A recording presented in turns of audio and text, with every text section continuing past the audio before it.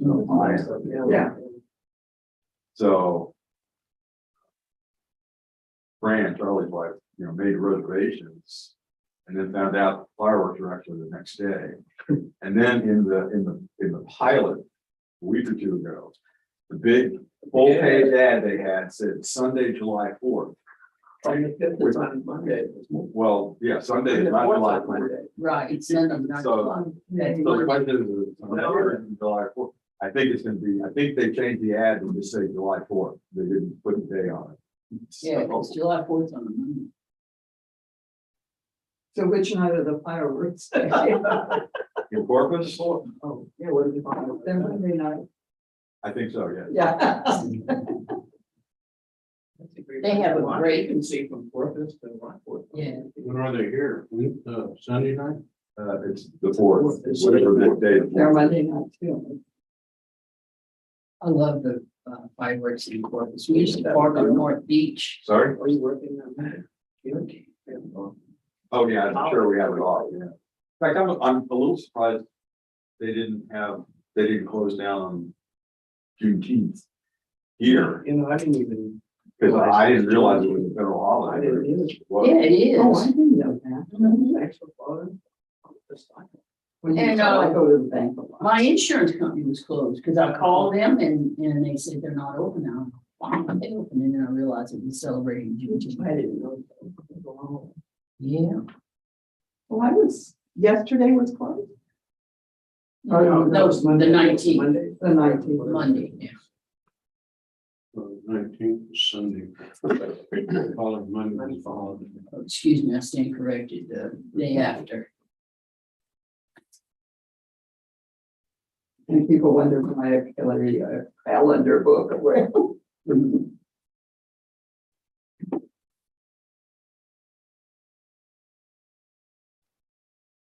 I'm seeing some flooding in Rio Doce, New Mexico.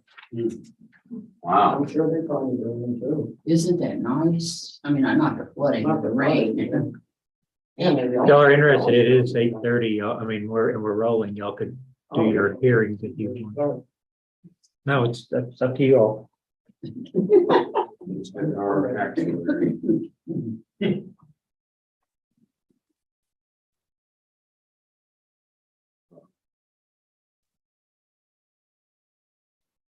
Okay, it is Thursday, June 23rd at 8:31 a.m. and we're convening the session of the Aransas County Appraisal Review Board.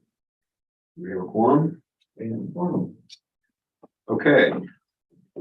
We are going to start this morning with a series of recommendation hearings on the single member panel sessions that took place yesterday, the 22nd. Kathy, you had the first batch, so I'll let you start off now. Do you guys have the motion text? Yes. Yeah. If anybody needs some, and I'll let you guys just kind of, I think however I you gave want it to do the you, motion. didn't I? You want one? No, I've got two. Yeah, she's got, she took yours. Yes. Okay, sure. Okay, the first case I heard was case 2022-841, account 15343, it's on page 2. 3, middle of page 2, okay. This was fairly easy. The house was appraised at $317,540. The equity value for the district was $712,000. So therefore it required a reduction in any case. Additionally, they had a hot dog on the property card that had been removed from the premises.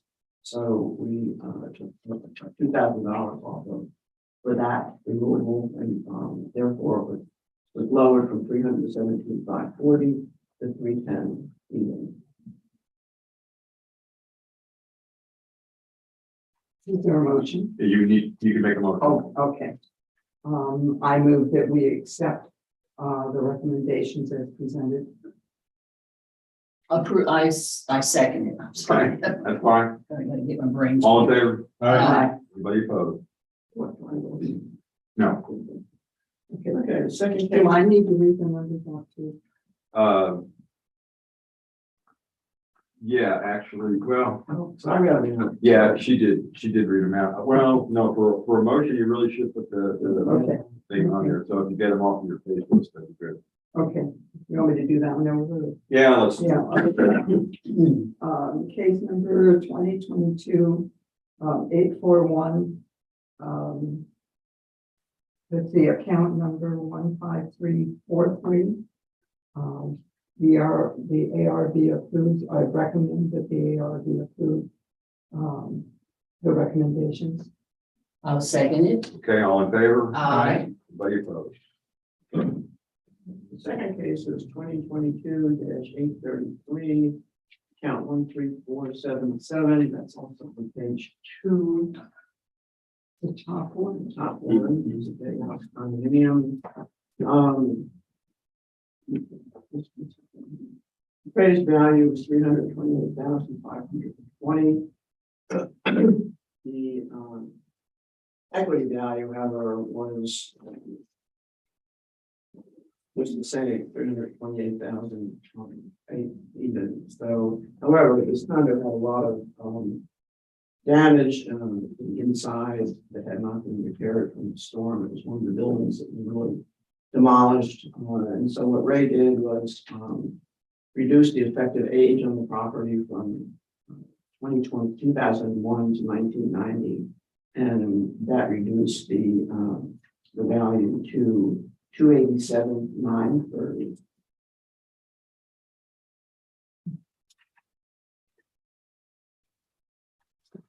I move that regarding case ID 2022-833, account ID 13477, that the ARB approve the recommendation. 1 second. All in favor? Aye. Anybody opposed? Did you vote on I did one. Yeah. I seconded, right? Yeah. it? Okay. And maybe just go through the numbers and not any of the details. So if it does get not approved, we haven't heard enough about the case to influence any. Oh, so you're not going to give the numbers. Just the numbers and fines, so you could say Yeah. Why? based on the evidence presented by the district and the property owner, this is the decision. Case 2022-1150, account 60295, on page 2. The appraised value on the property is 140,280. And after listening to information from the property owner and the district, the determined value on the property remains the same at 184,280. I move that regarding case ID, let's see, 2022 1150, account number 6095, that the ARB approved the recommendation. The account number, check your account number in. Oh, 60295. Second. All in favor? Aye.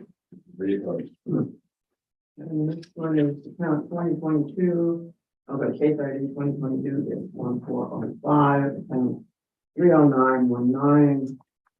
Only on page 3. I should say also this is a very in person. Which was also Page 3, top. page 3. Ah, okay. 1405. The appraised value on the property was 338,590. There were a myriad of issues with this property, and it was determined basically by the district that we lower the value to even $200,000 because of tremendous damage effective year. Whatever, I can't say all that. Never mind. We lowered it to 200,000. I move that regarding case number ID 2022-1405, account number 30919, that the ARB approve the recommendation. I'll second. All in favor? Aye. Aye. Anybody opposed? The next one was an 8:30 in person also. Case ID 2022-202. Account 13476. Appraised value on the property is 302,700. What page is that? I'm sorry, page 1.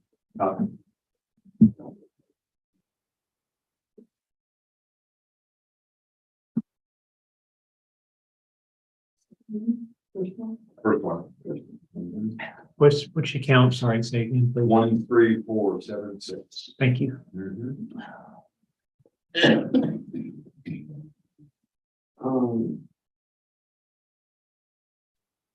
We removed $5,000 in value for a repair that needed to be made, thereby reducing the value to $297,710.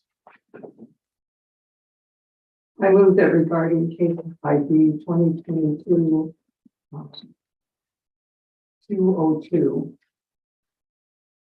Account number 13476. The ARB approved the recommendation.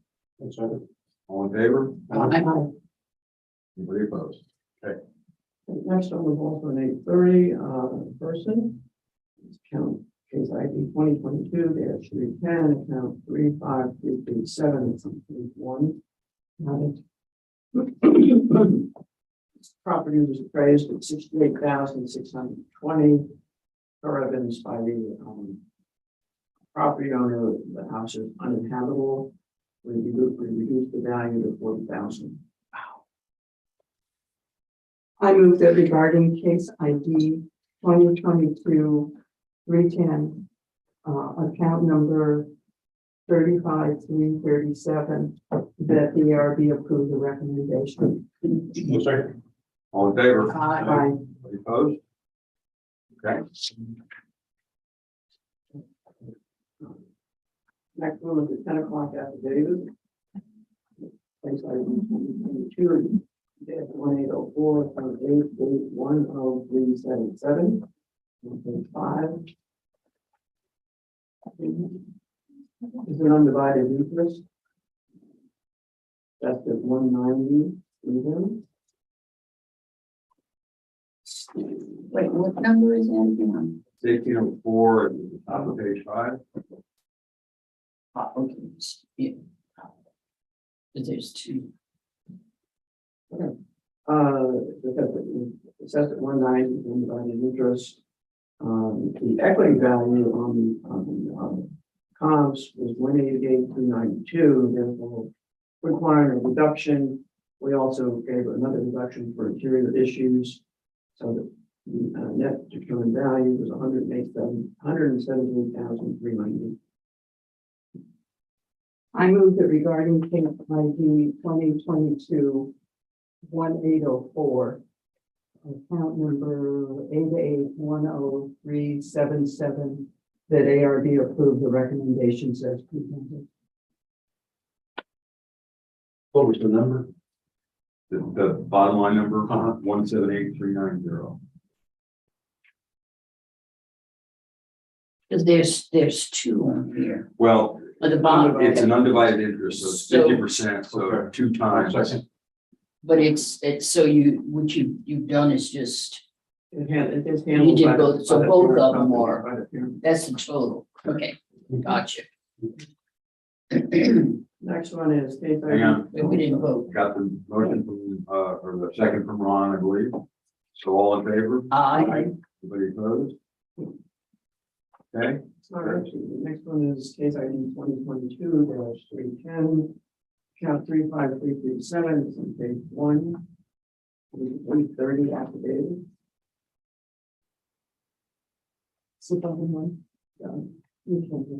Appraised value was 929,310. However, the market value, as presented by the district, was 844,101. So we need to reduce the property value based on the market value indicated to 844,000. I'm not following this one. Okay. Hang on. I maybe look at the wrong one. Page 1, middle. middle. Mhm. Okay, you said 310. Okay.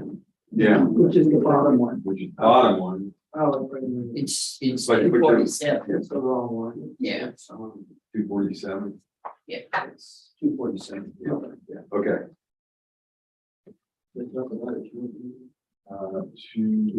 No, it's 2.0. Yeah, that's the middle. So, case ID 2022. Dash 247. Account 25581. This is a third affidavit. Appraised value. 928,310. 929. Based on evidence presented by the district, the median equity value was 921,444. And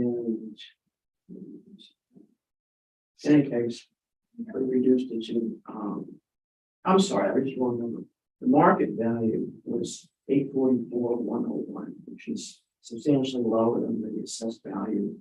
Therefore, we had to reduce it to 844,100. Okay. I move regarding case ID 2022-4247, account number 25081, that the ARB approve the recommendation. I'll second. All in favor? Anybody opposed? Okay. Any more or that's it? That's it. No. Okay, and this is case 2022-1925, account 27162, at the top of page 6. This is a house that was assessed at $833,470. For the district, the equity median value was $762,407. And so we reduced it to 462. Wait a minute. What account number? 17162. Check your number, Yeah, please, right. that you're That's the big signing, number. not what you signed yesterday. Yeah, and you said this. I'm sorry, you said the equity was this from the district but the number. 762,497. Yeah, you said 262. Said 762. That what I did yesterday? You said 762,000 yesterday. Yeah, okay, so let's just run through the end. Okay. Appraised value was 833,470. The equity value for the district is 762,407. So we lowered it to 762 even. Now it's an affidavit.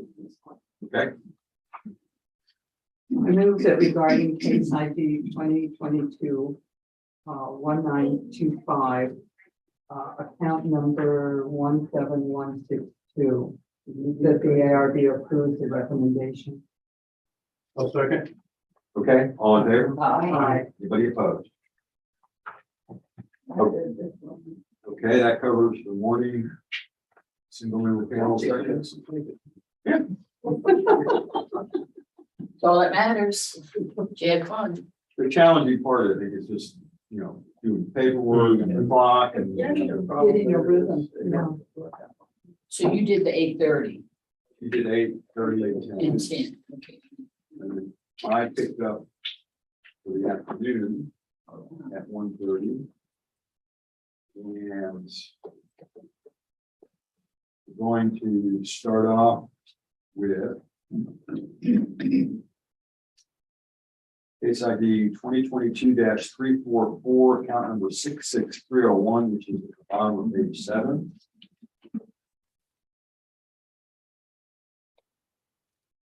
Appraised value was 935,890.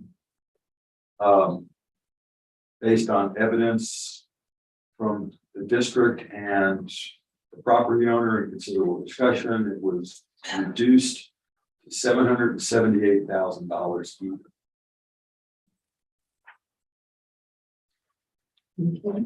I move that regarding case ID 222344, account number 66301, that the ARB approve the recommendations as presented. I'll second. All in favor? Aye. Any opposed? Okay.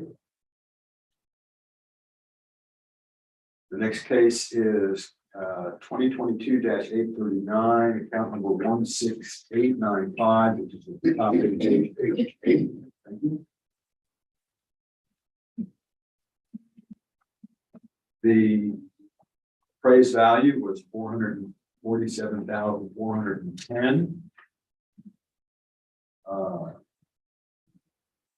And after considering discussion from and evidence from the district and the property owner, that value was reduced to $442,295, just $5,000 reduction. I move that regarding case number 2022-839, account number 16895, that the ARB approve the recommendation as presented. I'll second. All in favor? Aye. Could you tell me what that amount was in here? Some of these are not in here. Okay, the amount was $442,290. Okay. 90 or 95? 290. It's gotta be even 10. 90, okay, I thought you said 295, I'm sorry. Did I say that? Sorry. 442290. Thank you. Okay, the next account is case ID 2022-1904, which is middle of page 12. Where's the same person? They were, yeah, so far these were all in person. We had one video conference. No, I just take it. Yeah, I'll have to see as I go through it. So, okay. Okay, we're on 2022-1904. It's at the middle of page 12. Count number 26229. The appraised value is $352,920. And after presentation of evidence by the district and the property owner and discussion, that value was reduced to $317,000. Even. Hang on, It's like me, you got to decipher me. it's $317,640.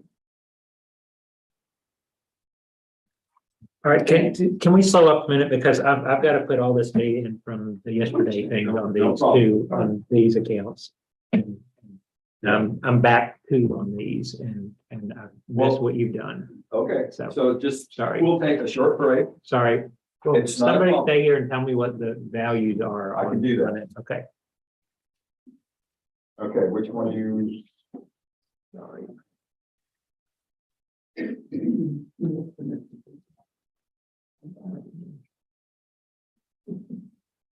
You can have it. No, I love John Trump. Okay, that's good for your body. What is it? Oh, good. All right, the last one that you did. The last one I did was 26229 was the account number. Would you like the part? And the determined value was 317,640. I cheated out. Yeah, we're going to next Tuesday. I think we're all. I had eaten too, but you made me think about that. You had eaten too. I've done. this. Really? It doesn't affect your A1C, but it affects your sugar level. Yeah, that's what I wanted to What's know. happened with me? I can have blood taken. Say that again. It doesn't affect your A1C. Sugar doesn't? If she ate it today and she took blood tomorrow, it wouldn't raise that A1C. It would affect the. All right, we're good. sugar, I'm back. The glucose that day. No. But the A1C is the 90-day average. Okay, I'm But sorry, if it I, come up, it's gonna raise it. Well, I'm not eating more candy. okay, did we vote on? No, we didn't. 1904, okay. Okay. The top one at the top page, right? Middle. Middle. Okay, got it. Okay, so I move that regarding case ID 2022-1904, account number 26229, that the ARB approve the recommendation as presented. Second. All in favor? Aye.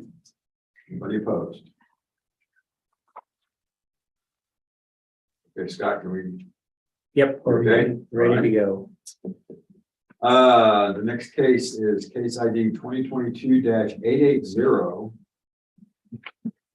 Account number 26974.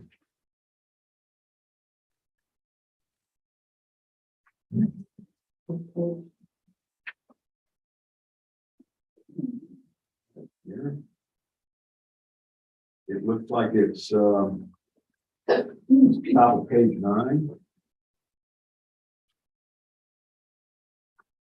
Scott, can you double check that, the account 26974, was that case ID 880? That, yes, it's 880. Okay, 26974 is the account number. all right. The appraised value was 21,000.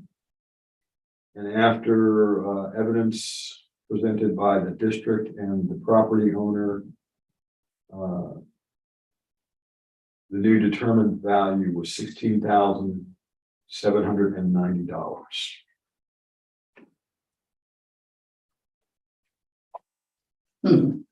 Excuse me. I move that regarding case number 2022-880, account number 26974, that the ARB approve the recommendation as presented. Oh, sorry. All in favor? Aye. Aye. Any opposed? Nope. How do you know Sorry. that? I'd say that all the She's time. my reading again. Well, I don't disapprove of whatever. It's early. Okay, And you haven't had your candy. next case is 2022-1881, account number 17998. 11, middle of the page. Middle. Middle.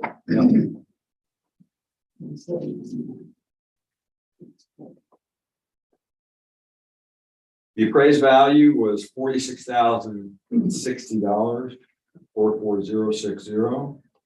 And the determined value was a reduction down to $33,000 even. I move that regarding case ID 2022-1881, account ID 17998, that the ARB approve the recommendation as presented. Second. All in favor? Aye. Anybody opposed? No. Okay, that, And that person had two accounts there. well, okay, so I will do a quick explanation without going into a bunch of detail. There were two more cases from that property owner that were heard by affidavits. The district is going to reach out to her and consider an additional adjustment. Since the first case had been heard and a value assigned, and the second case is where we determined that there was really something that should have been applied. The first case, the alternative would have been to have you guys reject or not approve. But since the district is going to reach out to her, we're postponing action on these two accounts until the results of that comes back from the district. If she approves the numbers, then we're done. We don't need to do anything. If she doesn't accept the numbers, then our action will be to not approve, which will then require rescheduling and, so on and so forth. Rescheduling of just the individual. Of these two No, that's cases. not us, just you. Well, somebody would hear, most likely an affidavit, that these two were submitted by affidavit. Oh, So, she could choose to come in again in person. It turns out she was one of the other ones that we heard. But this LLC is a LLC that she owns, so. It's the same person. Is that it? So that resolves all of our single family panel. Well, there were quite a few this time, huh? they were lined up. I didn't mind. Wow. Yeah, we had quite a few as well. So do you think that there's a turn coming, a change coming? It's hard to say. Most of them were at 8:30 and then just a couple of 10, so. Mhm. Almost everybody at 8:30. Oh, really? They did? I don't know. Yeah, but, I guess y'all did good. Yeah, time management on my part got to be a little challenging in the beginning because some of them were rather interesting and I had one complicated. also, but they turned out to be fine. Okay, let me see what's going on. We probably will do some affidavits. Let me catch up with Beth and see what she's got on tap. Y'all okay? Yeah, that's fine. What I started to say before we come out blood, I can have blood taken for blood tests, vials of it comes on this. I have them taken to give blood. I guess. Really? I have no idea why. So I can't give blood. I think I need blood, which is Yeah, rare, so yes, very. I wish I could. I just. I have tried. I've actually been sitting in the chair, all, just ready, filled out all the forms. And then there was this flood of anxiety that just, Because it bother you when you have blood taken for blood tests. it does, but not that much. But I looked across the way and I saw the blood flowing into that Oh, okay. bag, and I said, I gotta get out of here. And the lady says, what? Oh, I And I gotta get out of here. And I just know my limitations. I think I would have passed out. Well, maybe, because I know, I really have tried. I know the need. But Tom will go in there, he's got veins this big. I'm like, mine said, They can't find, I have rolling veins. I think that's mostly, you think that's mostly women? No, That no, knows this? I think it's history, I think it's a lot of things. I don't do needles well. Oh. And that's when I go into the dentist or any place, the instruction is, you can do what you want, but do not show me the needle. Right. Do not show me the. Keep it behind your back. Keep it behind your back, tell me it's going to be a little pitch, not a stick, Yeah. and I do it for everybody because, and that's terrible because I'm a nurse. But I find that it's better to give a shot than receive a shot. Yeah. They don't bother me. So as long as it's in my hand and I'm in control. And I think, Joanne, it's seeing that needle. When I was a kid, I had pneumonia like 5 times. I was not healthy at all, we lived on a sugarcane plantation, there was smoke all over, Yeah. And I had asthma and I still do. But I had so many injections of penicillin that I visualize myself in the corner of the bed, screaming as a kid, and that was dramatic. So I guess that may be it. Yeah, and mine was the same way. I had the allergies to everything, it seemed. Yeah, And so all my childhood shots were in half and quarter doses because I did get these major asthma attacks. Yeah, So, yeah. You can only do so many shots and that's it. well, that's true. And so, but I tried, and so I'm going in next week. I just couldn't go yesterday. I psyched myself up and prayed, yeah, not gonna do it. Letters. I'm not, yeah, I'm not good. I don't do blood because of that exact reason. I just don't want to make it. Yeah, me too. I'll pass out. You gotta attend to me Now, tonight. y'all wanna trade me? You need to pay for some for today. And it. Oh, it's 10 o'clock. Yes, No 8:30s. We already. We were at 30. Oh, that's what you said. this pay you around to first. Check my purse. Why? Why? then first. Huh? Want my purse? What did she say? Oh, okay. Well, I got water here. We call it water. We've been talking about shots we've gotten. Ah, That's that's a whole area. Yeah. Got me all It's only good to know. psyched up. I don't wanna touch all this stuff. Now you're feeling Yeah. better. I know you're getting.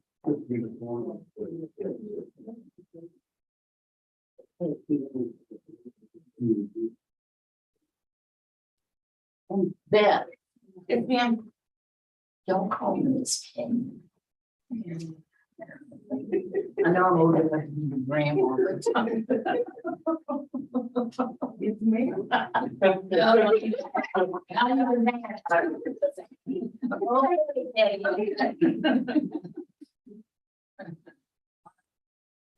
So.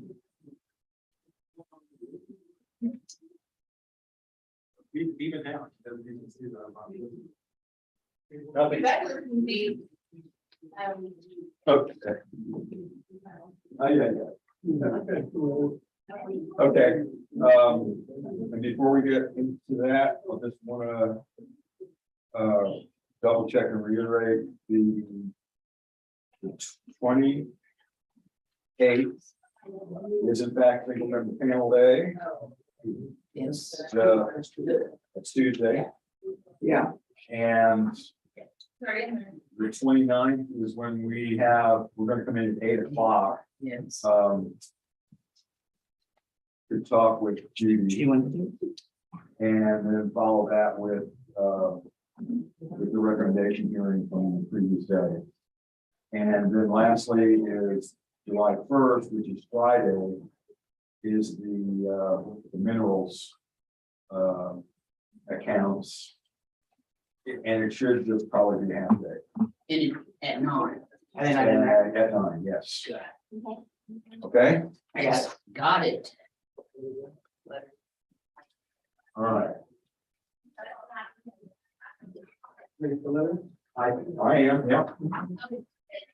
All right, this is a letter, written June 12th, that was received in the office on June 24th.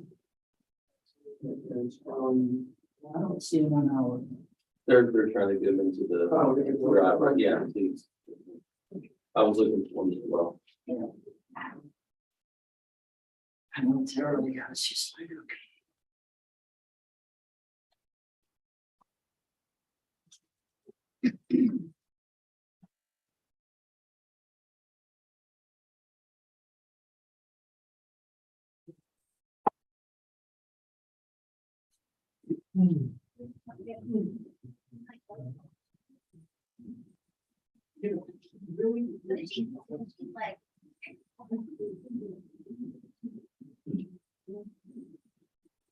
Since we're in an open meeting, I just want to personally thank Val Smith and Beth Picarazzi for all of their diligence. And I mean, think about the number of documents that have to be transpired and kept in a fashion. And they've just done a wonderful job. So I'm marvelous. I agree.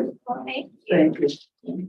They did thank us for all the documents back. Other things. No. I'm joking. And now that Beth is here. Yeah. Let's talk about that. All right, letter to be read. Yes.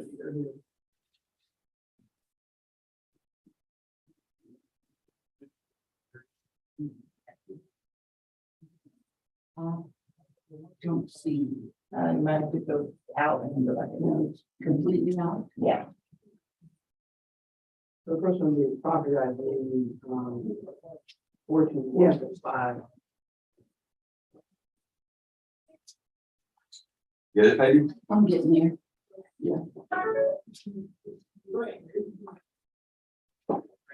Letters to you. The property I believe, 14,465, Sharon Henderson Dale Brown. June 12th and received in the office in June 21. Dear members of the ARB, I wish to appeal to you and have to swear you to allow me the opportunity to test my cash. Failed to submit my request by the 2022 deadline due to my daughter and infant grandchild who live in this country gave us COVID. My other who lives near Please. Below it. Below it. is going through bitter childhood because I take care of her children only every other week. This did not include transporting them to and from school in Little, Texas. I live in San Antonio. April came and went, which Recently. recently, which recently discovered with deadline.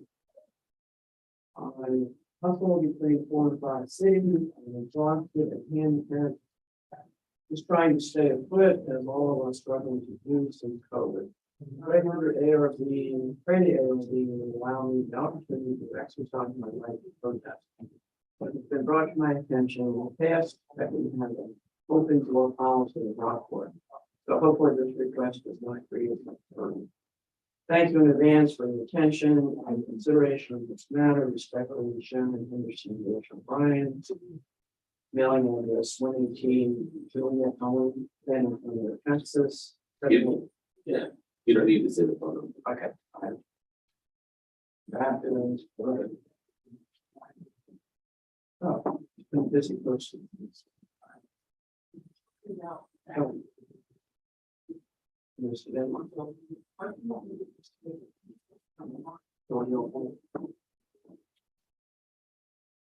Way past the deadline.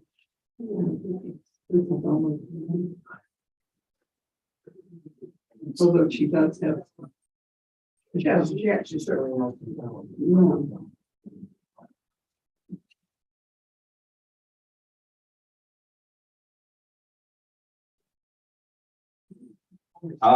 I personally think we should allow it in light of the fact that it's due to illness, not her personal illness, but the illness that she's dealing with.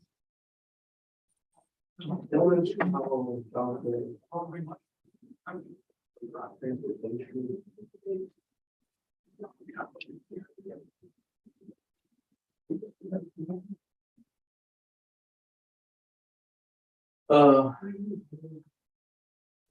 You know, the thing that's before the ARB is good cause, it's a good cause, and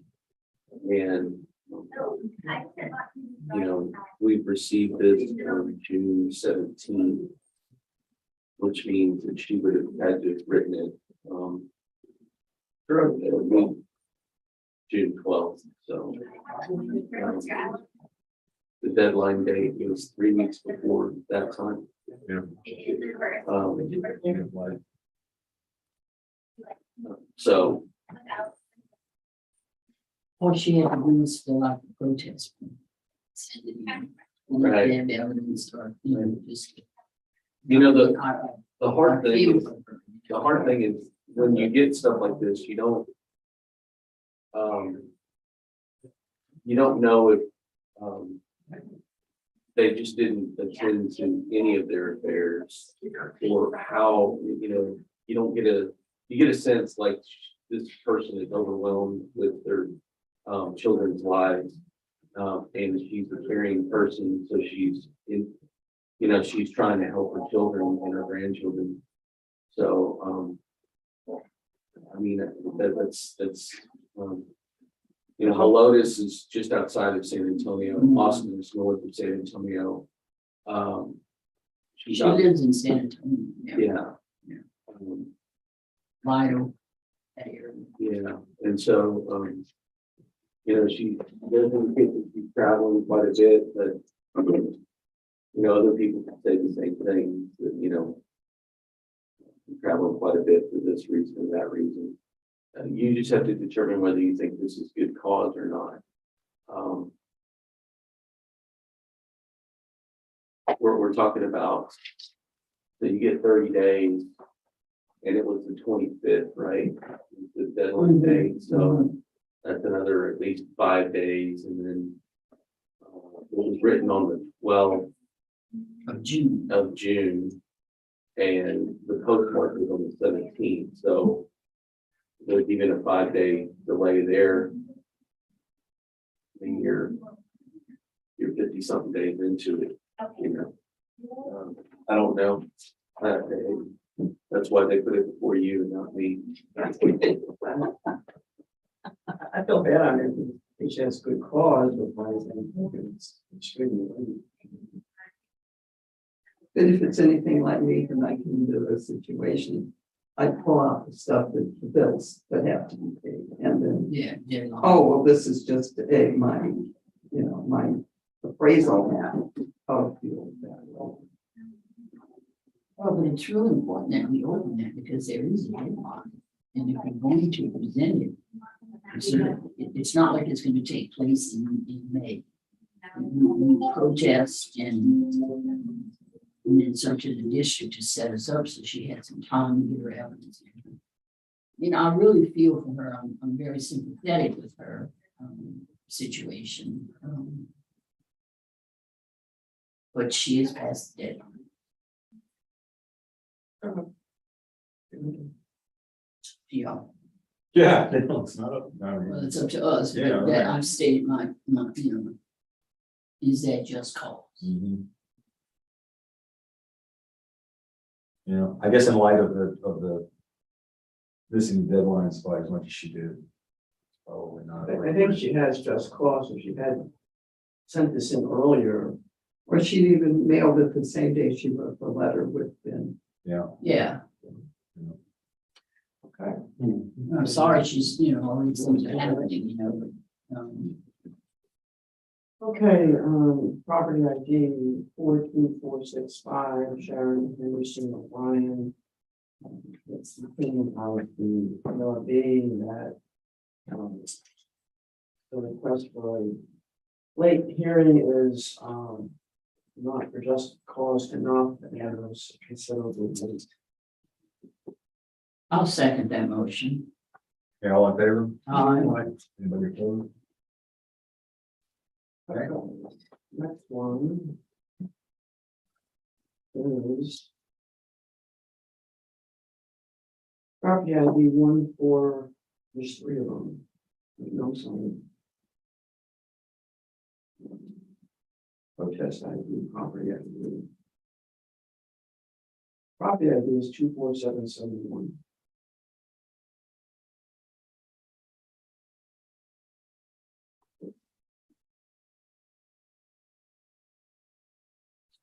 Okay, this was written on June 17th, was received in the office on June 21st by certified mail. It's addressed to Scott Raggert. The subject is hearing a protest for 64 Nassau and Longport, reference to the year 2022, protest ID 1482, property ID 24771. Protest ID 13559. Scott, I am respectfully requesting the opportunity to have my teleconference that was scheduled on June 16th at Scheduled on June 16th at 3 p.m. I called in as the instructions stated right at 3 p.m. They told me I was in line and the board would call me back immediately within an hour. I waited until 4:30, at which point I was required appointment and I attended with my phone on silent. And the appointment was over, we saw the missed call from the ARB and I called the phone number back. Immediately at 6:02 p.m. and I received a voicemail of the hours of operation. I called immediately the next day at June 17th at 8 a.m. and answered my meeting and get back in the line. I was told that I could not get back in line. And the only way to get a new time and day was to send a letter with an important to their attention. This is underlined. I did everything correct for the document I was sent, but I was not given the right to represent myself. My property value is incorrect. I want to put this here in 2020, which is rendered to my evidence to the house. It's not really proper as a custom home, but as a builder grade home. I do not want to go through arbitration or any other route. I just want to have a meeting on my schedule and call in for the exact time of 3 p.m. on June 15, 2020. Please let me know the next steps. Thanks. Colin Gates, 61 number 12. And the just code at the hearing. Stating basically on here that he waited 12 hour time, waited an hour and a half. And was not able to get a hearing.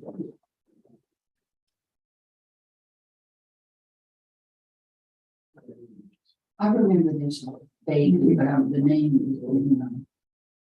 I don't remember the name, I remember the incident we called. We tried to call him. Yeah, that we were, it was a busy day and we were, He waited until 4:30 and then didn't he leave an affidavit with that just in case? Yes, everybody that has a telephone conference has an affidavit. I mean, somebody did this And did- when we heard the affidavit. Did we, Yeah, there was a ruling on it. There was a ruling on it because everybody that has a telephone conference has an affidavit. And so it was turned in We listened to. and you called him at least 2 different occasions, 2 different numbers, and then you called back to one of the numbers. I think you called 3 times. You'd have to review it. 2 different numbers. Yeah. But you called 3 different That's what I- times Yeah. over like a 10 or 15 minute, 10 or 12 minute period, if I remember right. Mhm. And I said, well, you have an affidavit. And that's true. If Mhm. you know, you read the thing, And that's what we did. I understand that he's claiming that, he still wants it? He's claiming he wanted to appear, or, I mean, he wanted to do his own protest. Does he know that we already referred to the affidavit? he knows that he knows that he has an ARB decision. He knows that. There was a- Yeah, I mean, he called the next day and I said, well, that was heard. I talked to him, I talked to him the day after. And I said, the only way to, to make your appeal is to the ARB, because I know that case was heard. And I know that, there was a rendered ARB decision. You're left with a letter in your hand, which is really difficult for you, but I don't think you have any other choice, because everybody that was there that day heard the case. Right. And therefore you have knowledge of the case. You That's can't right. hear it again. You rendered a decision based on the evidence that was presented. The evidence or the affidavit that was sent in along with this telephone conference, just like when a person's sitting there, you say, do you have all your evidence that you can stand in? In the same way, the telephone affidavit, this subject property owner had evidence and it was read into the record. So that was read into the record. The district read their evidence into the record. This ARB, your ARB rendered a decision on that date. I don't think you can hear it again. I mean, Right. because you've already heard the information. Yeah, we've already heard it. Mhm. But You're right. what he's saying is that I called at 3 p.m. and told they would call me back. So he was confused. This is something he told me on the phone, and it's it's something for you to, That's why I was looking at the procedure. you have to look at procedures. Do you want to read the associated procedures? You thought I was just changing that. Yeah, because I thought that this had been addressed, but I'm not sure. Okay, so, the ARB will provide a telephone number for the property owner to call to participate in the hearing. Property owner is responsible for calling the telephone number provided by the ARB prior to the hearing date and time. If the property owner does not call within 15 minutes of the scheduled time and without notification to the chief appraiser or a member of the ARB up to and until the scheduled hearing time, he waived his right to a postponement unless he or she has suffered an accident, illness, death, or application. We get to the, all right.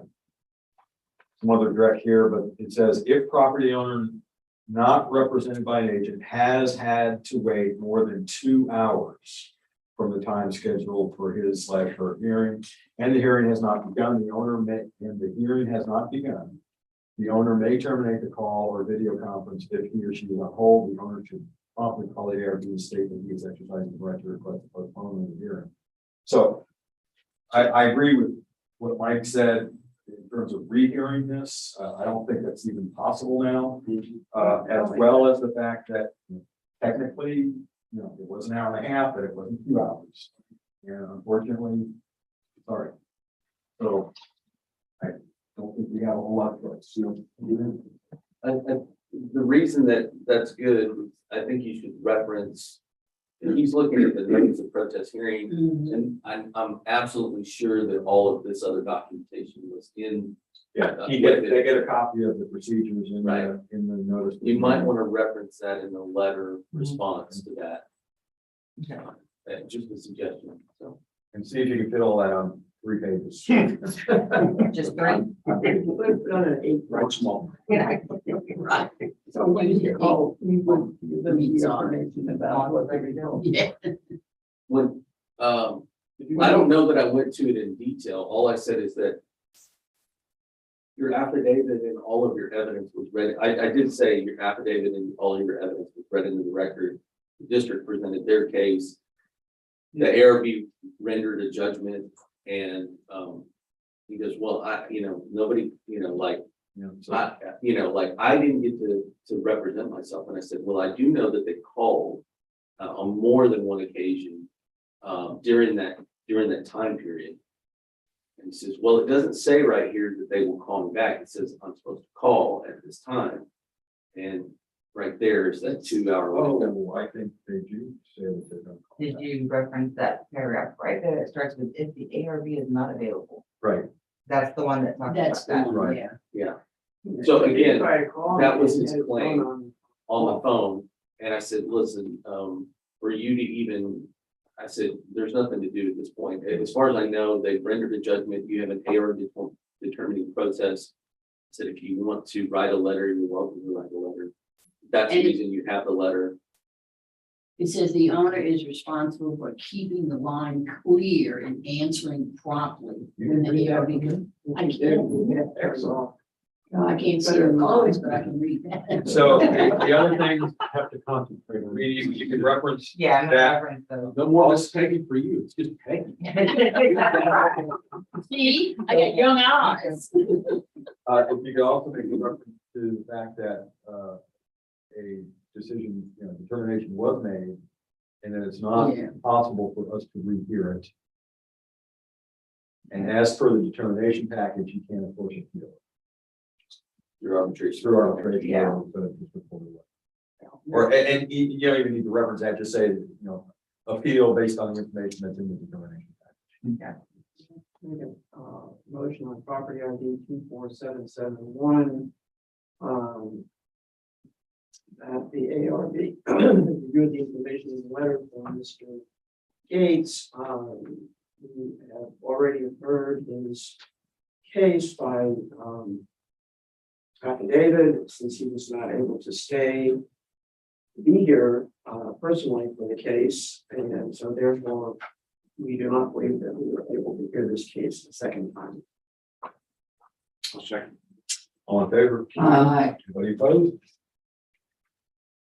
Okay, this next one is, I'll be right back. I'll get Val. Yeah, give it a second. Because she was involved in this one.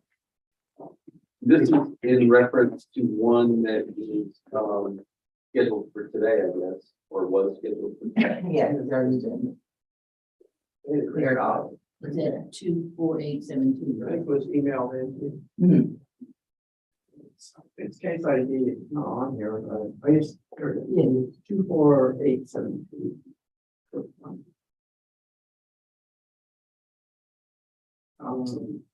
This was received by email on yesterday, June 22nd at 1:00, 12:57. It's to Aransas County CNC@gmail.com. Review board.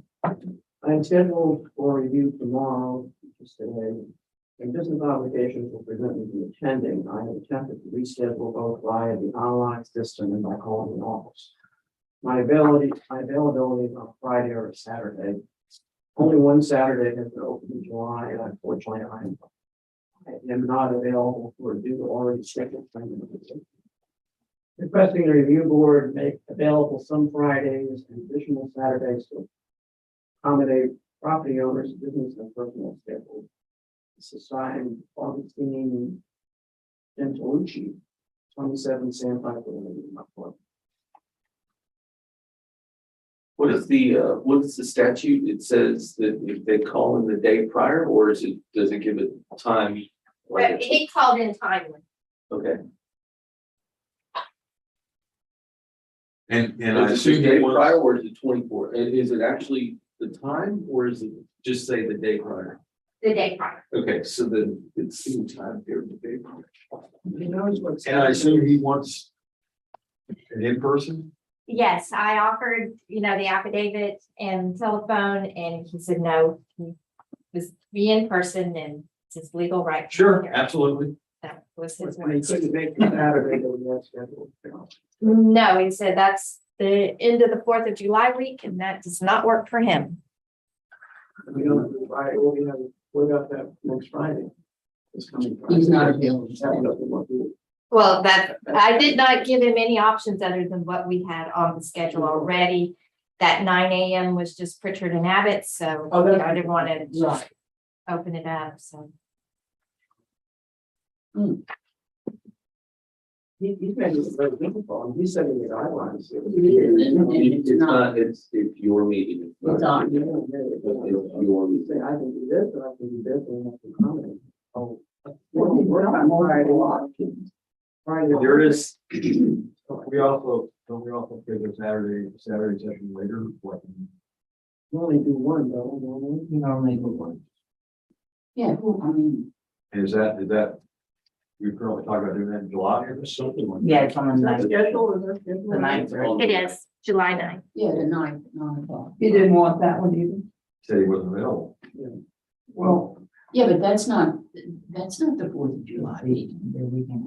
The weekend after, yeah, the week of. And y'all presented that and he said, Yeah. And you told them you don't work on Friday. well, we've given Yeah. him options. I didn't see how, I mean, he said, I need a Saturday and we've given him options and he says, no, I don't like any of those. I mean, And I think we just need to decline it, from the big county and our schedule doesn't. Work. We have His tried to schedule, accommodate. His schedule doesn't have our schedule, like this is a better way to put it. Yeah. You can't accommodate every individual who wanted something like this. Yes. I agree. Yeah, it's bad. Kristen. yeah, that's, I think that's. The only, really, balance on at the their code. discretion. Yeah. Is there I don't believe there's in the code a specification which says how many, Saturday hearings. That's No. what I was looking for. I think just it have says to- you offer it, but We offer one. Yeah. And it never gets billed, which means we don't have to just do multiple. Right. Because. Right. No. And as far as the other things, you can't do the reschedule more than, prior to 5 days, but no more than 30 days, so you're held to that standard as well, right? Right, unless everyone agrees. Right. The district's position is that you just, you grant the fact that he was timely and he requested a reschedule, and you just work him in, you work him into the schedule.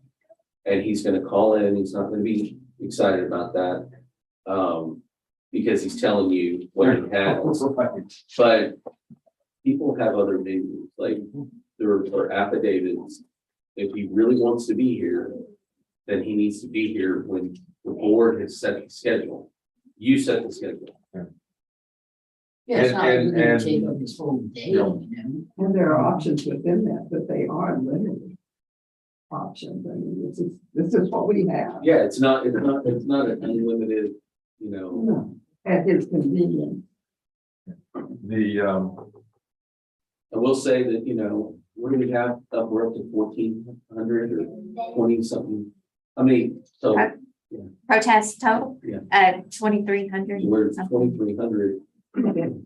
And we're doing, I mean, these ladies are doing the absolute very best to get them all in, you know, In a time. in a timely manner. You as the ARB have indicated to our staff on the days that you want to have hearings. And we've set a schedule, you set a schedule. And people need to be heard within the constraints of that schedule. Yeah. That's the district's position is you just schedule the guy again. and if you make any reference to his option in terms of, affidavit, telephone, or video conference. Because clearly the guy communicates via email, so he has a computer, and Yes. he can probably do a Zoom call, which in many ways can be almost as effective as being in person. So do I need to make a recommendation on this? Go to read which one. Oh, okay. It just reiterates what we've said. This is what the actual code says for evening and weekend hearings. An appraisal review board by rules shall provide for hearings on protests on a Saturday or after 5 PM on a weekday. And then it says the board may not schedule the first hearing on a protest held on a weekday evening to begin after 7 PM or a hearing on a protest on a Sunday. So that's what the code says regarding it. And it says or Saturday or after 5? Mhm. Okay. So you could schedule something after 5 if you wanted to. But No, I'm I'm not in favor of that. I'm not in favor of that. it's at the back, it's at the back. I need to make a motion on this one. Yes. That we reschedule him, we give him a time frame and given, Sure, yes. But I'll say something. Make a motion on property rule 24872. Augustine Gentelucci. Letting him know that we would be happy to schedule him for either an affidavit or Zoom, or telemark, whatever kind of meeting he wants to have according to our schedules. I'll second that. all in favor? Aye. Anybody opposed? Okay. Thank you, Pat.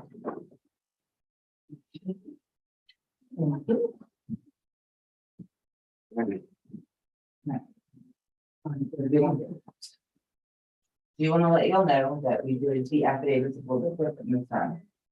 So if you go back out to the main where it has all the dates, it's going to be a file of Connor affidavit. Instead of trying to pull them over, because that took way too much time for us to do, and we had time. Right, yeah. Yeah, so we're gonna have them all there. They're gonna be listed in the order that we're gonna want to present them. How many do you Below 40. 40. Okay, is there a date on it or is it? have? Just go keep that and you know. You can get to- You're gonna get to the main, Oh, there it is. yeah, where all the Okay, dates yeah. are, and then go down. Right below it is test. No, the one, yeah, right above it is. We don't want that one. And then I'm going to just read for the record, if y'all want to click on it, I did put it in here in an Excel spreadsheet for you for the Agent not a record. Making sure. Got, here at settlement here from Maria B for the land, the Vulture Ventures link. The two accounts from yesterday, Yeah, so she signed off. signed off for what? For Value. 50 on both of them, 50. Excellent. They don't have to hear it. Thank you. All right. I don't know if y'all want to pick up names on these, so I figured y'all gonna be writing some stuff on them. And we're gonna try to pick them up and we don't get confused with everything. Yeah, I can. These would be O'Connor affidavit. You can just keep them. Okay, do you want to just keep them there? It's all about it. We just hold on to them. Okay. Is it different than this file? Is that the one you had before? Yeah, Then that should be good. okay. Well, I don't need another one. Okay. I gave mine out, but I will. Do you have one, Scott? Oh, O'Connor affidavit? no, they should be on my list, I We have think. 6 possibilities. But nobody showed. Nobody showed up.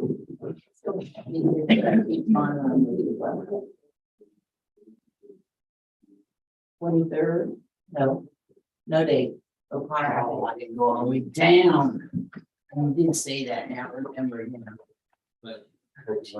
Bill, we have this one, is O'Connor. Whoa, let's see. We have 6 possibilities. Oh, okay, so we're gonna do. Alright, so if you go into the O'Connor, at the very bottom, it says agent not of record. That's the bottom. And I guess I thought that. Yeah. No, right at the top. Works and then we'll. That's the next Great. So the second one, agent not of record, Already you'll scroll listed. all the way down. There's an Excel, yeah. open Yeah, the she agent wouldn't not have of record. signed them. Oh, okay. All the way down. There's Excel spreadsheet, you click on that. So they hearing, they're not hearing scheduled. Yes, I put all the ones No, that don't worry are, about it. That we're gonna be hearing. No. Oh, I'm sorry. I put all the ones that we are not going to hear, but I have to read the property ID numbers out loud so that we can look. Okay. They are agent not of record. So we have property number 19664, 66646, 31125, 60341, 33561, 31509, 63591, 59523, 31145, 26350, 26837. Okay. And then we have one more that is 67360. That one's on that list. Okay, so y'all might want to write that one down. I didn't know if you wanted to mark it on your case listing, just to help you. But that's that. Yeah, 20 minutes on. And then you have to be able to. What do you guys want to do? Take a break or take while in this one? Let's do one. Okay.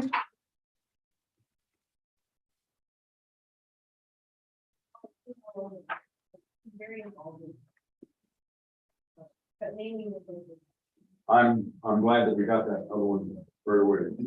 Yeah. All right, it'll be the very first one that's A. 20877. An affidavit, yeah.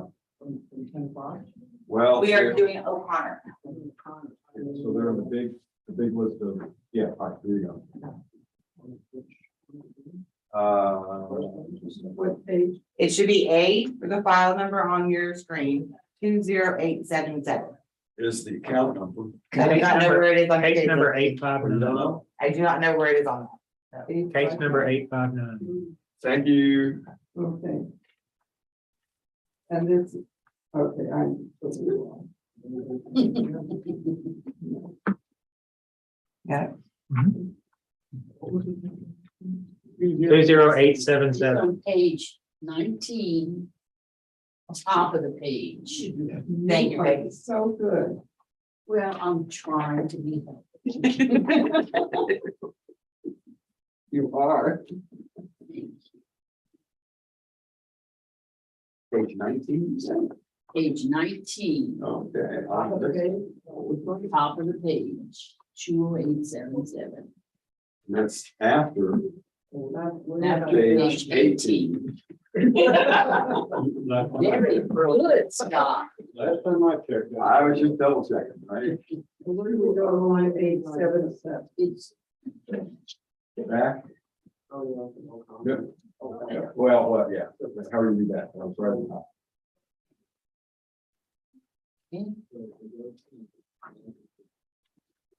Maybe do a little bit, this thing, put blank in it.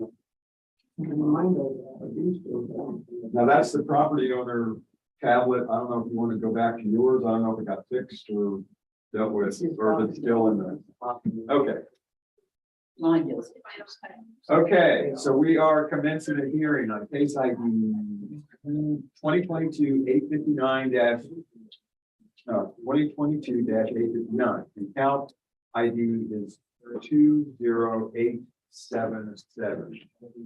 If I misstate that, the case ID is 2022-859, account number 20877. Correct. 34A Valero Drive at Holiday Beach.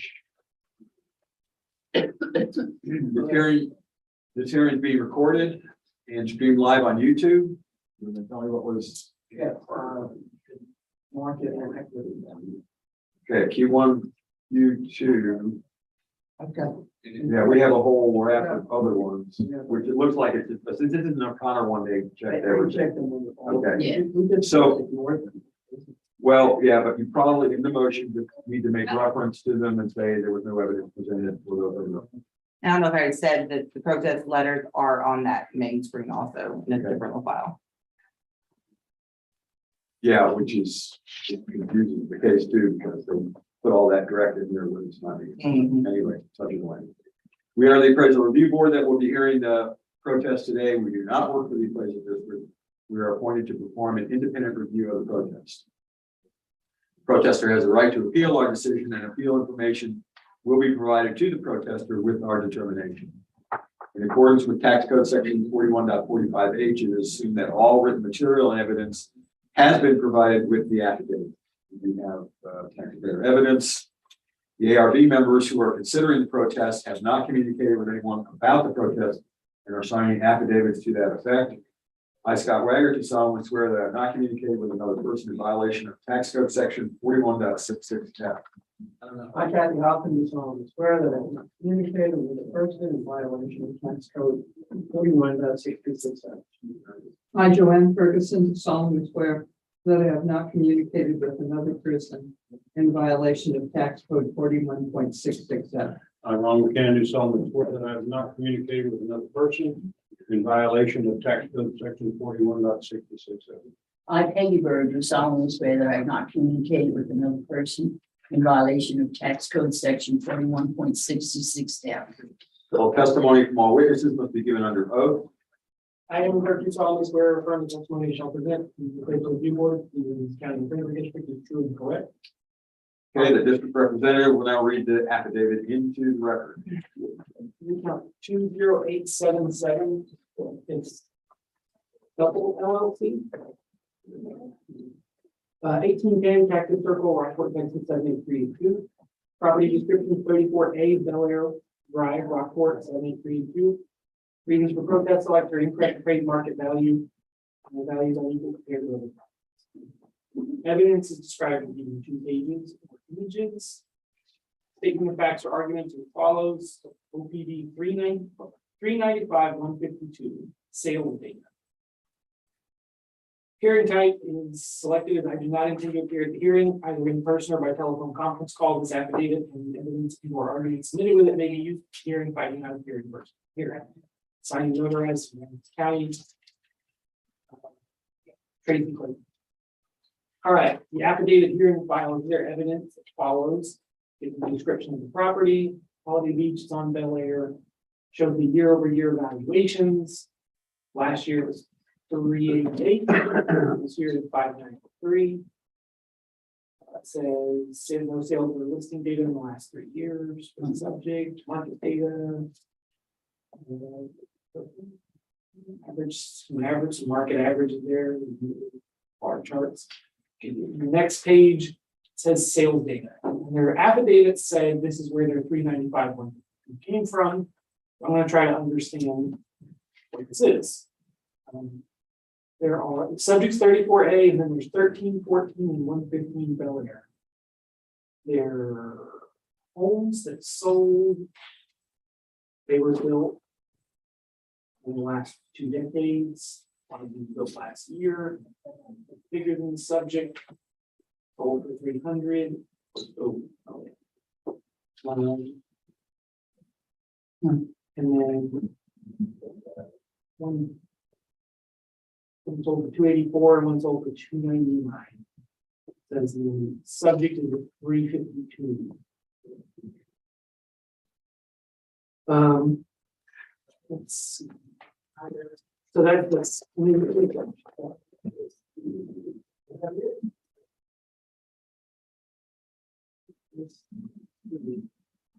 It is the sale price divided by the living year.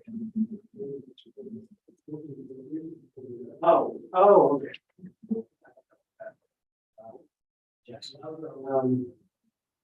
So you found how I got the 395 one? Yeah, it's the well, actually, it's the average of the sale prices divided by the living space square footage. Square footage. Hold on.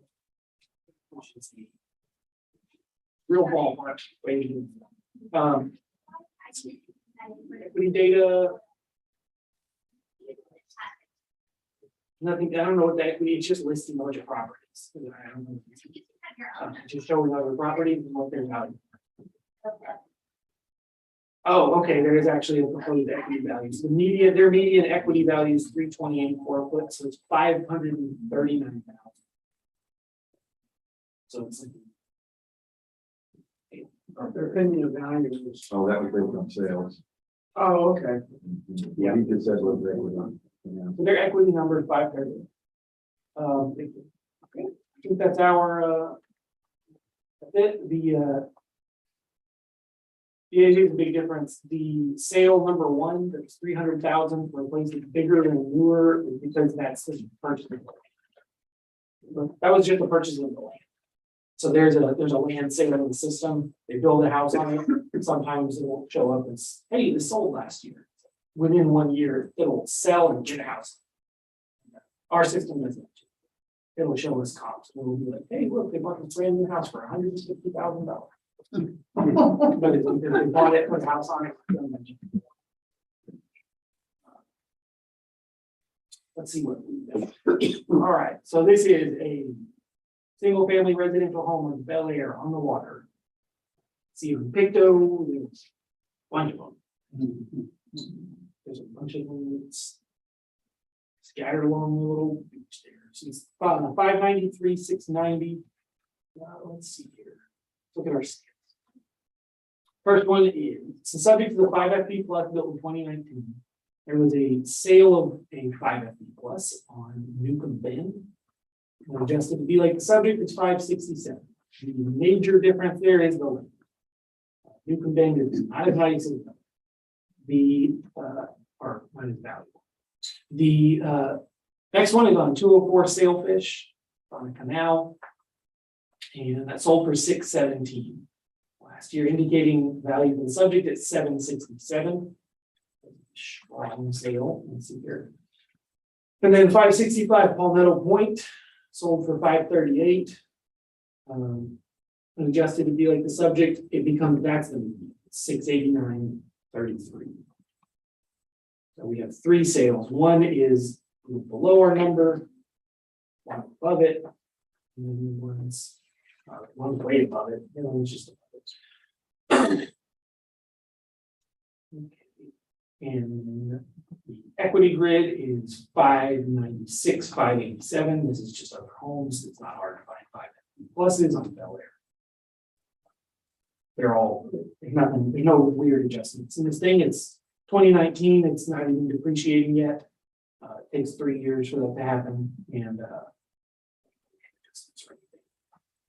pretty much what this boils down to, I would say, is, they have a grid, we have a grid. That's pretty much it. They have 3 sales, we have 3 sales, that's kind of all that happened. Let me see if there's, I don't know if there's.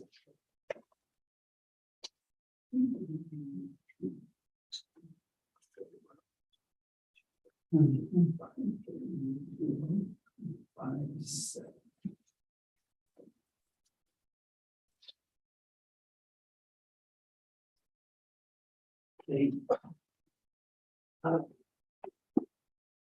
We're gonna look at these 2 tariff sale comps just to see what they are. Not the one that's named, the other 2 that are actually. Maybe they're good. Let's see. So the first one's 208. You can see where it is, you know, is it on the dry side or something? Oh, yes, we have that sale. We do, okay, yes, we do. A year ago. 2 years ago. Is it on the bayfront side or?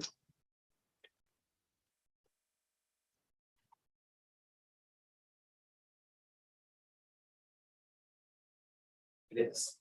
Okay, and then 20957.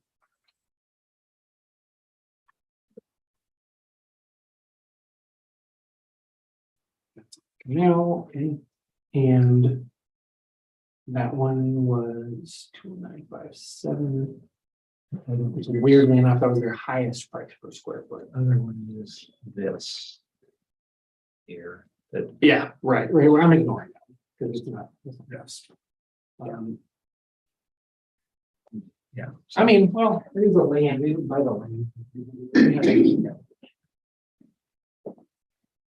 Their first sale indicates that the land is worth 300 because they bought a lot.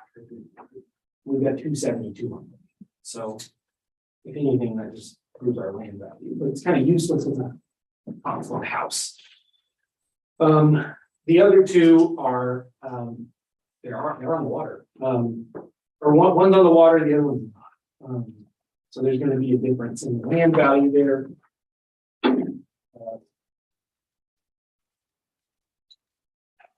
Do this. Can we just put these in the thing and let them adjust real quick? I don't mind their comps. Their comps are basically as good as ours. They have no adjustments at all. All right, so. Let's do a. Yeah. You don't even, yeah, you can just add them in. Yeah, I'm gonna just make this dynamic. That'll work. Yep. And add proper 20858. And 20957.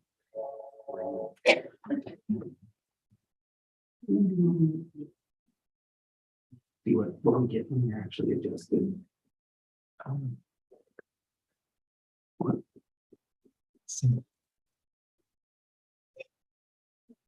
Do they have that number?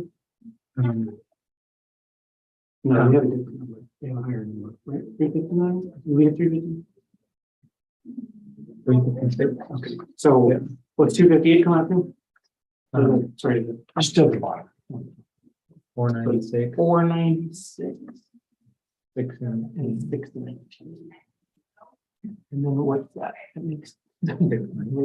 Okay, so when adjusted, this one indicates a value for the subject at 496, and this one at 619. And if we put it in our grid, this one actually becomes 619. yeah. When are you doing that in the one foot? No, their comps were completely unadjusted. They were just like the sale price divided by the square foot of air conditioned space in the house. There was no adjustment for whether or not it was on the water, whether or not it was on the porch, whether or not it was decks or garage. So you know, how old it was, how new it is, nothing. They did just no quality, no build height, with no adjustments. So I just put them in there so that we can see what happens. So basically they did them. Yeah, I mean, it's super ballpark. Nobody, you could really screw up buying property like that, but the idea is. Anyways, the thing is that when adjusted, these things don't actually indicate that low of a number. the median with these, their good comps and our good comps is 619.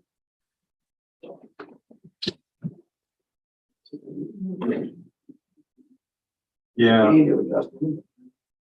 I was originally gonna look at the equity comps a little more detail, but it just got that, it's not that good. So, It's not gonna make that much of a difference. exactly. Make a motion on case ID 2022-859, account 20877. Addressing incorrect price market value or price of ratio, it's even giving appraisal and 2526 and 211, which no information was presented on. Both the market and equity values presented by the district are above this noted value of this property. Therefore, recommend that the value of 593,690 should stand. No second. All in favor? Aye. Anybody opposed? Okay. So we'll take a 2-minute and 32-second break. Wow. Ready? That's that. Makes our set your timer. Yeah. If we're getting this in the morning.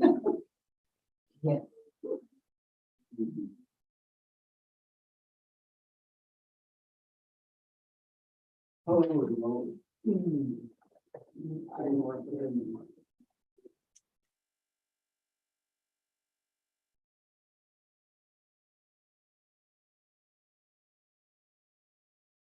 This call may be monitored or recorded.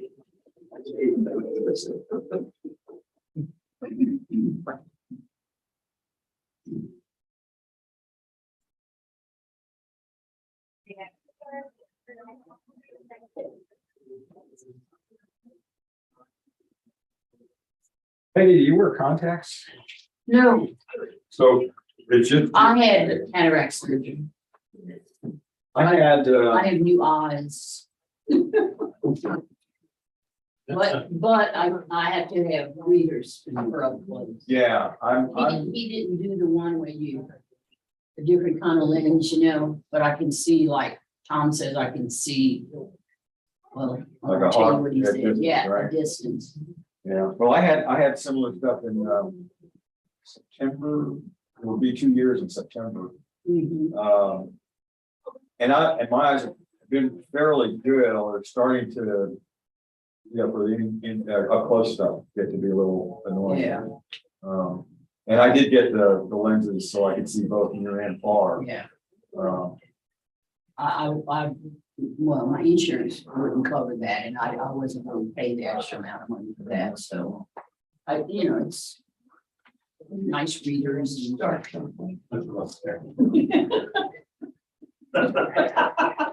I know by the color.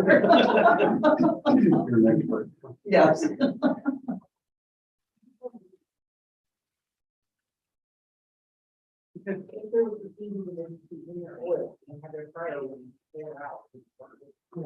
So in essentially, the story, the government survived. Yeah, but.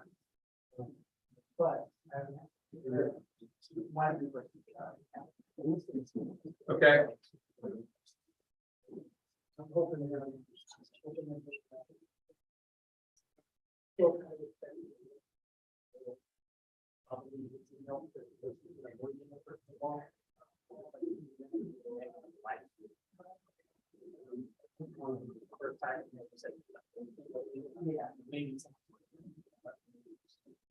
It doesn't, it's absolutely nothing, like absolutely nothing. Yeah. I did shop around, like, what would be the pizza idea for the first pizza? Yeah. Pizza. And I have a theory about it, is we put too much coffee in some kind of coating in the pizza. So watching this guy reviewing pizza on YouTube.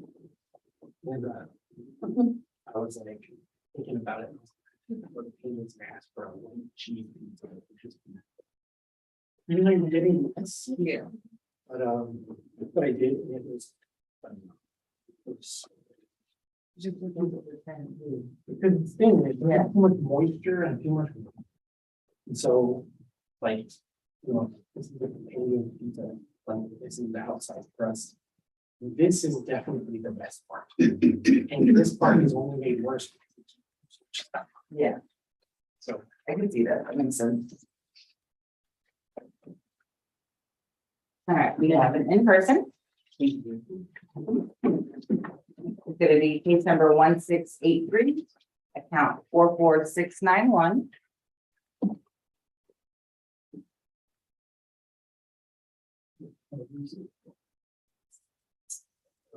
So, Page 3.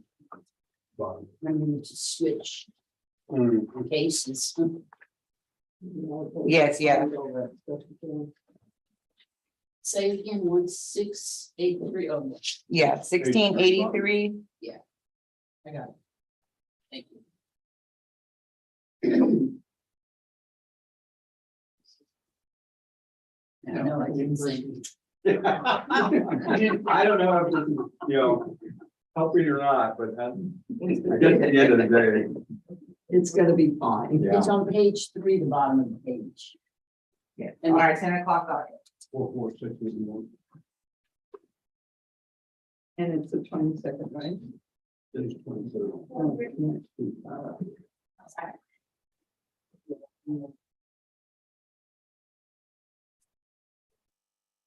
Go ahead and have a seat. Thank you. Good morning. Morning. If we look like we're confused and disorganized, let me tell you, not true. All right, we're all gonna swear in. Yeah. It'll be your turn. I will be here to help. Okay.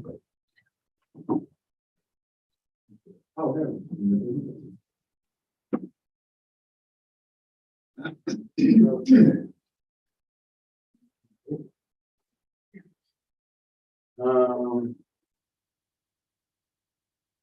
Glenn? Glenn, okay. I have some administration stuff to run through first, and then we'll get into the details of your case. Okay. So we are opening a hearing on case ID 2022-1683, property ID 44691, which is 19 West Point Drive in Rockport. This hearing is being recorded and streamed live on YouTube.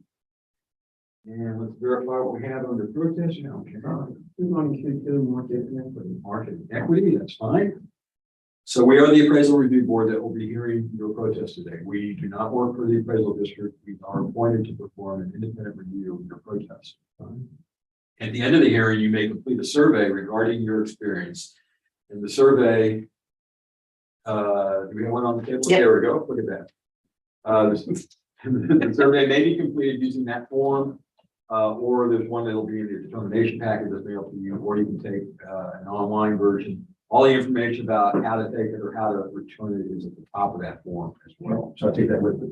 You certainly can. If you want to do it here and leave it at the desk, that's fine too. Perfect. It is entirely voluntary. Okay. Okay. And we always do appreciate any feedback you want to offer on hearing. You also have the right to appeal our decision. Appeal information is included in the package that will be mailed to you to document our determination. In accordance with tax code section 41.45H, all written material and evidence that has not been provided can be provided at this time. So do we have all the evidence that you are going to reference? Yeah, mine will be verbal. Okay, excellent, that's fine. I want to understand. Okay. The ARB members who are considering the protest have not communicated with anyone about the protest and are signing affidavits to that effect. I, Scott Wagner, do solemnly swear that I have not communicated with another person in violation of tax code section 41.60. I, Captain Hopkins, do solemnly swear that I have not communicated with a person in violation of tax code 41.66. I, Joanne Ferguson, You solemnly swear that I have not communicated with another person in violation of tax code section 41.667. I, Ken, do solemnly swear that I have not communicated with another person in violation of tax code section 41.66. I, Peggy Bird, do solemnly swear that I have not communicated with another person in violation of tax code section 41.66F. So all testimony from all witnesses must be given under oath. Glenn will be asked to swear in there, and Beth will help you do that. Read this statement out loud. It starts with I do. I do solemnly swear all affirm that the testimony I shall present to the President of the Review Board of the Ramsey County Appraisal District is the correct. And state your name, please. Glenn Morrow. Okay, and then do sign. Brett. And I am in Burton, solemnly swear affirm the testimony to represent the appraisal review board for the Aransas County Appraisal District. Okay, Glenn, I need to ask if you hold a license or certificate from the Texas Appraisal Licensing and Certification Board. Okay. There on your left hand is the hearing procedure time. It's also on the wall. If you want to reference it there. This is how we're going to run the hearing today. Takes one of two forms. Either you can present first or the district can present first. You both have equal amounts of time, so but it is your choice of what you would like to do. Well, if you go first, or if I go first, I'm gonna be able to rebut. what you- Actually, look there. Oh, I see it, okay, good. And you'll all have, both of you will have the same amount of time in either case, for rebuttals and all that kind of stuff. I think this is pretty straightforward, so, but if you guys want to go first, that's fine. Okay. All right, so this is account 44691, single family residential home on West Point in Cape Valero. Last year, this property was certified at 562,630. This year it was noticed at 736,960. Says that we had a sale price for it, 2021 at 783,750. And there is a note in the property card saying that the class and effective age was updated per listing info and added a wash that one. Okay, so that accounts for a lot of the change. It is a 6ST plus, yeah. Okay, so the sales grid is going to be, the first comp is going to be the subject as always. It's a sale, there's no adjustment because subject. The second comp is 25 West. That's just another similar class of home in the same area. It was purchased in January of 21 for $841, and there's a very small amount of net adjustments on that to be like the subject, indicating a value of $822,881. That property ends up being the median of these three. And then comp number 3 was a much more recent purchase, January of 22, of a home on South Point for $720. It's smaller than the subject and has a smaller lot. So when adjusted to be like the subject, it indicates a value of $835, basically. So that's where our meeting comes from, 8.2. The equity grid, these are not sales, these are just other properties that are in Cape Valero that are 6-class homes, just to see if we're appraising the subject like we are everything else. And you can see the adjustments that are being made there. There's not a whole lot of them. The median indicated value is 776,623, pretty close, 2-hour number. It's over it, but it's basically saying that they're all being treated the same. There's some little schedule. That's it. That's all. Well, concludes our evidence. Okay, Glenn, you have 2 minutes to question, and then 5 for your presentation, or just 7 minutes, whatever you want. Okay, so where did you get the sales price? Because that's not correct.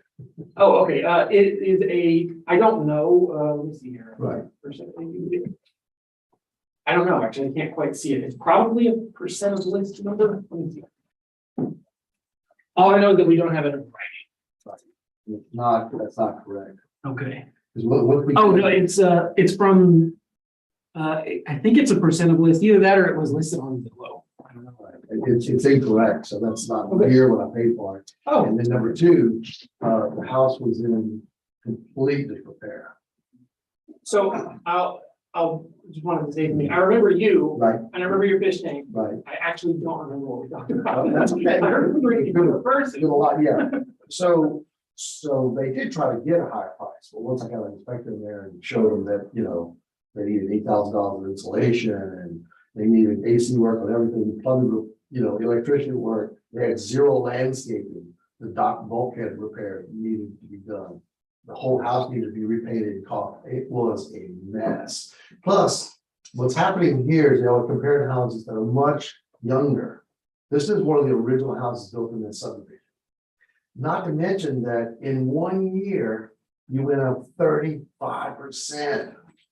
Now I'm 64 years old, okay, so I'm gonna have to live with this, right? So I just want to be pretty fair.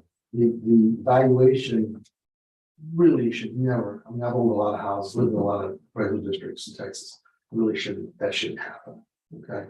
So, you know, the comments that you're getting, I'm assuming that they're correct, which I wasn't gonna chase all that down. But you obviously had the wrong sales price on my house, so I'm assuming that you probably don't, you have guesstimates on there. So you have guesstimates on top of guesstimates, and it creates this certain 35% gap. Okay, so you know, I proved to them that they needed $85,000 of repairs. And since I've been living there, I've probably spent a lot of that. Yeah.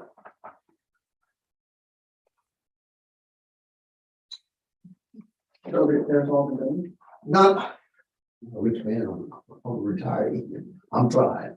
Let's try to get people to do work, but you know, the point is that the valuation of the house is 21-year-old house. Okay.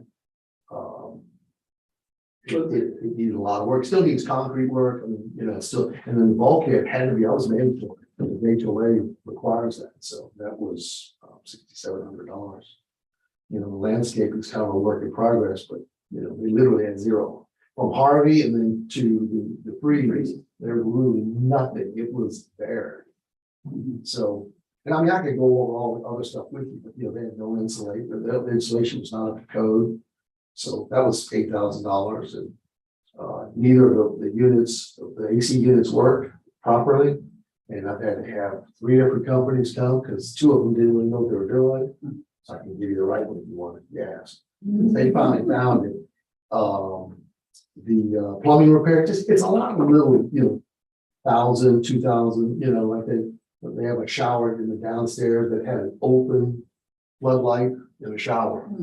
So the trucking has no one called it, you know. My electrician had to go around and change GFCIs. You know, it's just like 200 here, 500 here, you know, they're there right now, you know. Light fixtures that get properly installed and not grounded, you know, because it was, again, 21 years ago, you know. So, so that's how the valuation came down. The repainting of the entire house was not a aesthetic thing. It was because the house had been caulked and you know, so that was a requirement. So I haven't really gotten to the fun stuff I wanted to do. The house, I spent all the money, you know, on the stuff that I needed to. I had to. The hot water heater in the master bed, you know, for the master side of the house was electric, you know, completely undersized unit. So I had to have that completely fabricated. We had to cut all the door out, thing in there. I mean, I don't want to say it's been a nightmare because I love living here, I love the house. So that's, you know, I'm not regretting anything. It's just been a ton of work. Okay. 2 minutes. Yeah, I mean, the gutters were all put in wrong. That was, you know, so I had them come back, you know, straighten them. Concrete, that's gonna have to be redone, but hadn't been done yet. Oh, no cabinet hardware. I mean, this is not everything, by the way. This is just something that I kind of went through over the last few days and said, oh yeah, I'm gonna do that. Oh yeah, you know. When did you purchase the house? November 2020. early, yes, last year. Yeah. I think the main thing though is, you know, that the numbers y'all are estimating the sales price was way off. Give an opinion value. If I tell you, would you guys listen to me? I mean, or is that you could determine your own value anyway, right? We'll just ask you, Yeah. you can tell us or not. if you want. Yeah. No, I mean. You know, I'm thinking,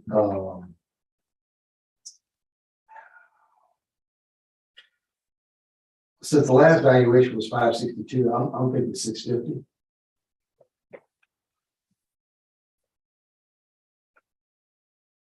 Okay, got a couple minutes. Yeah, no, that's, Did you have a vote left? yes, but it was inoperable. So. Yeah, You added it, but it was inoperable. no, it was there. when I Oh, it got was there, okay. Yes, yeah, it fluid, had to be changed. And 4 minutes.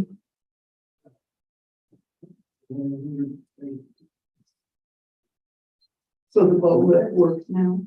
It does.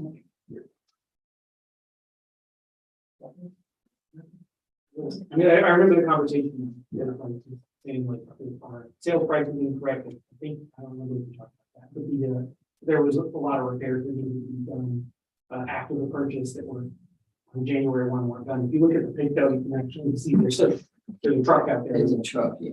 Work being done. Yeah. Okay, you have 4 minutes.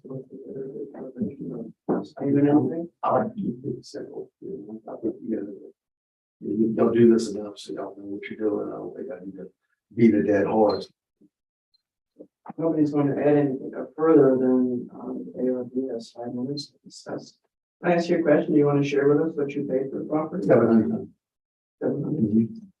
And that's how I beat it down the price. You know, because I showed you all these things. It's very common sense, you know. Had all, large number of these defects, were they identified at the time you bought? I'd like to tell you I'm not smart. Yeah, okay. Most, but just like anything else, when you open a human body up, there's always more cancer, there's always more, you know, surprise. You had all this. Yes, but they can only do so much, it's some, you know, like the boat thing was a surprise, because they don't do that, you know, and you know, now, I wanted the house, you know, so I didn't want to be too much, you know, but in his opinion, some of the things that he said, for example, the hot water heater. Well, he didn't know it was undersized because he wasn't taking a shower, right? So I know y'all know about these electric hot water heaters are very inefficient. And so what happens is that, especially in the wintertime, they don't work well. So you end up getting like a 3-minute shower and the rest of it's cold. So that was a booger. That was, you know. Good way to wake up.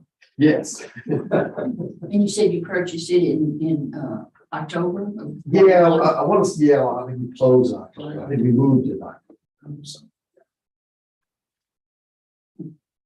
So I interesting in his opinion value at 650. Dr. just had his word at 85K of repairs still to do, and that we're gonna be encountered. You say you still have that many to do, or that? Well, that's all I told him. It's all, you know, like I didn't include the generator that I put in. 'Cause that place was hit hard. That's how that whole area was devastated by Harvey with the tornadoes up there. So I didn't really know if that was fair for me to put that. I guess that might be considered more of a luxury item, I guess, but you know, they didn't have that. So this house doesn't have all the stuff that I would think a $800,000 house would have. So it did not have a generator. So, I came down to 61,960. oh, Which is based on the The repairs. What's your number? But you got 651,960. some of those repairs, you got some of that money off of the original price on the house. well, his ridiculous valuation of this price. Yeah, we came to the middle because I showed you how it works. 700. Insurance pay for any of that? No, No. they're, I just- Did you include the generator in that 85,000? I did not. Yeah. That was 14,000. And I felt fortunate. That was your choice, yeah. Yeah, of course, yeah, no, I that's why we understand the did- breed. Right, for the greens and the.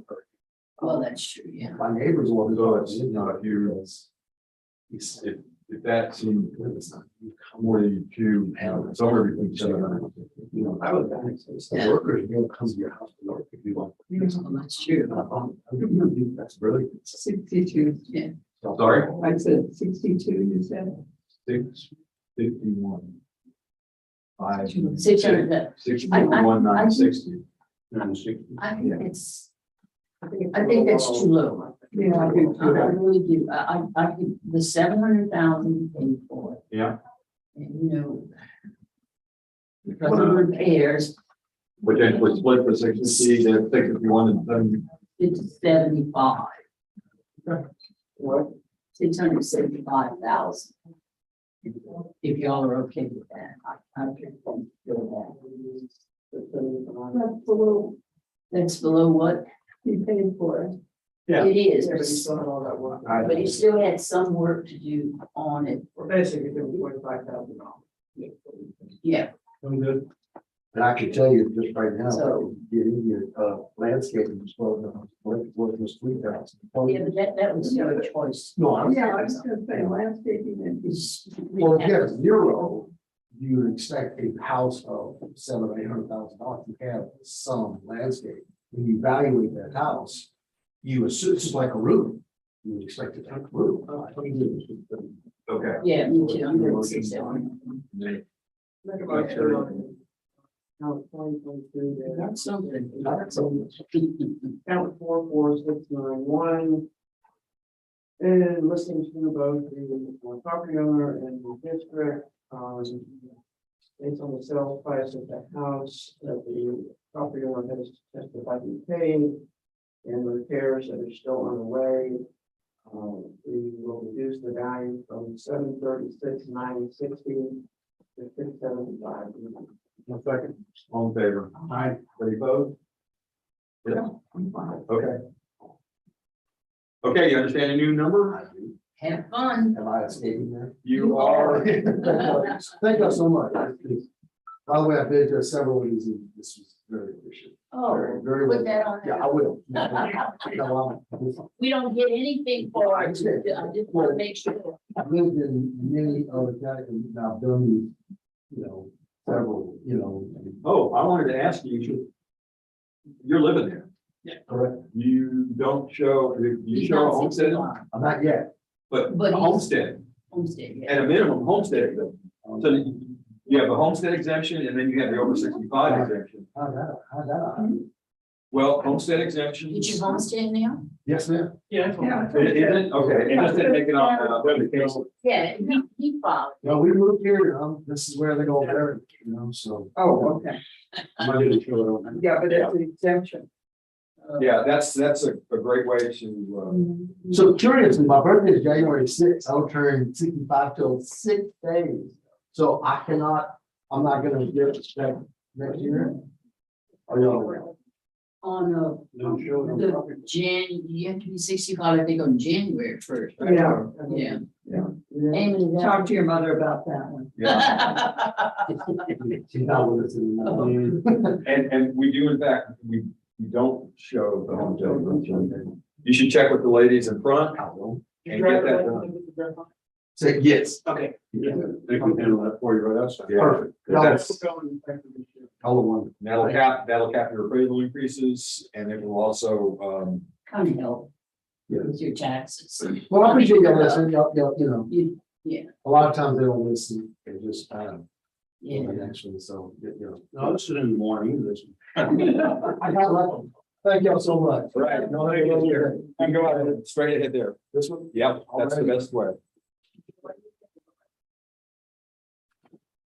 So I have a question. And you Ron brought this up. When you second a motion, you don't have to vote? That's a good question. I think if you second it, you're approving it. Your vote at that moment. Yeah, I think so. I've always done it on my meeting. Well, but you could second it to get a vote on it, Yeah, I think that's what you're doing, is you're second it to get a vote. to agree to go to a vote. That's, look at it. Yeah, You're seconding the motion, you're not voting on it. yeah. Second. Sorry? That's Okay. right, that's what I thought, so I wanted to be clear, because I'll take motions and, you know. Are you done with the rest of them? Yeah, she's already got the Oh, okay. others. Next, All right, we're going back to O'Connor. Oh, gosh, We're how to get there? No, yeah. back to. Oh, that's it for ten. We have to put off from mine. The one for O'Connor is gonna be case number 517, account 28756.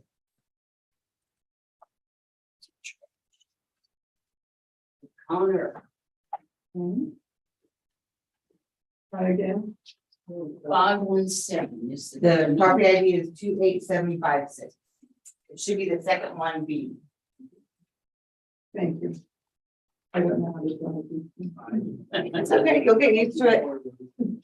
And if you want me to say, it's on page 7 at the bottom of the page. Oh, you're so good. I know. They're all these sharp people. to make sure 28756.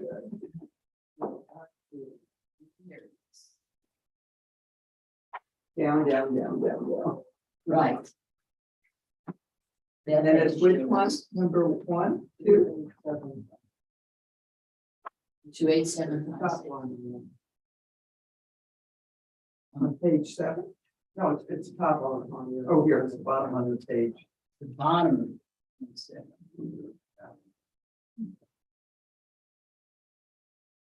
Okay. Fine, man. We're commencing a hearing on case ID 2022-517, account number 28756, which is 37 Front Street in Lamar. This hearing is being recorded and streamed live on YouTube.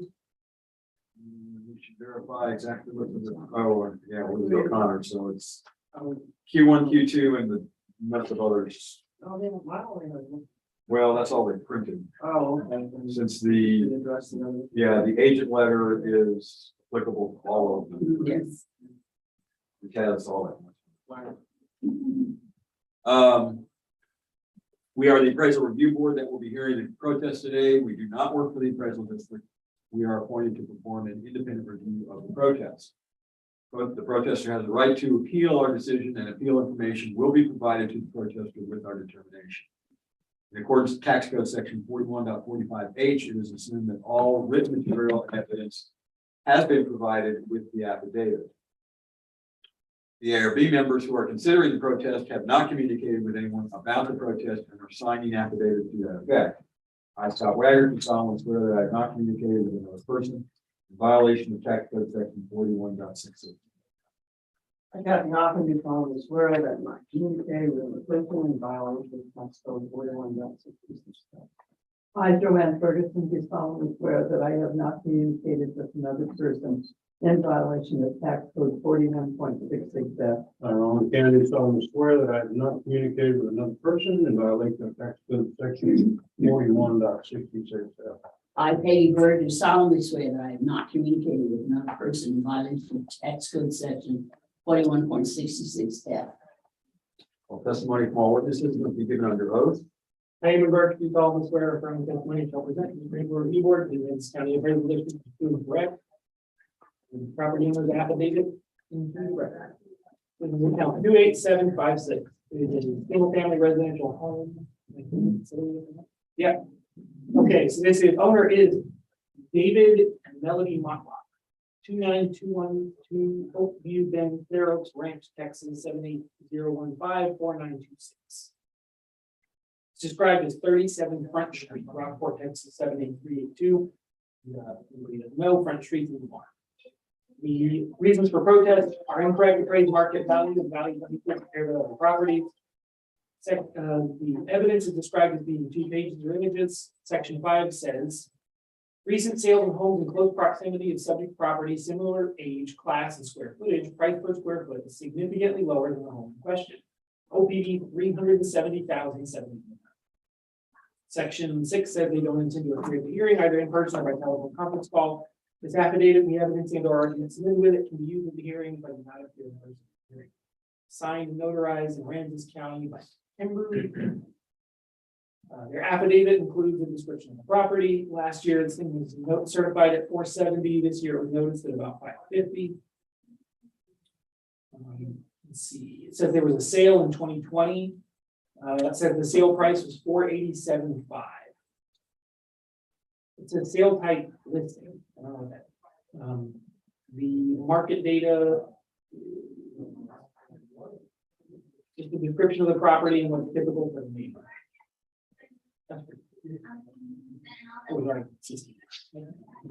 Okay, and then the affidavit hearing file includes sales data and equity value. Their equity value is $513,978. Their sales value is $370,789. That's at $140 per square foot. The sales are 66 Magnolia, 39 Front Street, 37 Front Street. Sale number 3 is the subject. And we're at 458, and the sale was 487. Okay, who's their evidence? Our evidence. Yep, this is.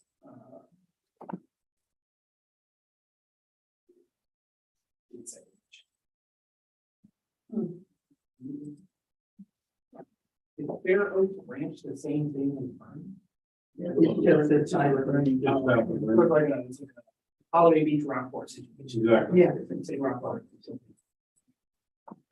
All right, so this thing was noticed at 549,920 last year. Yeah. We do have a thing saying that it was listed for sale at 495. And that's really interesting because I was going to say our sales grid, the first sale is the subject, and we have 450. That is a percentage of the last listing price at 495. But given, personal judgment, you look at it and go, that's a very good deal compared to other things. When that happens, what we know as appraisers is it probably sold much closer to list than normal. It's a range, some things sell at list, some things sell at list, but most things, it's an average. That percent of list is it's within a reasonable range. And they actually gave us the sale price of this, which is higher than what it is. So anyways, that's good information. They gave you the sale price. Yeah, it shows in their evidence, it said that the sale of the subject was 487.5. 487. And when was the sale? That's 2020. In 2020. 2020? February 21. 21. Did you say the sale now though for 495? That was what it was listed at. So it was listed for 495 and it's closed. And we were like, well, if it closed at 495, that was what it was listed at, then it probably got purchased for about 450. Just on average, people are going to negotiate. But in reality, it was 487. So much closer to it, which is fine. Using a percent of list is what we have to do because we don't have data. And it doesn't make the value on average higher or lower. It just makes the range bigger. There's more variance. So anyways, the other two sales there are on 59 Magnolia and 10 Neptune. And the median value ended up being 503,439.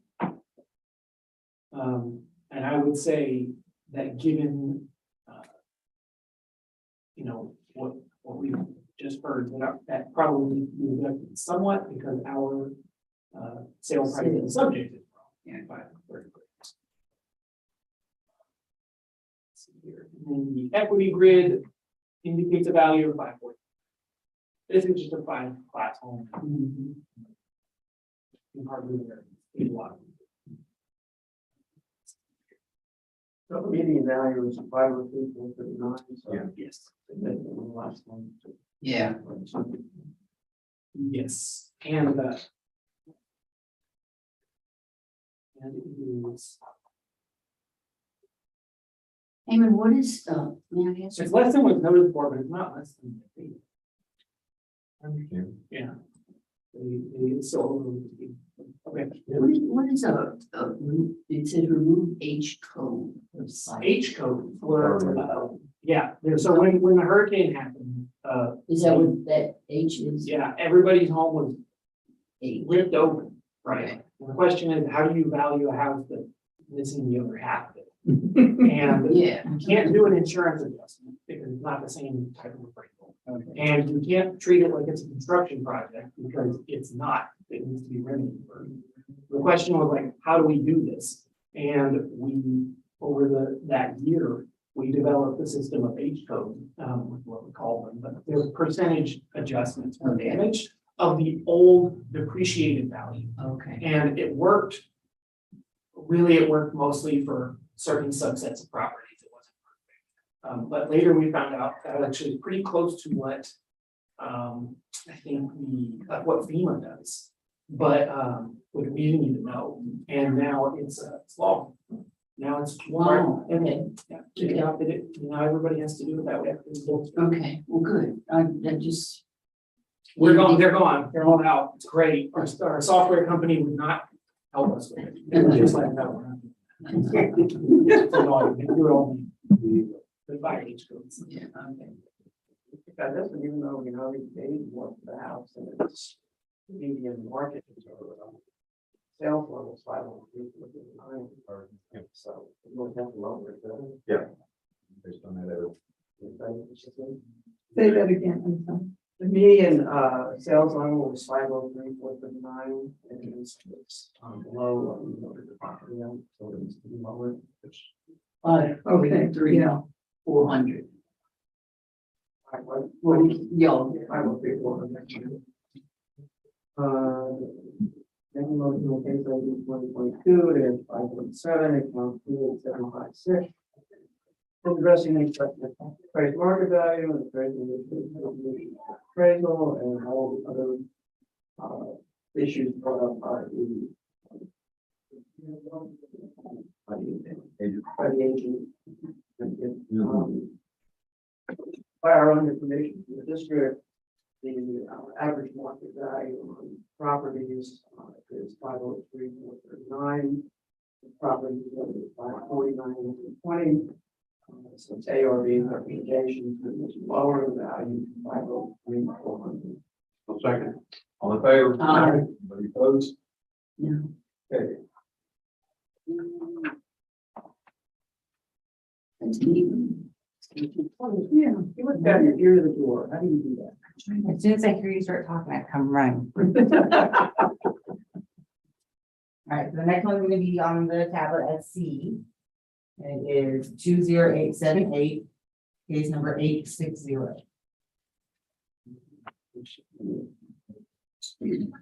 See, Yes. You can get some.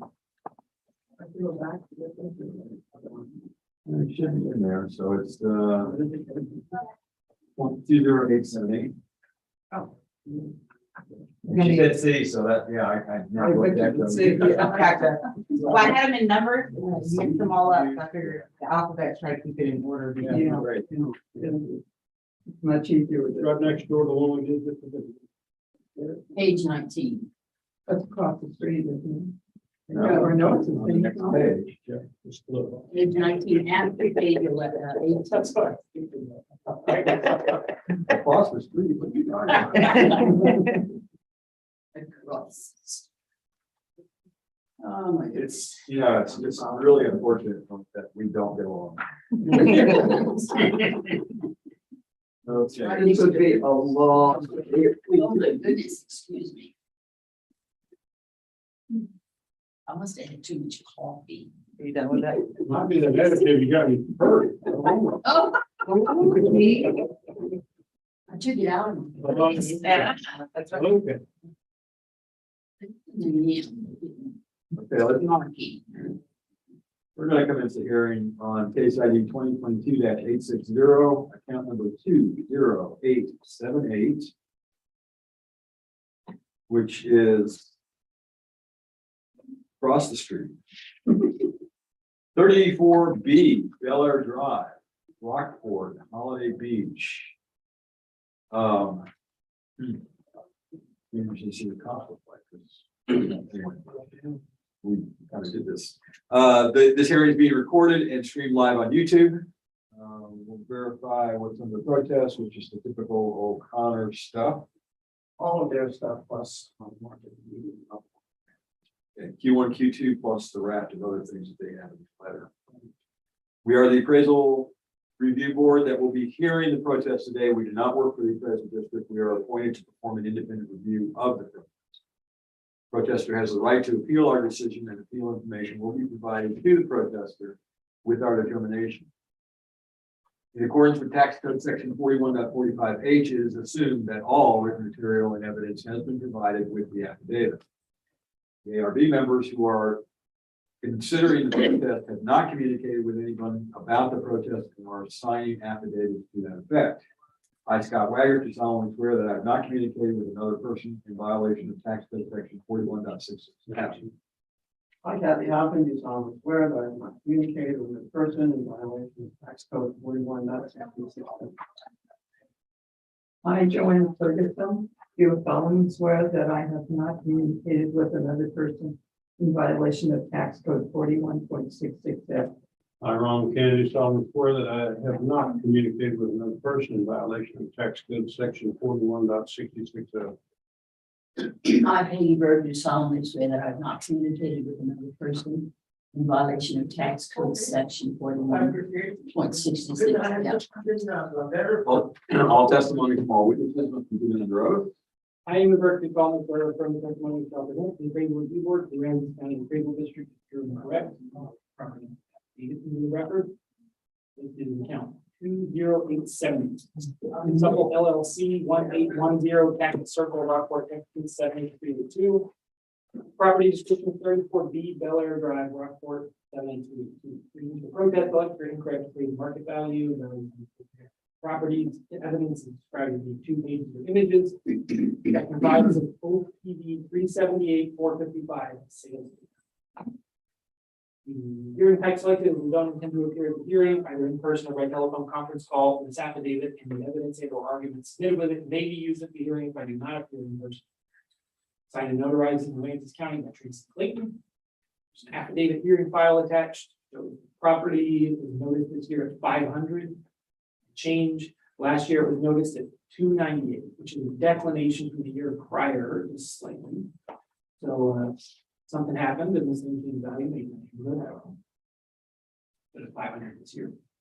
Let's see some stuff about what's typical in the neighborhood and some bar charts. Their equity grid shows a median proposed value of 443, and their sales grid is the 378 number. There's 2 sales, 73 Bel Air and 86 Bel Air.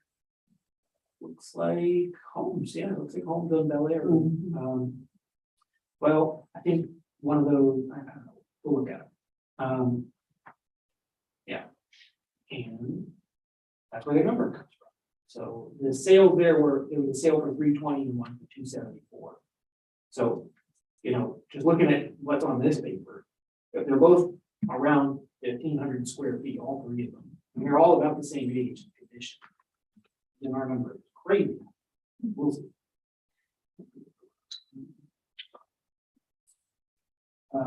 Okay. This is Skip was noticed this year at 540. There is a picture of the property. It's on the water side of Bel Air. Our sales grid has sales of other homes there on Bel Air. This is a 4SS actually, so it's not. It's just gonna be because it's gonna be a box. It's gonna be a rectangle. And that kind of nothing about it. All right, so the indicated median value there is 525. We've got some sales in there on 2 on Bel Air, 1 for 427, 1 for 356. Better. Oh, it's land. The one that sold for 356 is on the dry side. It's gotta be. Because it's, you know, they've only got 81,000, 4,000. Yes, it is. No, yeah, it is. Yeah. It's across the street. Okay, yeah. On And the then canal. 24 Bel Air, it's 427. And it's like, it's way smaller, way smaller. 960 square. And it sold for 427. So. there you go. Okay, the equity grid, we that number, it's $3,000 less than our numbers. It's 497,769.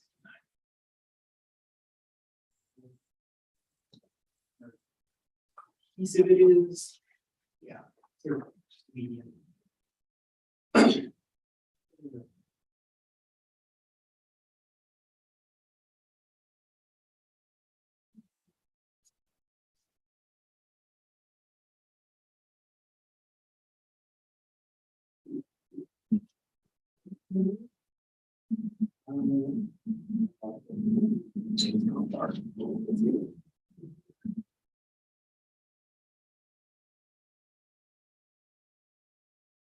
Okay, well, yeah, one of them is just old. So. What are they? Like were they sold damaged or something? Oh, okay, so one's on a canal, one's not on the bay side. That one's, their comp number one is on the base, is on the not bay side. It's on the canal, right? And that's not being accounted for. Oh, they both are. Okay, so that's what it is. They're not big. No, they're not. Wrong side though. Equity value is $3,000 basically less than. Probably accessible, so. We can do that.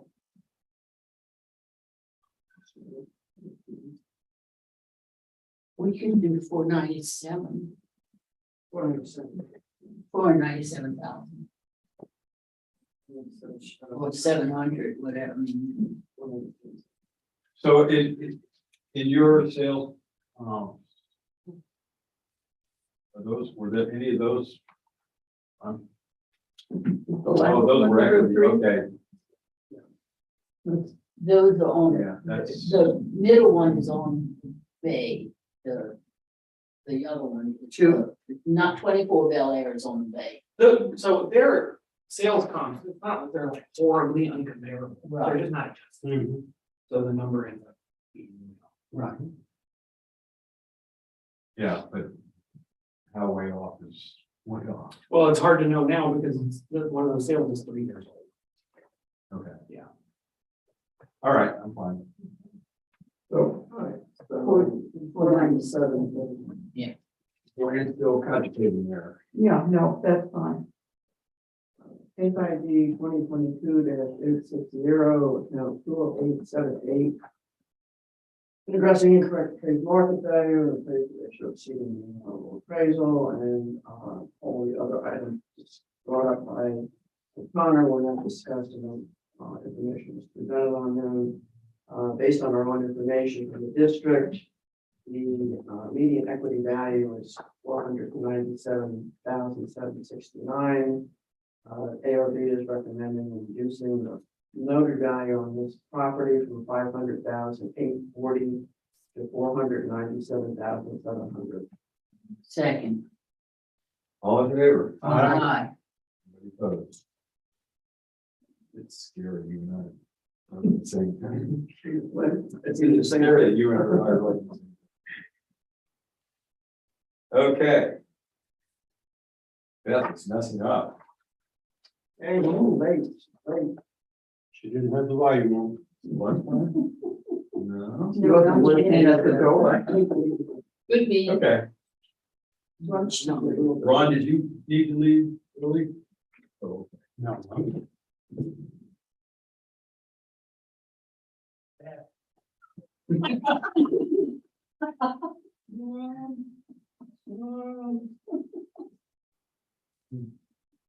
Give her a hard time. got it. Breaking my really. All right, let's go. We got another one. Well, let's see, it's gonna be 19816. Well, as soon as y'all are done with it, I'm gonna start pulling up the next one, you know which one's gonna be next, right? That's a good system. Thank you, Billy. Yeah. Okay, so the case ID is 763. Yeah, but it's. It's not.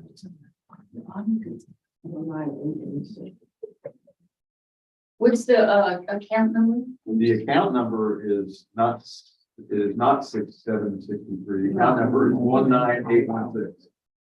Not in common?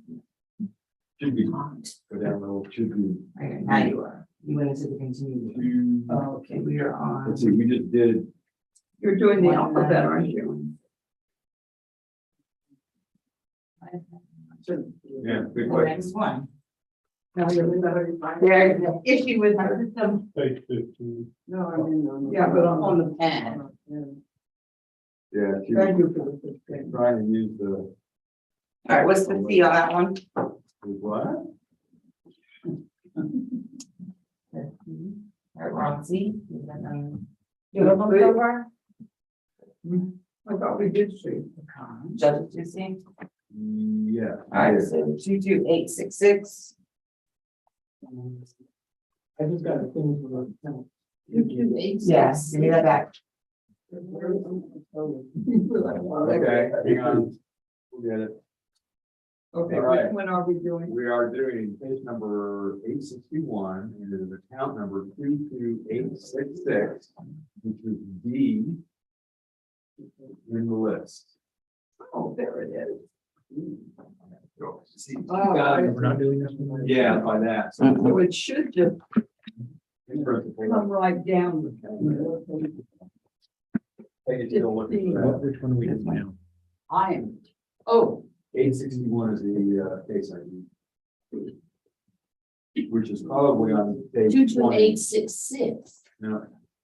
If it's case 861, it's 22866. Yes. Okay, it's on page 20, top of the page. Oh.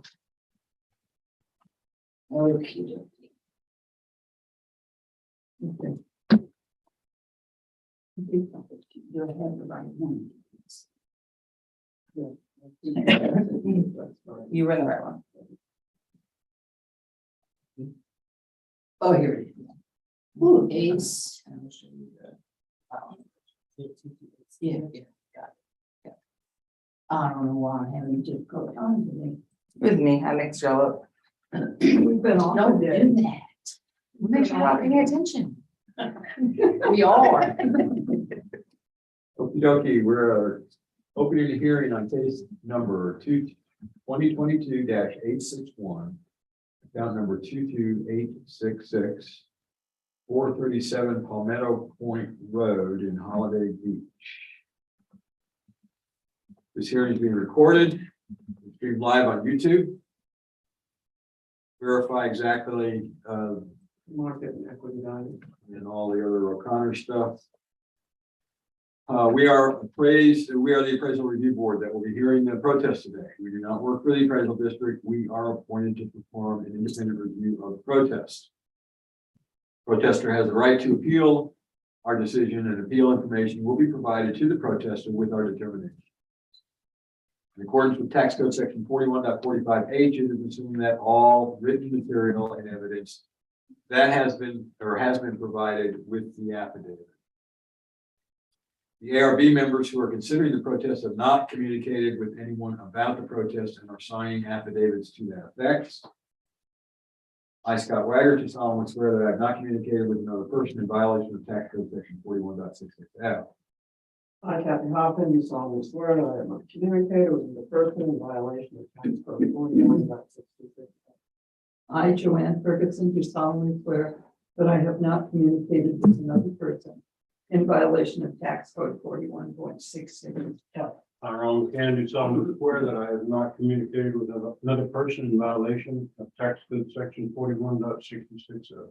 I, Peggy Bird, do solemnly swear that I have not communicated with another person in violation of tax code section 41.66. Well, testimony from all witnesses must be given under oath. I am a person solemnly swear from the testimony shall present the appraisal review board between this county appraisal district is truly correct. Really, the representative affidavit evidence in the record 22866. Owner is. Is that the Homer or Turner? Turner, P-O-E-R. R and N are crammed together. Yeah. Rock LLC, 1810 Cactus Circle, Rockport, Texas, 78382. Section 2, the subject is 437 Palmetto Point Road, Rockport, 78382. It's of course, reasons for protest: incorrect appraised market value and value of legal comparable properties.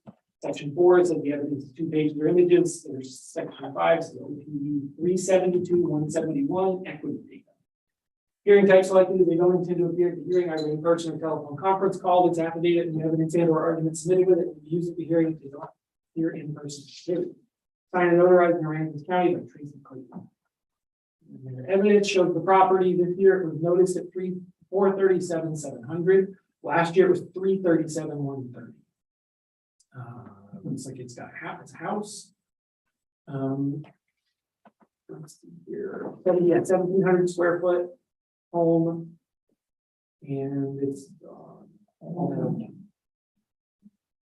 okay, in the next page. So there's sales data, shows the subject and then 3 sales on camel view, sailfish, and sailfish. Their median value is 396,231. Okay, interesting. And then they are adjusting kind of broadly, but they are adjusting for square footage of the houses there. Let's see here. Okay. And then their equity data, where their opinion value comes from. There's just a bunch of homes on Palmetto Point, Channel View, Sailfish. They've got their total values, their adjusted value per square foot. Let's see if it's actually adjusted.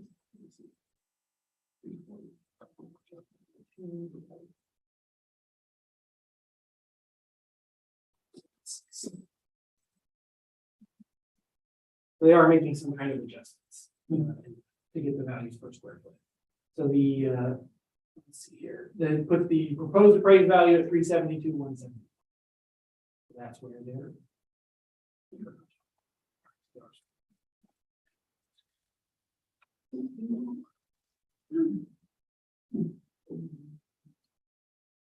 All right. This is a 5FB of Palmetto Point. Oh, there's a good picture. It's on the canal there. Cul-de-sac. All right, sales. Let's go to these. So we've got the first one is on 282 Kingfish Drive. It's on the canal. And it sold for 482 in 2021.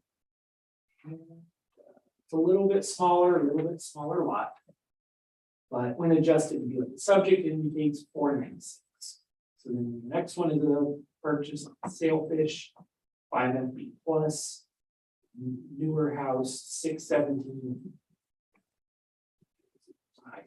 544 for the subject. And then 2 more. We've got one that's 540, but that's just a consideration. So we obviously put down. I don't know. That's not it. We don't usually use consideration values. And then the comparable 4 is on Palmetto Point, 538, indicating value of the subject at 456. And none of these sales are indicating a value individually less than what we noticed in that. The median is 497. The equity grid indicates 441. There are several other 5FBs. It looks like a lot of them, kind of 3 of them are recently built. One of them was built 2005. Subject's 2001. So it's a good build. So we're gonna have less dollars on this house than some of the other ones. But because it's older.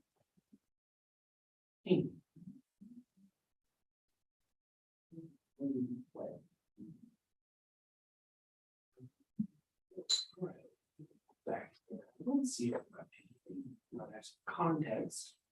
Let's see.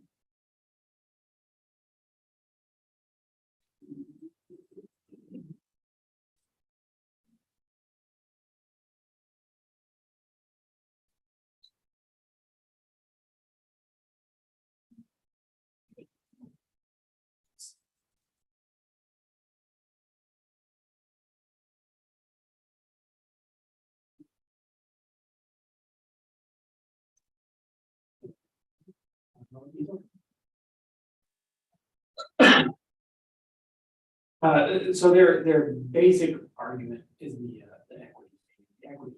The equity. It's terrible. The adjustments are weird. And if you, I mean, just on the face of it,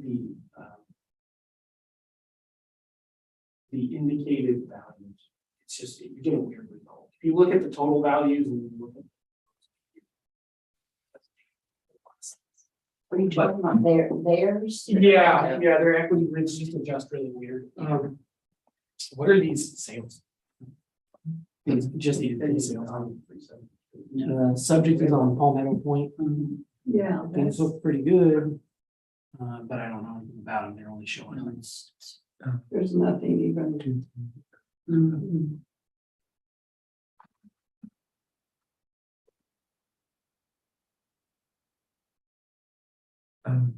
This one is a dry lot. Okay. Is that the? Got it. Yep. Two. 2290. This one,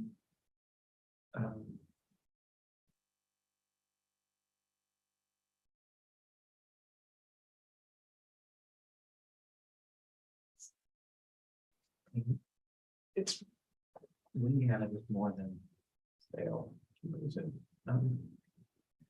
okay, that's fine. And then what is the difference in the land between the dry ones and canal ones? Kind of ballpark. Oh, 50. 20 on that one was 20 on this one. Was what the land was, and this one is on a this one's 85. This one's 85 on the lot versus 110, I think, on the. Yeah, because it's got more. Yeah, but the other one was on a dry lot, which was $20,000. So Right. So if this one's on a dry lot, sold for 356. And the difference is 60 grand and it's got more land going on to it. What's our number? 437. Yeah, that's probably what that is, this one. And then this one right here is a very low. This is just an aggressive purchase, I guess. But it's fine. As far as I'm looking at it, this looks like it's an actual sale from this house. They really want this thing for 360. It just did good. There's not a whole lot to adjust off of. There's something really different in the house, but it's not going to be. This one's like $100,000. And those streets are all about the same level. They're on the same canal, except for obviously Continental Two is not on a canal. Dry.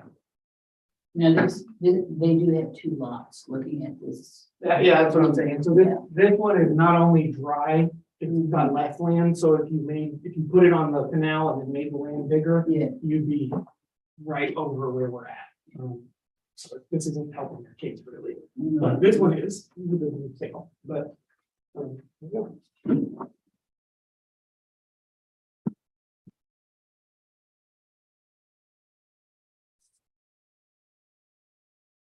What was the Ireland 570? 571 or 565. 571, looking at quote there in footage. No, they're about. No.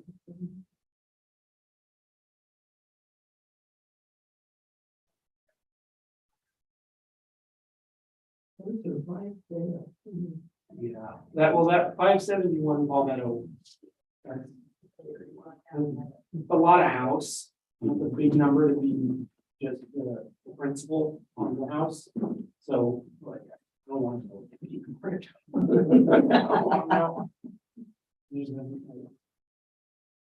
I think we probably. Yeah, that's my. I can go back, can we look at their, you had, There we go. So that comp 3 is intriguing because it's 359. And I mean, no question, it was a good purchase. Can we look at that property? Sure. Probably card. Scott, it's 22983. Before, we're gonna take over that. See if we can get maybe a little more. The living area is a little smaller. Yeah, but it's newer.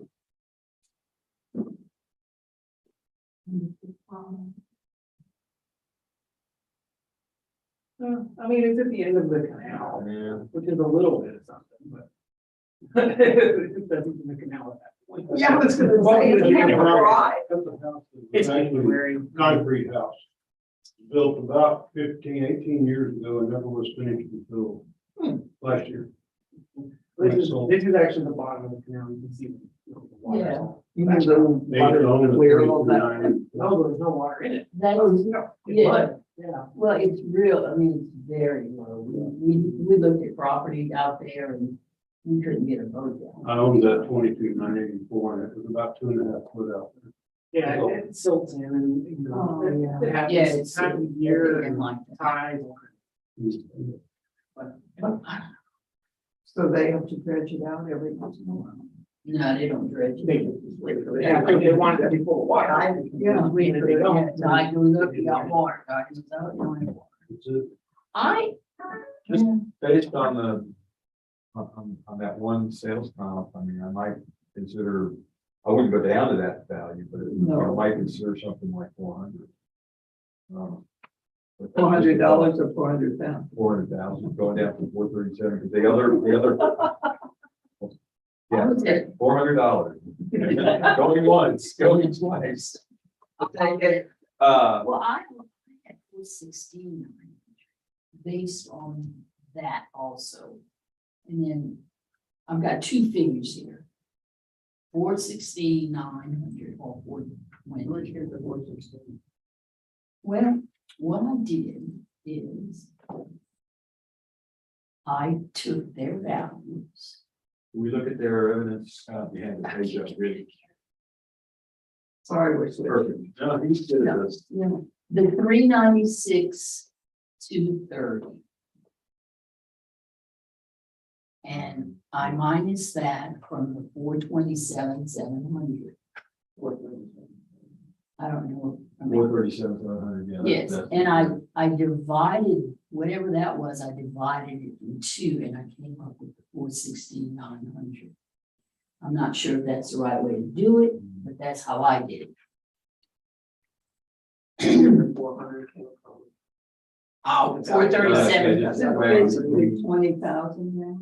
I think it's 360 and Yes, 437. Joanne, 70,000, 30, yeah, so I it's can go with about that. mine, 70,000 difference, and I just went halfway, you know, that's, yeah, you did 400, I mean, you did 400. yeah, 400 even, yeah. Which, going down 16 doesn't seem like it's quite enough based on that, you know, comparison and comp. But I can be happy, you can talk. No, I will not talk you into it. Are you inexpensive today? 400. Yeah. I'm good. Okay. It's like you Joe? Yeah.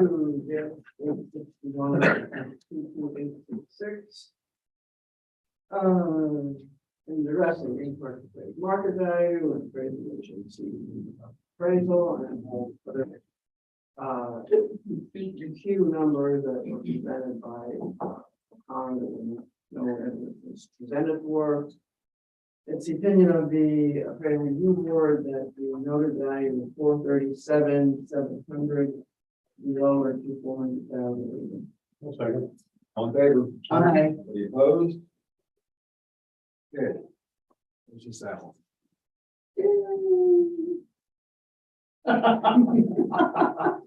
Hey, listen, everyone gets knocked off, that's knocked off, you know, so we got a whole bunch of. Yeah. But it's one more this That's what I'm saying, one more. Only one for. We only have to have them done by September. So, what do they mean? When they put all actions. It's all And the then policy things that you can protest. Okay, And then so you what have is, all- I know ARB, what's CA? CAD and AD rep. Those are It says CARAD rep appearing. That would be the. It's on what their remarks It's long are. description, they put in there. Actions or inactions by the ARB, CA, or ARB. I'm just wanting to know what that I CA think or that opens it AD. up so they can sit it. But I think that means, You know, like the. well, The appraiser. yeah, I don't know. CA is a county appraiser and the appraisal district. Correct. I don't know. Chief appraiser, that's what it's. Oh, Appraiser, chief. the appraiser. Okay, okay, thank you. And they do that on everyone. The appraisal district. Okay. I know, but I just read that, and I'm just trying to put it over. Yeah, actually. Okay. Let's knock one more off if you could. Okay. I'm doing this in Beth's absence, but she conveniently organized things. The one that we signed just now. No, this is a new one. So this is gonna be E on your tablets. The account number is 13337. The case ID is 751.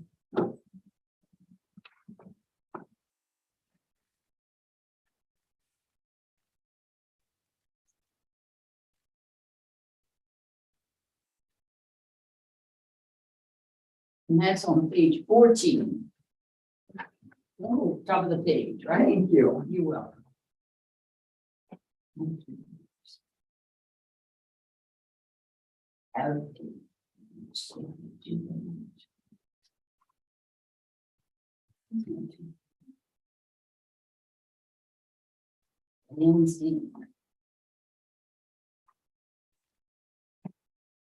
Okay, we're opening the hearing, commencing the hearing on case ID 2022-751, account number 13337. Which is 106 Land End, Rockport, I'm not sure, oh, B of A, okay. This hearing is being recorded, streamed live on YouTube. Under protest is Valerio O'Connor, Q1, Q2, market and everything else. We are the appraisal review board that will be hearing the protest today. We do not work for the appraisal district. We are appointed to perform an independent review of the protest. Protester has the right to appeal our decision, and appeal information will be provided to the protester with our determination. In accordance with tax code section 41.45H, it is assumed that all written material and evidence has been provided with the affidavit. The ARB members who are considering the protest have not communicated with anyone about the protest and are signing affidavits to that effect. I, Scott Wagner, do solemnly swear that I have not communicated with another person in violation of tax code section 41.66F. I got the option, you follow swear that I will communicate with the person in violation of tax code 41.66. Oh, I, Joanne Richardson, do solemnly swear that I have not communicated with another person in violation of tax code 41.66F. I, Ron Kennedy, solemnly swear that I have not communicated with another person in violation of tax code section 41.66F. I, Peggy Bird, do solemnly swear that I have not communicated with another person in violation of tax code section 41.66F. Testimony from all witnesses must be given under oath. I am a virgin solemnly swear affirm the testimony you shall present to the appraisal review board and Ramsey County appraisal district is true and correct. The property owners affidavit in the record. First one, three.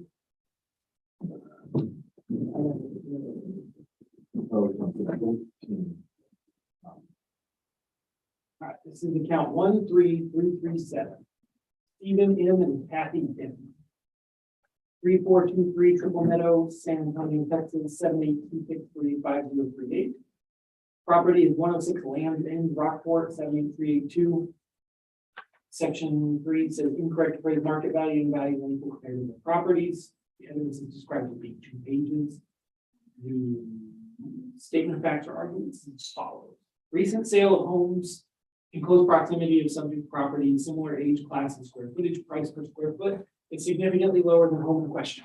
OPD 336,574. Section 6 says they do not intend to appear at the hearing either in person or telephone conference call. This affidavit and the evidence or argument submitted with it can be used at the hearing if I do not appear in person. Signed and notarized by Kimberly Fenton. This is in Bahia Bay, 106 Lanes End. Notice this year at 393, 150, last year it was 357, 860. Excuse me. It looks like it's 1,800 square feet. It's an 8,000 square foot. Shows what's typical for the neighborhood, and it's below what's typical for the neighborhood, and it's below what typically sells. Affidavit.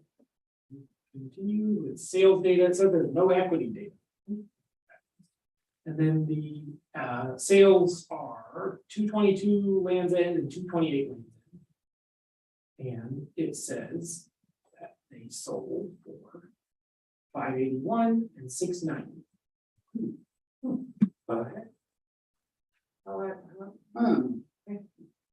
The same thing. Oh, well, they're huge. They're 3,000 something square feet. Yeah, it is. No adjustments. Well, let me check. Oh, yeah, okay.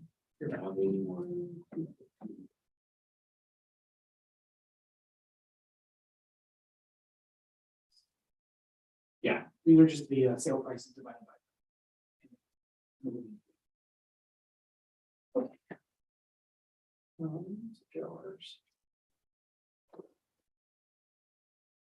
All right, so the property, there you go. Yep. 5ST sort of near-ish to the end of the canal on Land's End. It's kind of the entrance to the. Oh, yeah, right, yeah, from the highway, yeah. All right, and then our sale comps, the subject on Land's End, our sale comps are on starboard, Land's End, Land's End. They are, let's see. Okay, great. These are the two comps 3 and 4 are newer, they're new builds. But they are much closer in size to the subject. Way easier to adjust for age. You double the size. The and 206 and 227 starboard. We only have a consideration. Yeah, that's true. Okay, our median ends up being 392, 901. The ones in Palm Harbor are the ones that pull the value down. But it's, but the buildings themselves are a little bit closer to the subject. As far as age, size, condition, that kind of thing. Yeah. Okay, and then the equity grid, our number is 400,000. And just for giggles, can we, Scott, can you look on Picto? Can we look at their sales? I just want to look at like the houses. What are they? What they use? Human subject.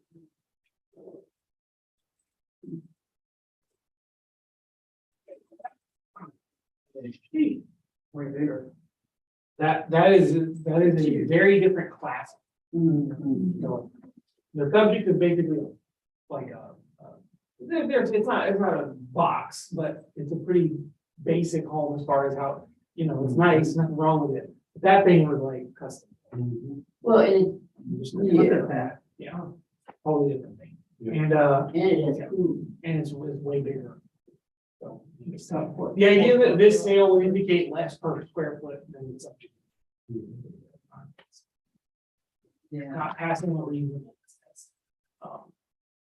And this one, I'd say a little better. A little better. Yeah, it's just a lot bigger. This is from the sky, it looks the same footprint, but it's actually, if you're on the road, you're not a lot more house. Yeah, so it's the same kind of same sort of. Two-story. Yeah, it's a lot more.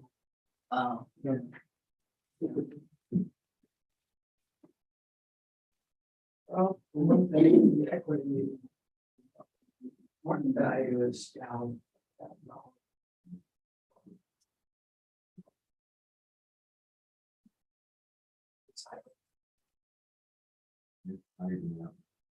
Not even 1,000. Mhm. 901 versus.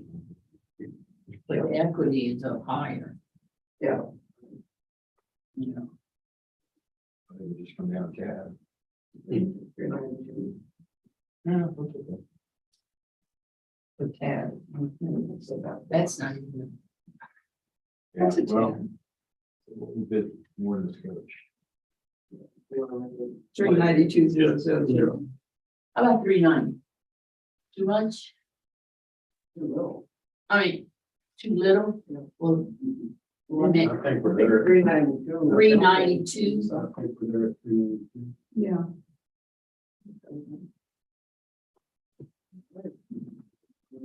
If I do the 2022, there's 751, account 13375, and it goes to the market value and to other,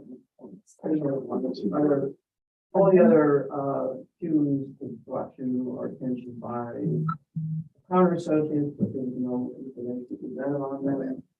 The opinion of ARB, that the current note value on this property is 392,150, should be lowered to 392. Second. All in favor? Aye. Anybody opposed? Okay. We need to split, right? Okay. Here, we put in here going on. Let's do one or two more. Okay. Yeah, We'll be back, maybe a little later than 1:30, I hope. Okay. Yeah, property ID is 55179, should be F on your tablet. Case number 864. 864.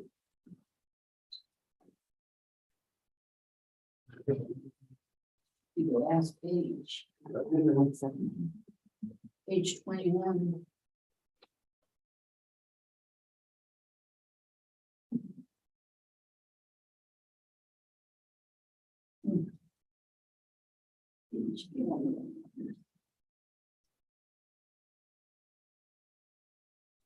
Okay, we're commissioning a hearing on case ID 2022-864, account number 55179. Which is 513 Palmetto Point. Been there before, close. This hearing is being recorded and streamed live on YouTube. We have at Protest, Market and Equity and all the other Q values that O'Connor puts in their letter. We are the appraisal review board that will be hearing the protest today. We do not work for the appraisal district. We are appointed to perform an independent review of the protest. Protester has the right to appeal our decision. Appeal information will be provided to the protester with our determination. In accordance with tax code section 41.45H, it is assumed that all written material and evidence has been provided to the applicant. The ARB members who are considering the protest have not communicated with anyone about the protest and are signing affidavits to that effect. I, Scott Wagner, do solemnly swear that I have not communicated with another person in violation of tax code section 41.66. I, Joanne Ferguson, do solemnly swear that I have not communicated with another person in violation of tax code 41.66.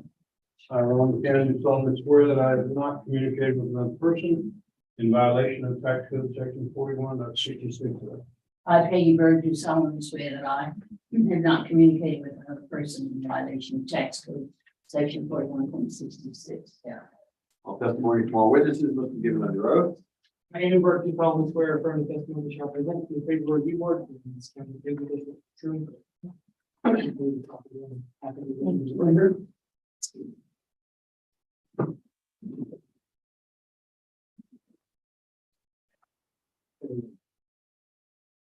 Okay.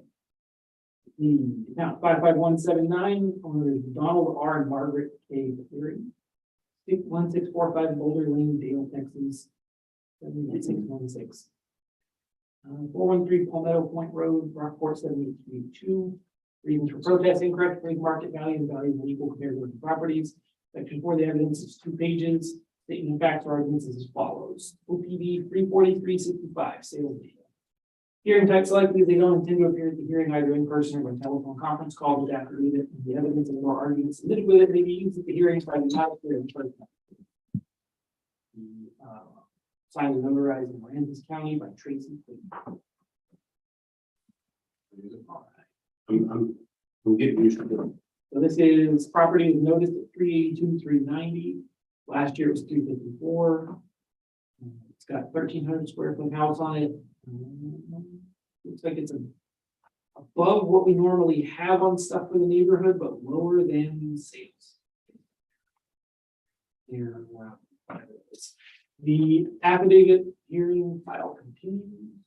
There's some sales, sailfish and kingfish.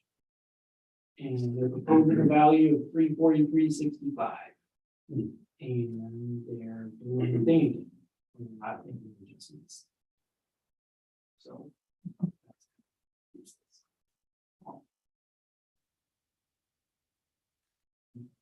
No adjustments. Okay, so let's see. Okay, so it's 382, 390. There's a note here, but it's not at all. Okay.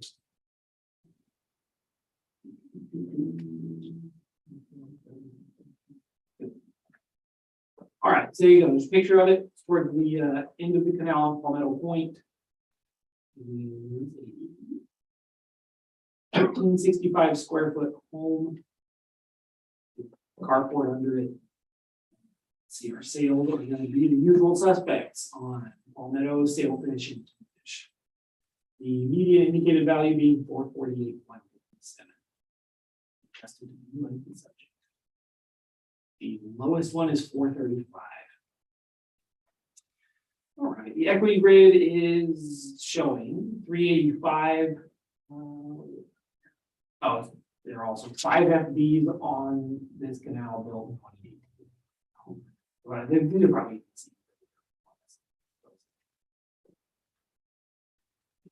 And that's where the 385 comes from, really small adjustments.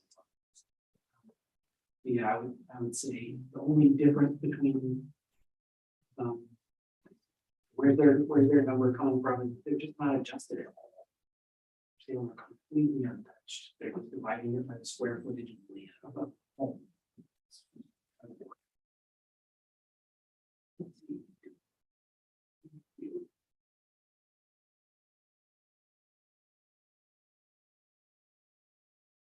And they always have different. It's a weird little merry-go-round. So strange.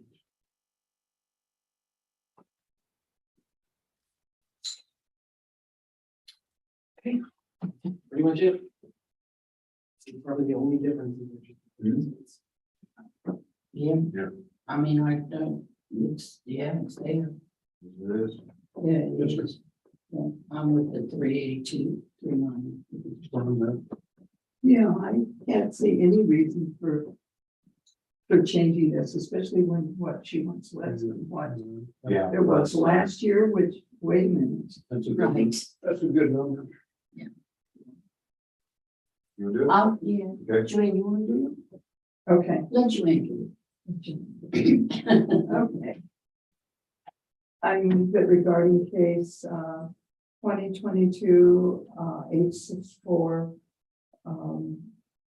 account 5179, that after the evidence provided that we keep the current value of 382, 390. I'll second. Okay, all in favor? Aye. Anybody opposed? Definitely one more? Sure. We don't own it, we know it. All right, the next one should be the 17211. Just give it to G.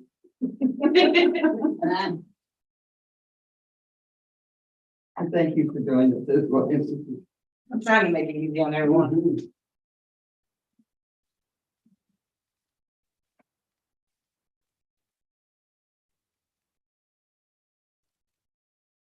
So 392.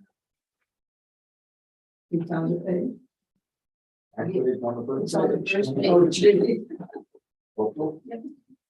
You can make them all be on the first. I page. know. All right, we are opening hearing on case ID 2022-392, account number 17211, which is 392, okay, for Coconut Ridge Road in Rockport. This hearing is being recorded and streamed live on YouTube. We have under protest, market and equity, and all of the other values that O'Connor puts in their letter. We are the appraisal review board that will be hearing the protest today. We do not work for the appraisal district. We are appointed to perform an independent review of the protest. Protester has the right to appeal our decision, and appeal information will be provided to the protester with our determination. In accordance with tax code section 41.45H, it is assumed that all written material and evidence has been provided with the affidavit. The ARB members who are considering the protest have not communicated with anyone about the protest and are signing affidavits to that effect. I, Scott Wagger, do solemnly swear that I have not communicated with another person in violation of tax code section 41.66F. I, Joanne Ferguson, do solemnly swear that I have not communicated with another person in violation of tax code 41.66. I, Ron McCann, do solemnly swear that I have not communicated with another person in violation of tax code section 41.66F. I, Peggy Bird, do solemnly swear that I have not communicated with another person in violation of tax code section 41.66F. All testimony from all witnesses must be given under oath. I am Murphy solemnly swear that affirmative testimony shall present to the appraisal review board, the Aransas County Appraisal District is true and correct. Property owner's affidavit into the record is 17211. Owner is James B. Jr. Robin Ford. 361 Pocono Ridge Road, Rockport, Texas 7382. The subject is 4 Pocono Ridge Road 7382. Reasons for protest are incorrect appraised market value and value unequal comparison of properties. The evidence is described as being 1 page, statement of facts or arguments, OBV 330-497. Based on vacant land assessment comparable data report. Section 6 says they don't intend to appear at the hearing, either in person or at a conference call with affidavit and evidence and or arguments submitted with it may be used at the hearing by the non-certain person at the hearing. Signed and notarized in Aransas County by Gene Cooper. Aransas vacant land assessment comparable data. Subject to 7211. Go. And here's the price per square foot. And subject to vacant land, they're comparing it to other land.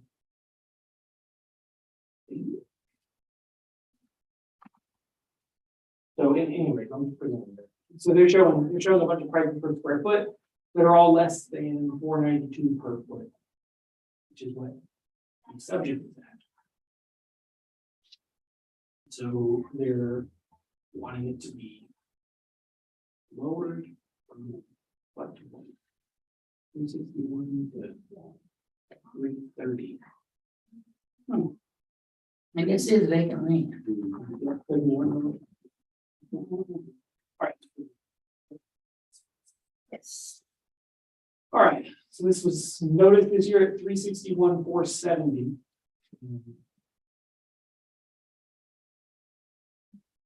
So there used to be a house on here.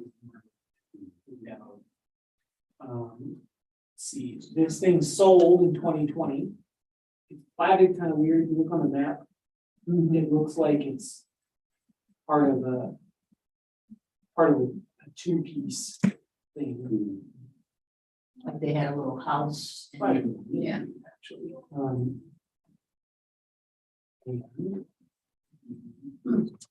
yeah, it's a good map. It's like Coconut Bay. Yeah, so this is Coconut Ridge right here, that's the Coconut Ridge. And then, this is the driveway. I think these two just go. Yeah. Yeah. 17212.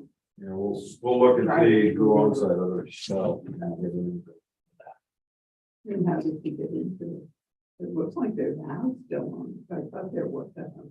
I don't know if that's a house or if it's just a structure. It used to be a little farm kind of thing, with a cow and a pig. And it's really been there for years. and years. Yeah. And, they tried to sell it off and on, but they usually, just before the hurricane, they had $1 million price tag on it. Oh, my goodness. Yeah, I don't know what Scott, do we have the sale price for that in 2020? We do, What was it? 590. Oh, okay, what's our source for that? Is that the deed of trust or is that? And it includes that other piece, I believe. Yeah. too. Not just this. This includes both pieces. Source is deed of trust. Okay, so 590 is the principal. Actually, No, 472 is the principal. 470, okay, so 590 is the actual, do we put the source on that? We show deed of trust as the source, the 590 is the list, and the list and the deed of trust intersection. So that makes sense. Just for both of them. What's our sales ratio on that? 95%. It's a beautiful. So there is a sales grid in here, but it's the land. And you can see how much this is land out on 1781. Actually, no. This is what, no, this is. No, I don't know if any of these are comps. Oh, so, yeah, that, The comps appear to be equivalent. Your comps, Yeah. okay, Sales. the sales, okay. Are they? we pulled that. Yeah, I know, but where are the comps different land? Okay, good, great. Verify that. Okay, so here you go. This is the price per square foot. Okay, yeah, for example, this is the comp. So these aren't tucked away. All right, the subject is noted at 492 a foot. This one was purchased at 697 a foot, 502 a foot, and 1035. So, that's where, we should be at 745 and we'd be at all the sale prices, but we're at 492. There you go. What their, It's 590. Oh, I'm sorry. No, I didn't. Theirs was like an equity market. They were just showing our value on stuff. None of this is sales, they're just saying 330. based on equity, it should be that. Yeah. Let's. Real quick, so our equity grid is just. Look at the property, we've got waterfront, water view. No adjustments.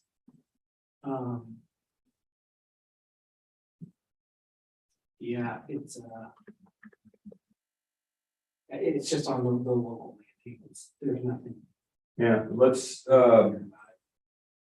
Scott, the 17 to 10, 11, and 12, are they all owned by the same person?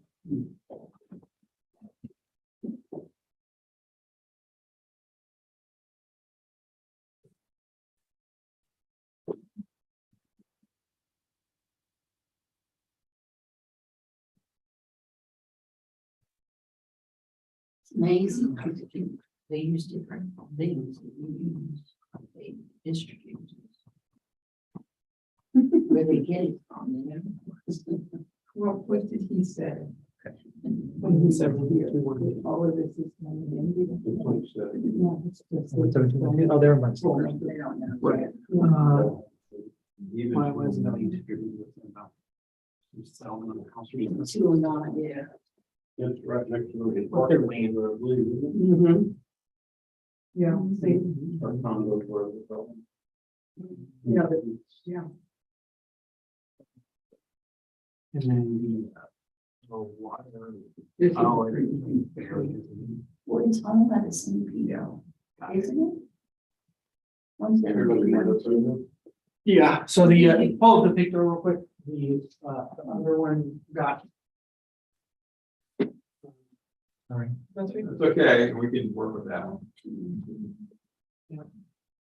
So this other, the little flag shaped piece Uh-huh. was settled already. So this one's, or y'all heard it, I don't know, distributed, done.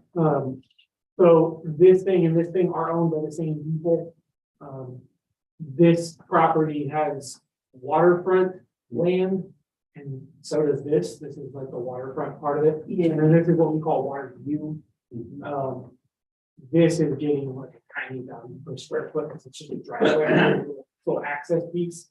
But yeah, that's what it is. And, okay, There's not gonna end up being an economy of size of water. so the effective size flagging then really helps. No, because then all their value is coming off of, waterfront. Yeah. So it's like, if this was one piece, that waterfront would still be, this guy's at $12 a foot, and so is this guy. Okay. They both are, and then back here, it's like $4. Yeah. And is 210 owned by somebody else or the same person? No, it's a neighbor. It's a neighbor's Okay, residence. all right, great. Thanks. Uh, There is a, Yeah. there is an effect, and just keep it in mind, because that's one of the things that got us previously yesterday.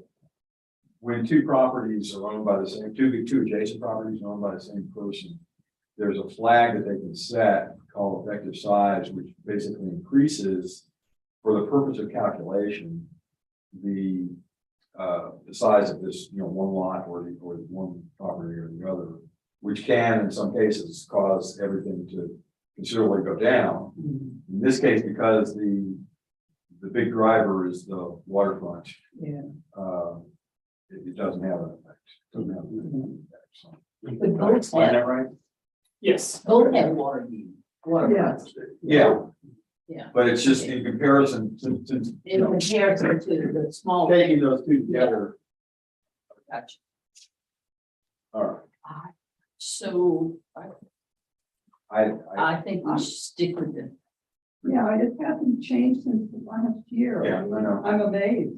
well, and this is an effect. I mean, people will, in many cases, just throw things over to the Yeah. agents and they just submit it. and See what they get. Yeah.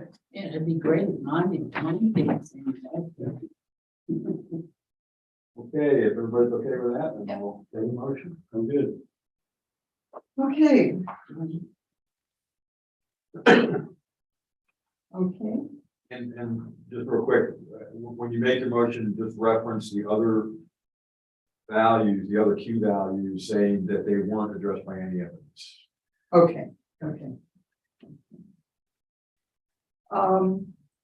I move that regarding, case number 2022, 2392, account number 17211, in reference to Q1 and Q2, and no other,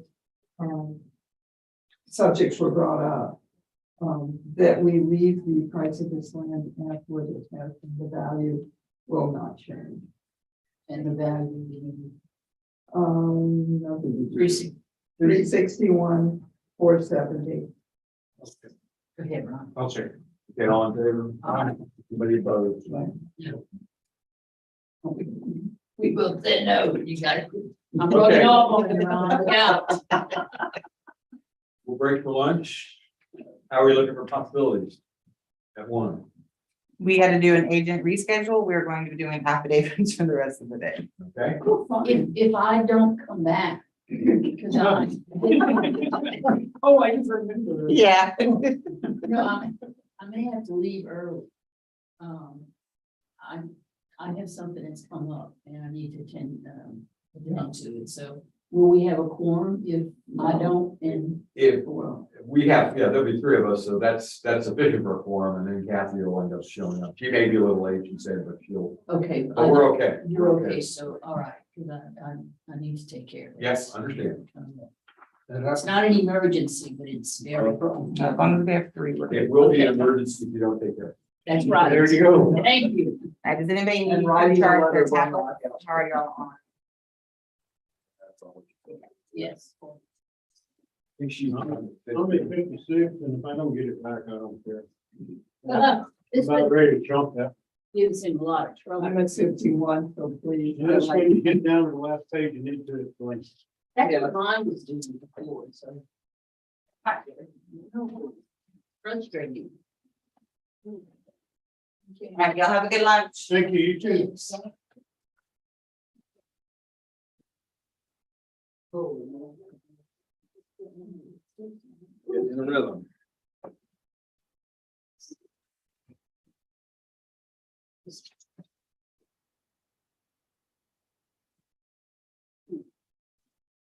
Good job, Miss Joe. Oh, you're so good, Cindy. I'm learning. I'm gonna give this back to Scott. Cause you got mine. The on move that we Oh, already. okay. You want your? No, I don't. It's just I looked at it. Yeah, but I won't I don't remember need it. until I use it 10,000 times. Right. Have a very, This is trash. Everything else. my absorption rate, that's fine, yeah. Go to them. Good luck with whatever. Okay, thank you. We'll get this. Yeah. So, you don't need to come back to all this afternoon. Right. Yeah, what I'm that's doing. fine. And if we don't see you before the blood draw, good luck. Oh, I'll be back Monday, right? We come Monday. Monday, yeah. Yes. Here's Brad. Brad. Yeah. Got it.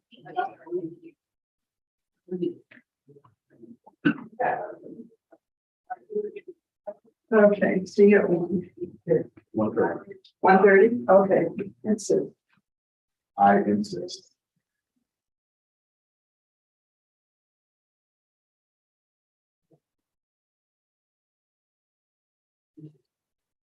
One's got how many?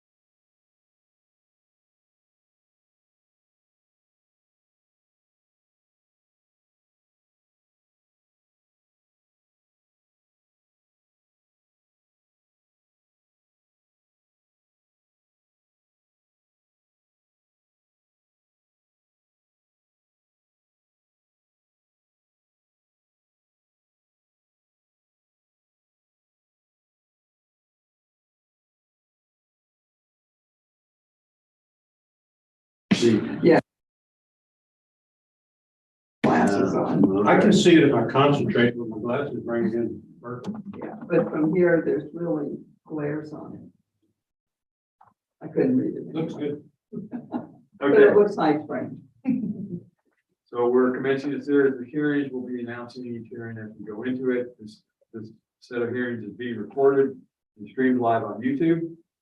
And under protest, on all of these hearings is Q1, Q2, and a series of other actions which are common across all the agents' cases, and we'll address each one as we vote on them. We are the appraisal review board that will be hearing your protest today. We do not work for the appraisal district. We are appointed to perform an independent review of the protest. It would help if I got into the right script.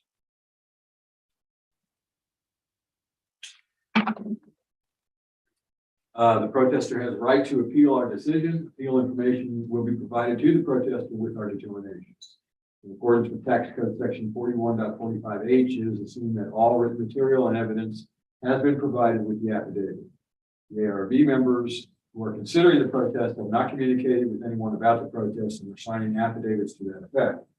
I, Scott Waggart, do solemnly swear that I have not communicated with another person in violation of tax code section 41.66F as it applies to case number 2022-546. 752, 771, 444, and 453. I, Joanne Ferguson, do solemnly swear that I have not communicated with another person in violation of tax code 41.66F in relation to 2022-546, 752, 771, 444, and 453. I, Ron McCann, do solemnly swear I have not communicated with another person in violation of tax code section 41.66 pertaining to case ID 2022-546, 752, 771, 444, 453.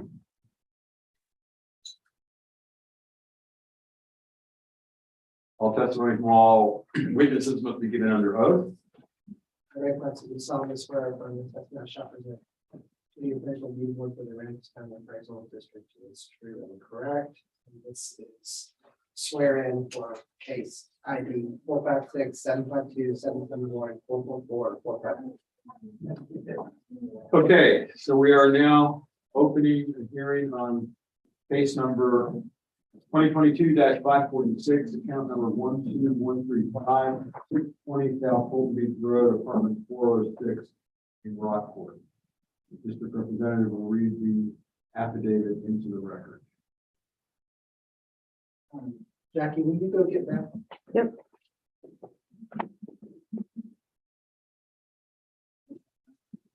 Evidence. Section 1 is the owner name. Mailing address. Section 2 is the property, description of the property under protest. 620 South Fulton Beach Road, apartment 406, Rockport, Texas 78382. Section 3, reasons of protest. Q1 and Q2 are checked. Section 4, 2 pages are marked as evidence. Section 5, statement of facts or arguments. Recent sales of homes in close proximity of subject property, similar age, class, square footage, price per square foot, significantly lower than the home in question. Opinion value is 343,524. Section 6 is check that do not intend to appear at the hearing either in person or by telephone conference call. Section 7, county is Aransas, signed by Kimberly Finley. And the notary is Bree Nicole Smith on the 10th of June, 2022. Stop right there. I just have a question there. Yeah. Is there a 0% chance while we do these affidavits that we will handle a agent not of record? Now, right, taking care of They're it all. all out. We're not gonna do it. And I will give it that. Thank you. All right, here's the second part of our evidence.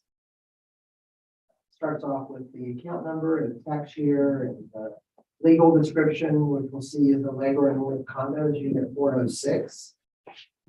And the market value and appraised value, and then they have evaluation for 22, 21, and 20.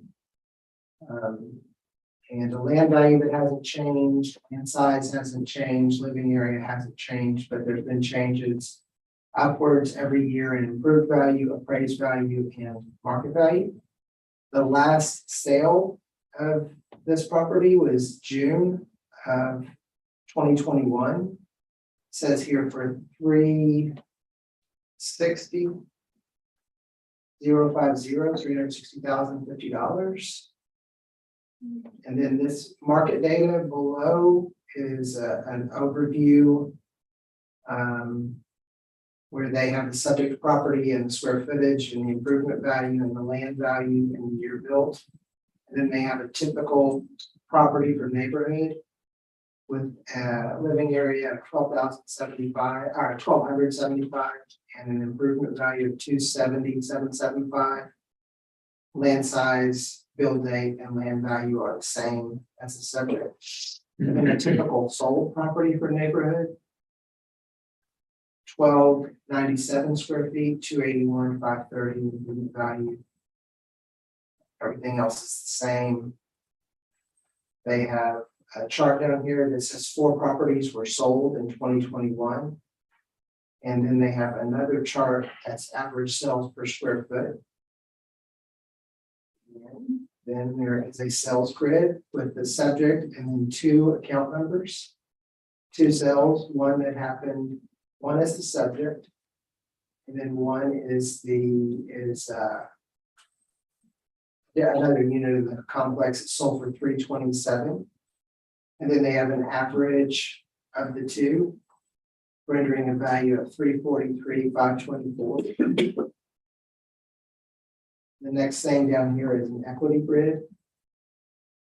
And they have several units in their grid. It looks like there's a subject plus 9 units and different values for 22, and they show their per square foot value. They show, I think we decided that was air conditioned space or something, GDA. Thing, I can't remember again. Year built is 1977. Median adjusted value per square foot is 254. Proposed appraised value is 346. Did they give her? Did I miss that earlier? Oh, 343. Their opinion of value is stated on their affidavit at 343,524, which is derived from. Is it sales? Yeah. Is that the average? Is that what we said? Well, there you go, 343,524. That's their sales. Okay.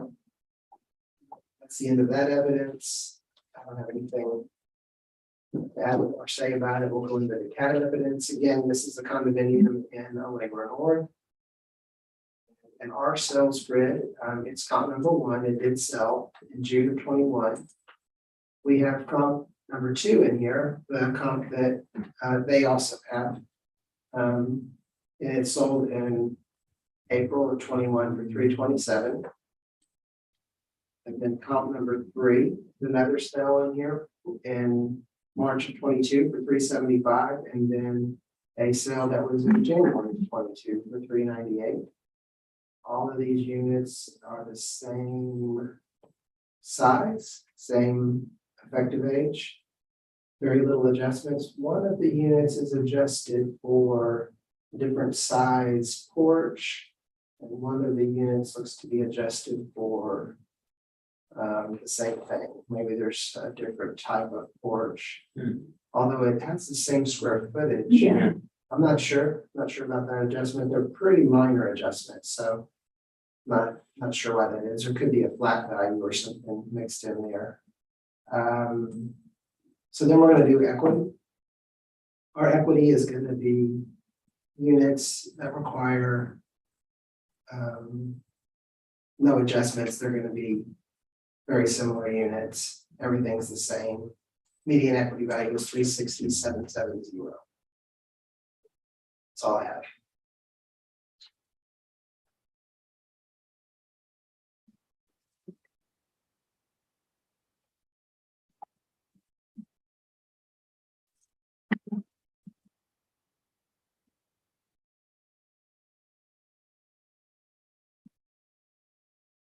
You, oh, really?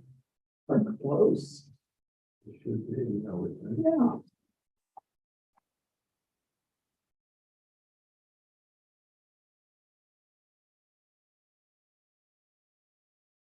you know, why in the equity grid, I wonder why, like, for example, comp four has different market value, but, and doesn't show any adjustment. Yes, More than likely it's distributed, but you have to check, meaning it may have been protested and settled. okay, So that's why there's a different number, but it doesn't show it. Because it's one of those things where math isn't being done. yeah, I mean, and to be a real even number like that, 350, Right, it looks like. you know, without checking it.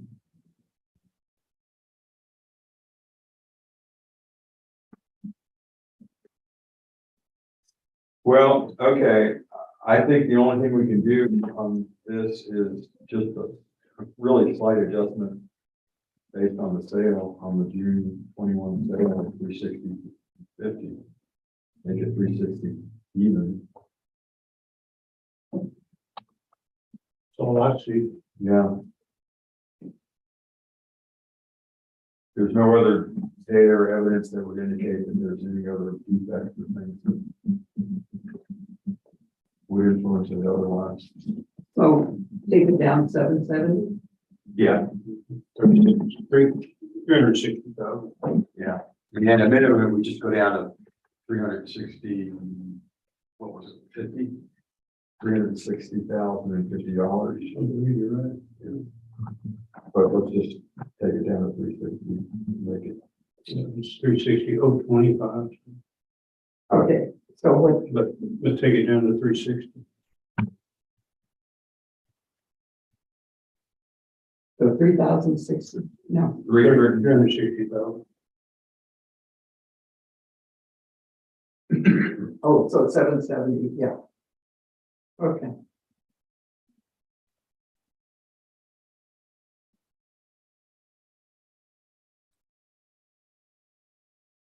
Okay.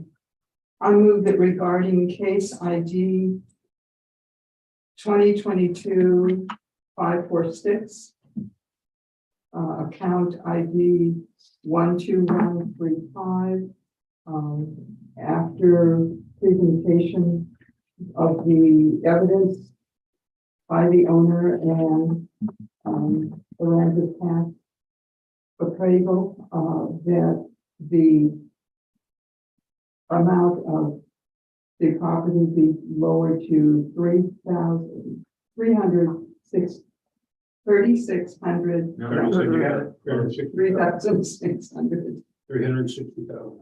360,000 On Q1 and Q2 for market and appraised value. for market, on Q1 and Q2 for market and appraised value. No other evidence is shown that there was another issue. I'll second. All in favor? Aye. Anybody opposed? Okay, that closes this one. Moving on, open the hearing.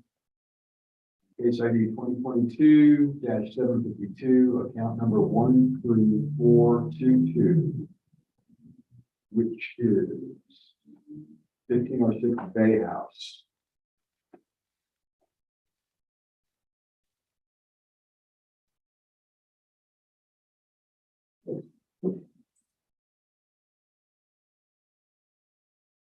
Ready? Sure thing. All right, section 1 is the property owner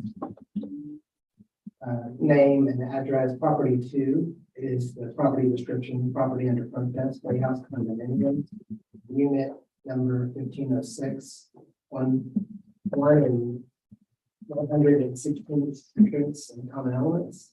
Section 3, reasons for protest, and Q1, Q2, section 4, 2 pages of evidence, section 5.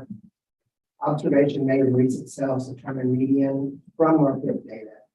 See attached comps and equity data. Opinion of value 240,510. Section 6, I do not intend to appear at the hearing, either in person or by telephone conference call. Section 7 is in Aransas County, signed by Robert Martin. on the 10th of June, 2022. Notary is Bria Nicole Smith.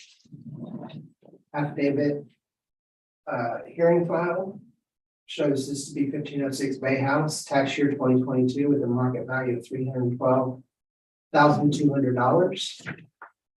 The next portion is the valuation for 2022, 21, and 20, showing the land size and land value in living area to not be changed, but an increase in improved and appraised and a market value in each of those years.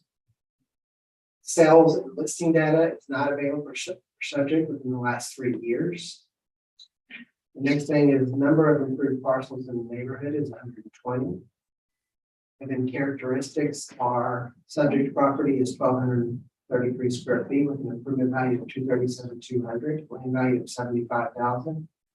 Build date 1981. Typical property for the neighborhood is 1980, 72,250 on the land, 213,615 improvement value. Living area 1260. Typical sold property is 1,266 square feet, 191,000, and improved value and 73,152 in land value. Average sales per square foot in the last 3 years. So there's 18 properties sold in 21, 12 properties sold in 20, 3 properties sold in 19. The numbers are pretty small. There's price per square foot, average sales per square foot in all of those shades there. The next thing is average sales per square foot in 2022. The only one I can read is the orange one. It says 231.23. The other ones are not legible. But one's up around 240, the other one's up just shy of 240. You can kind of see it there. Here we go into their hearing file where there's a subject and then there's 3 sales comps. And all the sales comps are sales in the year of 21, July, and January 21. And the sale amount is 188 for 2702 Bay House, 230 for 2500 building Bay House, and 250 for 2104 Bay House. Proposed market value is 240,000.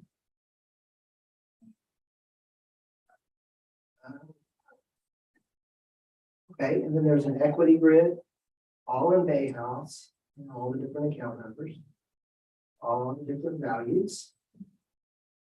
There for the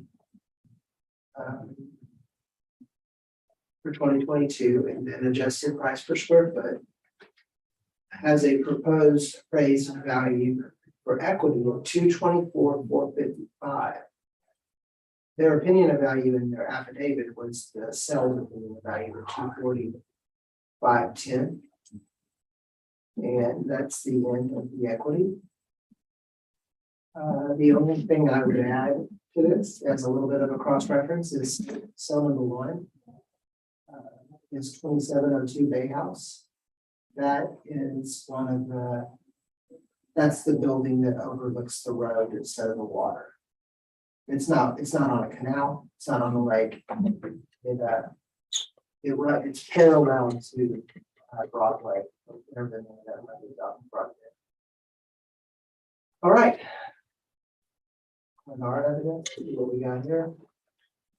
You know, these other sales comps, all the 2702, 2725. Okay, so does that imply it's building 20? Yeah, building 2500, building 2100, building 2700. Okay, apartment, Yeah, something or other. right, within that building. Okay, That is correct. 1500 is the first building and 2700 is the last building. That's the way it goes there. The lines all the way around the 1500 lines around the 27. And there's some comps on our end. We have a comp in the 2100 building for 322. We have a comp in the 2500 building for 304 and a comp in the 2,500 building, the 305. Those are January of 21, February of 22, September of 21.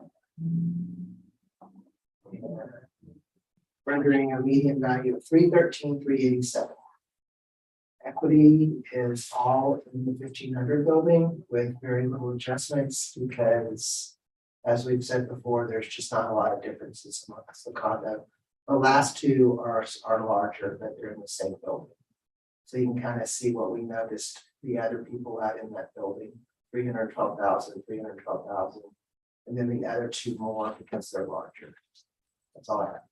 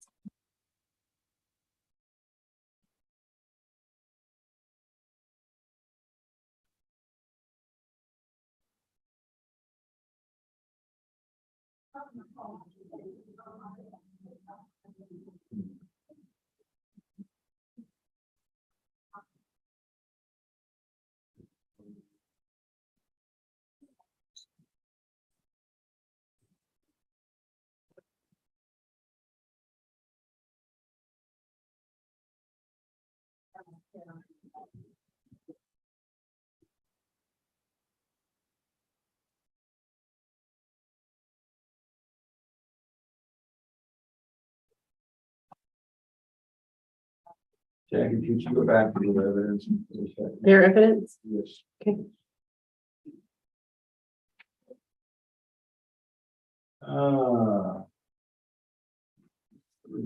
It's 2514 and 230. 2514. Is that all that places the road? No.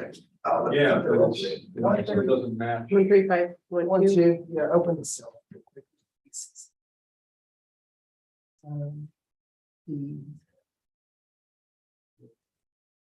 One more time, so. It's quite nice that we got. Yeah. Can I see Go a to picture? Go to the seller questionnaire. You know, I'll those let, two things. I'll let you guys know that we are not including this in our data because, let me just see why.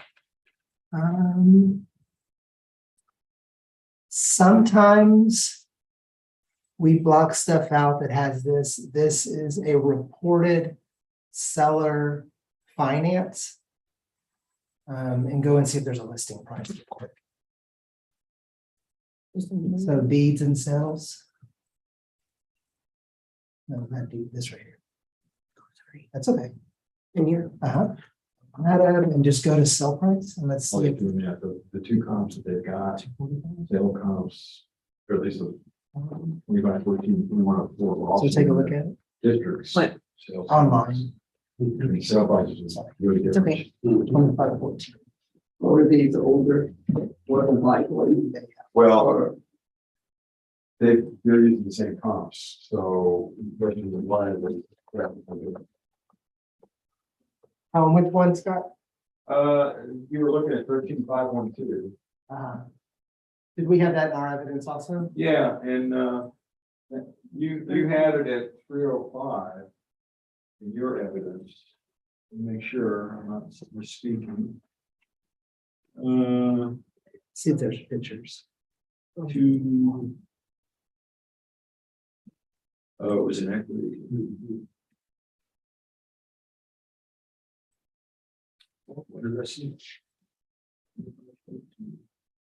Right. And scroll down.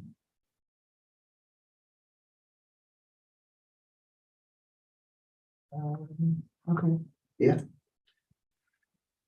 Did we have 135 in our sales grid? No, I thought you did. The reason for it. It's not what I thought. The reason is, it's actually 509. It's actually old data.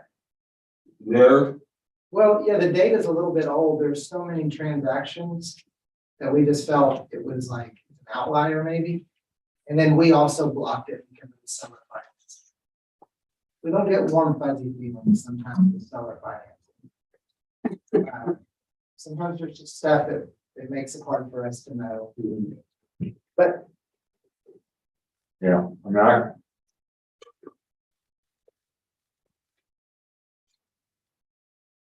Can't see a reason to come off with it.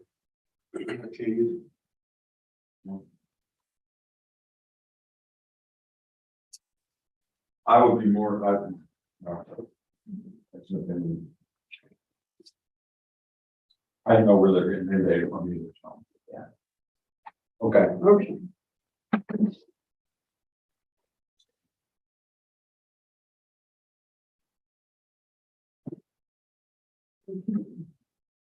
Regarding case 322-752, agent account 13422.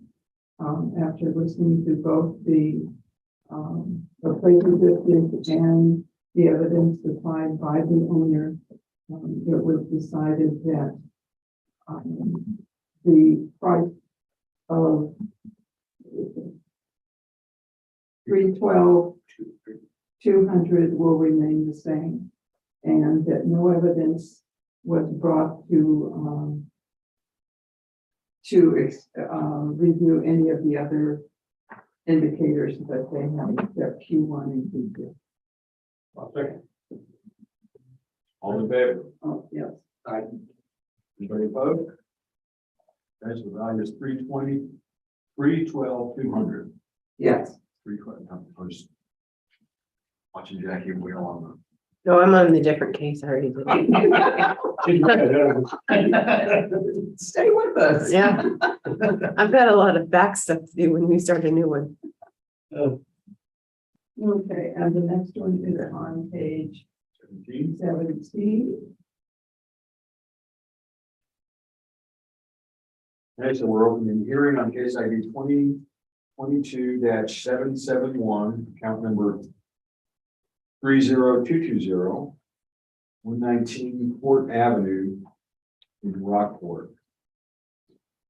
okay, are y'all ready? We're ready? Yeah. Okay, property owner is section 1. Section 2 is Palm Harbor Unit 1, Block 1, Lot 38. That's the property description under protest. Section 3 is Q1, Q2. Section 4 is 2 pages of evidence. Section 5 says recent sales found close proximity of subject property, similar age, class, square footage, and square footage price per square foot is significantly lower than the home in question. Opinion of value 261, 253. Section 6 says that they do not intend to appear at the hearing, either in person or by telephone conference call. Section 7 is the name and signature signed in the county of, this affidavit was signed in the county of Aransas by Kimberly Finley, 10th of June 22, by Brianna Holtzman. And the hearing file. So this is account number 30220 and the tax year of 2022, appraised value and market value 302,030, 119 Port. The next part there is valuation for 2022, 21, and 20, showing the land size and the improvement value and the living area have not changed, but the land value, the improved value, the appraised value, and the market value have increased over the last 3 years. Sales and listing data is not available within the last 3 years on the subject. The next thing is number of improved parcels in the neighborhood is, that says 54. It's either 54 or 84, probably 54. Looks like 54. Subject property is 1560 square feet, with an improvement value of $137,030. The land size of 7,500 and a land value of 165. Built in 1961. Typical property for the neighborhood is 1,500 square feet, $173,000 in improvement value. Land size 7,700, land value 115,000. Year built 1975. Typical sold property is 1,600 square feet, 250,000. Land size 9,500, land value 93,000. Year built 1977. So we've got these two graphs to look at. Average sales per square feet in the last 3 years. Looks like 2020 had 4 properties sold. It's the bigger of the graphs. And then average sales per square foot in 22. In neighborhood, those are just different. I'm not sure. I can't read some of the numbers. I don't want to spend a lot of time on them. Affidavit hearing file continued for the sales data. There are 3 comps. All the comps are in Palm Harbor, Port, Starboard, and Port. Those are Palm Harbor locations. Living area, 1,600 on one, 2,100 on the other, 1,500 on the other. Year built, 1979, 1970, 1966. Sales amount, 252 on one of them, on 112 Port. Comp number 2 is 371. And comp number 3 is 298. One of those sales is December of 20. The first one is, that is. The next one was March of 21 and then September of 21, rendering a value of 272,173. And then the equity grid is also all in Palm Harbor. All really close in year build, all really close in square footage. And then some values there, rendering a proposed appraised value of 261,253. So I think that's where they're, what they said here in their opinion. Yeah, so their opinion of value is an equity opinion, that the real value should be 261,253. And there we go. That's the end of that. Jackie, do you have Picto up? I do. Can you just show us the sales? I want to see where 30262 is. It's sale number 1.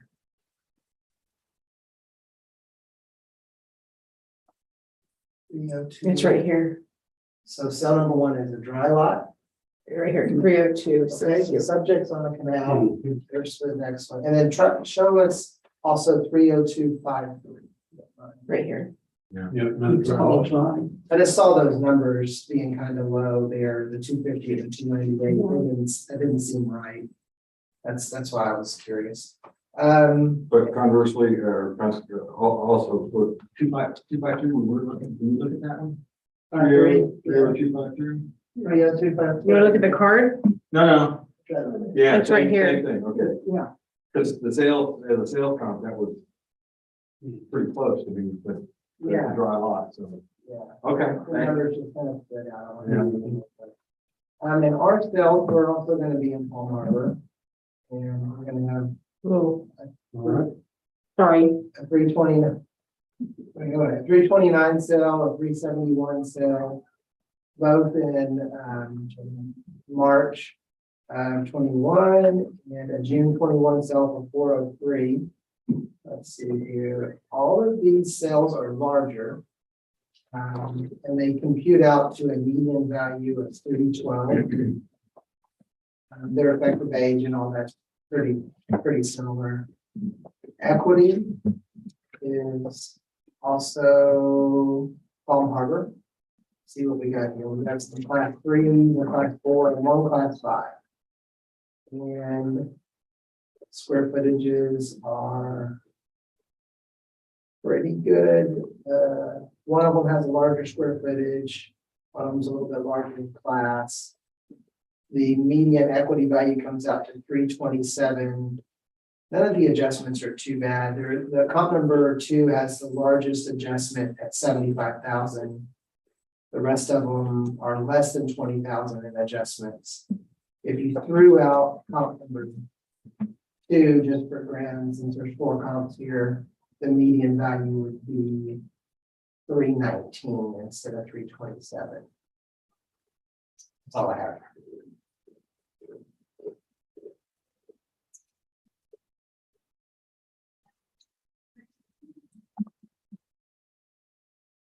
I don't see any more. I don't see any movement. Okay, Okay. I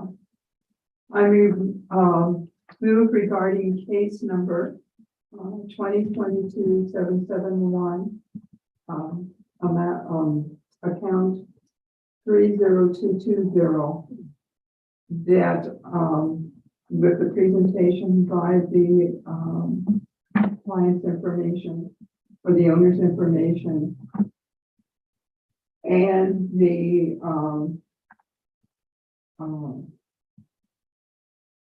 district, the rent of, what am I trying to say? Appraisal district, yes, thank you. Could not get that word out. That the value of the house should remain the same. We have looked at Q1 and Q2, and no other evidence was presented in relation to the other check boxes. I'll second. all in favor? Anybody opposed? Okay. Was it this one? Moving on to case ID 2022-444, account number 30314. Which is on page 4.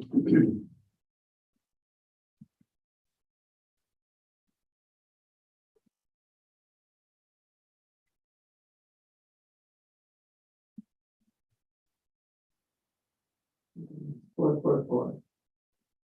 There, Bottom there, yeah. yeah, okay. Ready? Sure. I think I'm ready. Yep. Okay, so section 1 is the property owner. Is name and address. Section 2 is the property description. This is the property under protest. 239 Starboard Avenue, Lockport, 783. Section 3, Q1, Q2. Section 4, Q, negative evidence. Section 5, opinion of value 273, 532. Equity data shows adjusted value of subject property, adjusted price per square foot at 105. Section 6, I do not intend to appear at the hearing either in person or by telephone conference call. Section 7, this is signed in Aransas County by James Cooper with notary Rhea Nicole Smith, 10th of June, 2022. Next thing we'll look at is the hearing file for account 30314. And in the year of 2022, market and appraised value at 296.20. Had valuations for 22, 21, and 20 with a land value that has went up, a land size that has stayed the same, a living area size has stayed the same. But land improved, appraised, and market value have increased in all of the 3 years. Sales and listing data is not available for subject within the last 3 years. Subject property is 1396 square feet with 158,000 improvement value, 6,900 square foot lot with 138,000 land, built in 1969. Typical property for the neighborhood is 1,700 square feet with $233,000 of improvement value, 7,400 square foot lot, $149,000 in land, and the year built in 1980. Typical sold property is 1,759 living space, 219,000 improvement value. Extra feature, land size 7,900 square feet, land value 153,000, year built 1986. And then there's 2 graphs, average sales per square feet in the last 3 years, and average sales per square feet in 2022. Affidavit hearing file. There's a subject, and then there's 3 cells. All 3 cells here are in Palm Harbor, subjects in Palm Harbor. The market, the sales amount are 417, 329, and 403, with 1 cell being in 2020 and the other 2 cells being in 21. Proposed market value for the subject is 278, 404. And then equity Grid is next with all the equity comps coming from Palm Harbor. And rendering a proposed appraised value of 273,532. Median adjusted value per square foot of 195.94. That's the end of their evidence. Their opinion of value is 273,532. CAD evidence is we're in Palm Harbor. Castell's data indicates a value of 320 for a median value. We currently have 296 on the property with 3 different sales coming. One in all in 20 or 2 and 21, 1 and 22, or 329, 403, and 425. And then our equity grid reports at 321, 912. And that's comping all class 4 homes. All of them are 1,600 per feet or less.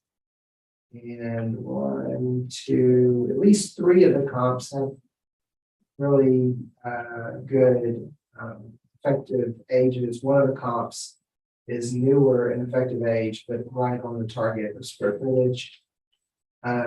If you wanted to eliminate that comp because of effective age, the median value will not be 321, it will change to 317. Either way, our 296, 320 is supported.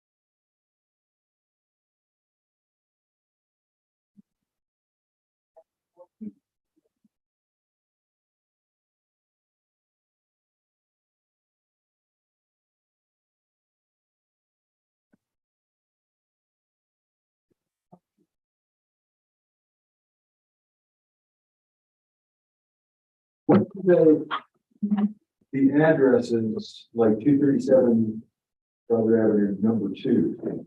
Like, is it a duplex or is it? No, that's in their legal description, right? Let me check something.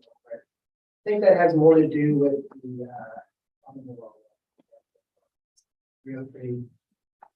I saw that, but I believe, well, let me just leave the legal description on the card and then all that. It's just the Unit 2. It's the unit. They put number 2, but it's legal description. Palm Harbor has unit 1, unit 2, unit. They may have unit 3. Oh, I see. It's in there. It's like in their a subdivision of the subdivision. Yes. Okay.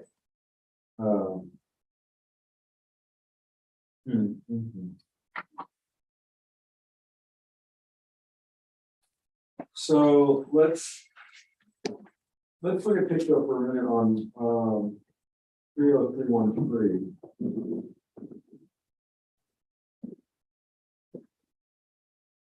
Great. And 3, and so I mean that's right next door. Right. Can you zoom in a bit so you can see? So it looks like it's smaller. Oh, that one, yeah.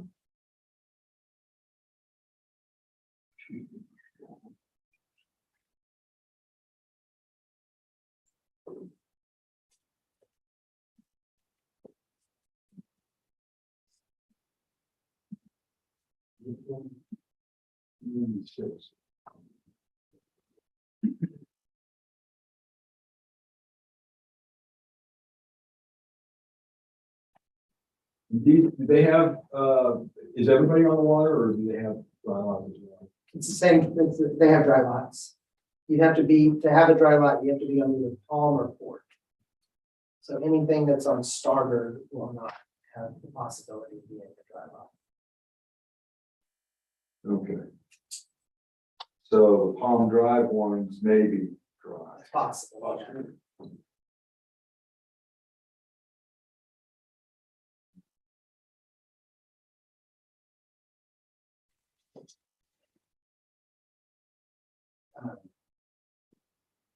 all the Palm, in their equity grid, all the Palm addresses are even. So you could just look at one of them, Yeah, and if one of them's dry, then they're all dry, if one of them's wet, then they're all wet. so let's, Because the evens on one side, the odds on the other. yeah, let's take 30281. Yeah, so that's more. Yeah, there we go. So they're all in water.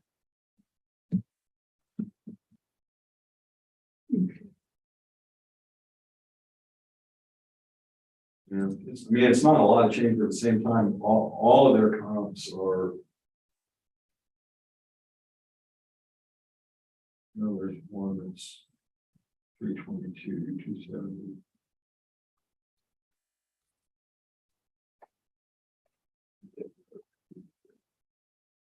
District. Equity.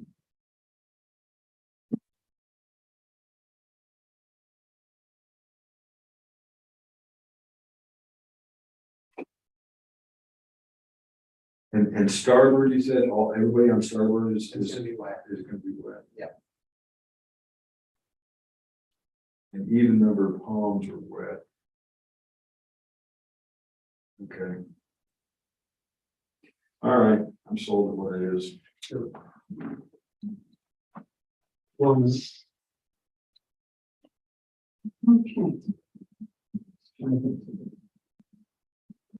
Good. Thank you. I move that regarding case number 2022-444, account 30314, the price of 296, 320 remained the same. After evaluation of information given by the appraisal district and supplied by the owner of the property. It's actually. Q1 and Q2 have been evaluated. Yeah, go ahead. The agent is providing all the data, but ultimately some of it may get comfortable. The owner, okay. Okay, A second. all in favor? Aye. Anybody opposed? All right, last one for this batch is we're opening a hearing on case ID 2022-453, count number 46538.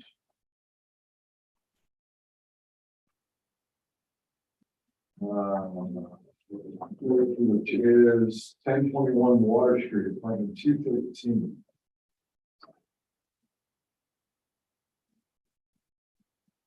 And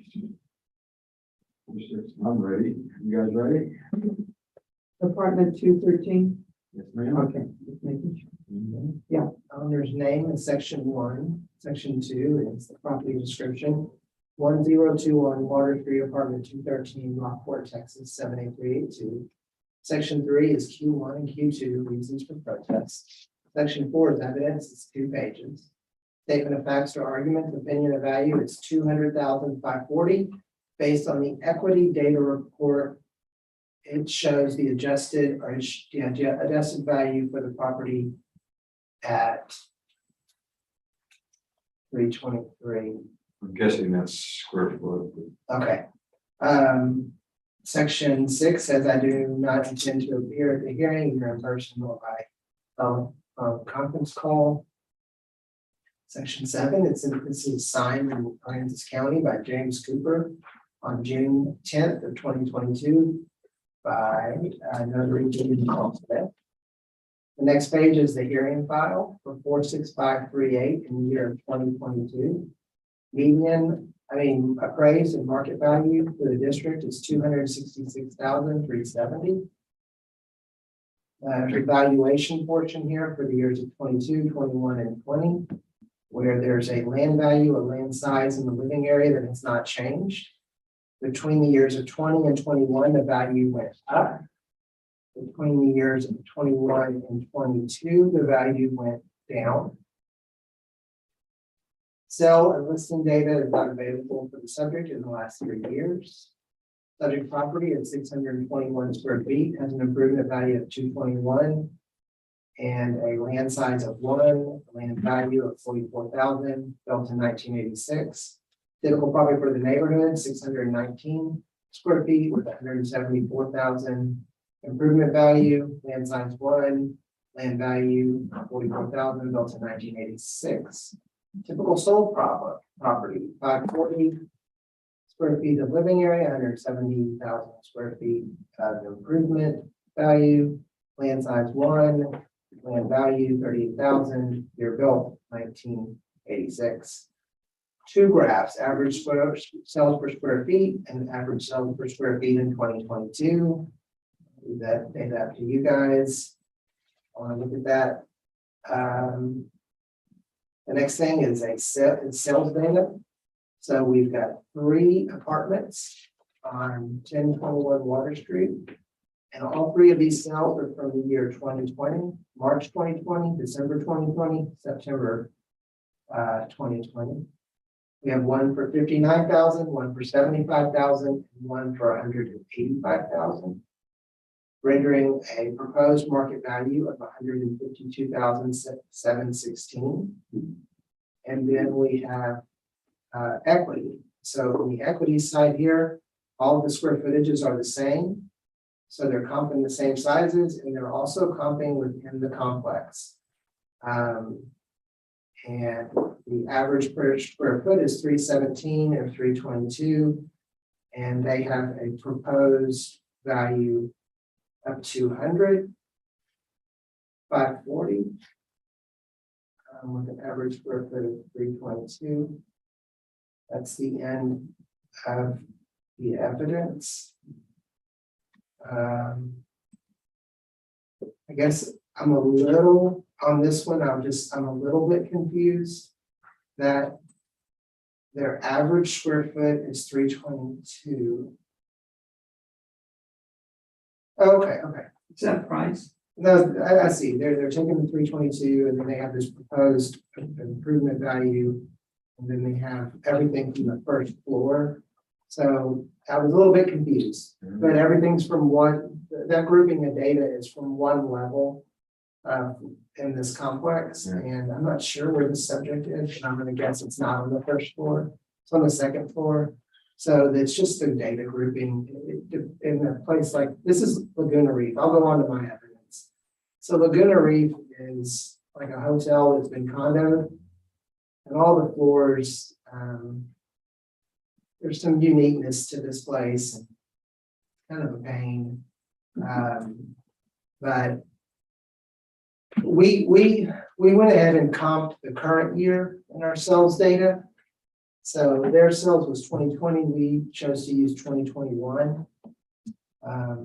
So in March of 2021, on the second floor, this particular unit, the one that's under protest, the one that they said hasn't sold in the last 3 years, it sold for 274,550. Comp number 2 is also on the second floor, sold for 270. Same size. There's no adjustments in either one of those. Comp number 3 is on the second floor and sold for 270. Again, there's no adjustment. It's just the same redundancy of the unit. They're pretty much the same. And then in our equity grid, there's no adjustments. We're just comping the same size units over and over again, 621 square feet units. And that's it. So do we support our value? I mean, look, 270. Yeah, 266. Yeah, we support our value. We would definitely be opposed to their way of doing things in this account. Yeah. Is there any? It doesn't look like there's any adjustment based on what floor you're on. That's what I was looking to see.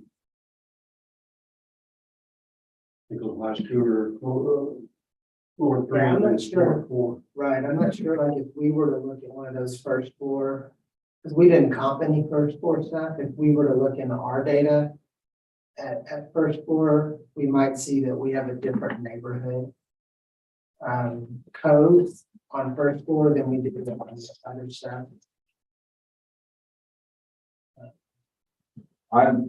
Yeah, we can do that, in your equity data.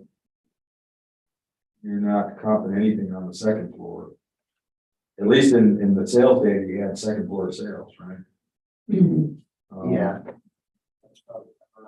Are there first floor apartments? So.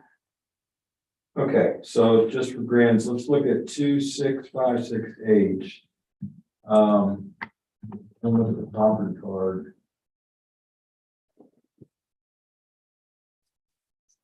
And that's a fourth floor guy. Oh, let's see. Is that 26568, Jackie? Did I say it wrong? Yep. No, that's a different place. Two.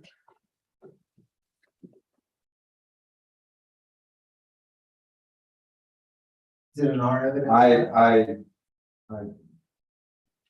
46568, you mean? how about, yeah, 46568, that's what Okay. I really said. Oh, okay, this is in our equity grid. Yeah. So show on the property card, Jackie.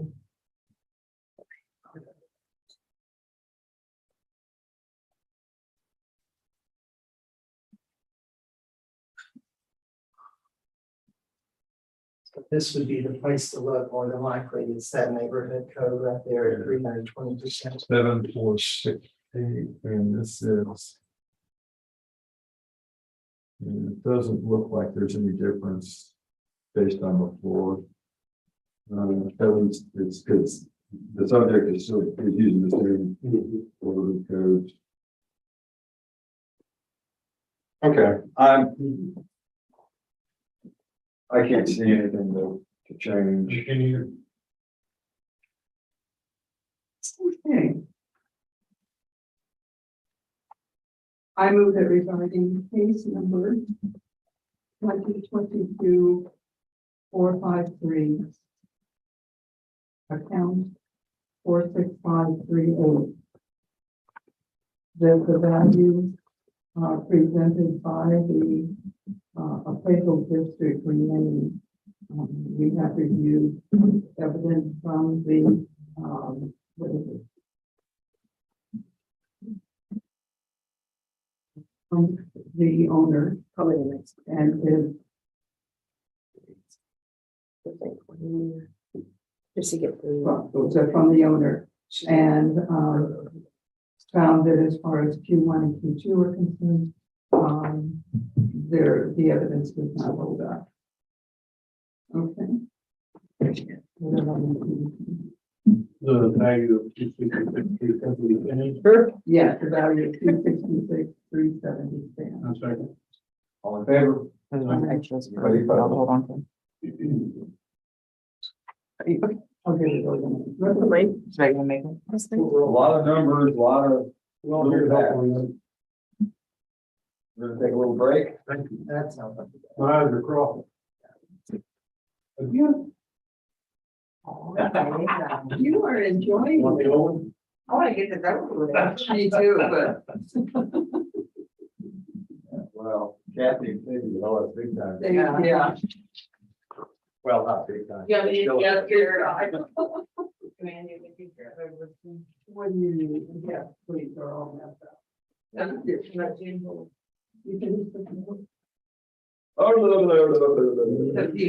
one page. That should be it. Yeah, I think that's it.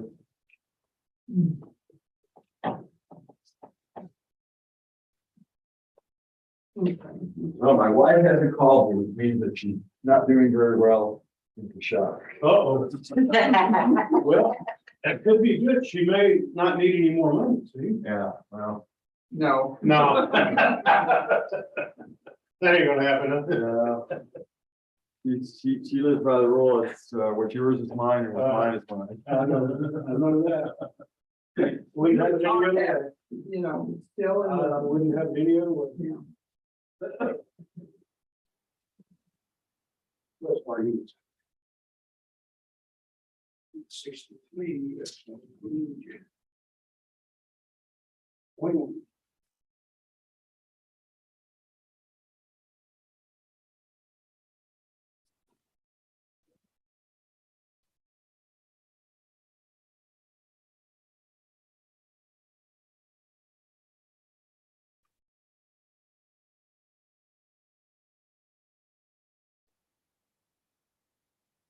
557 is on 13.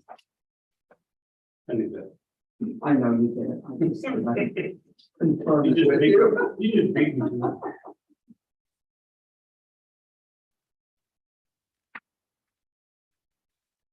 Let's see.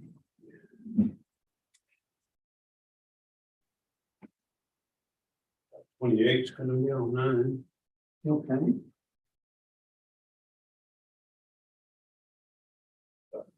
Two. Thank you.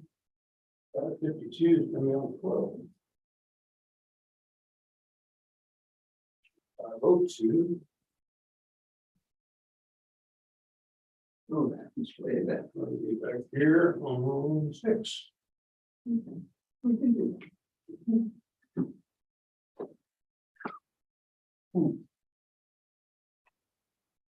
This one, we'll get eye test. that. Get some new glasses. I just did them. This is it.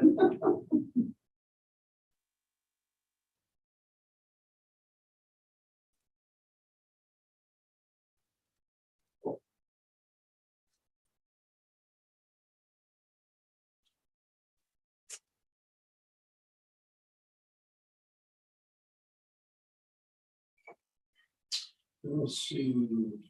Let me see that.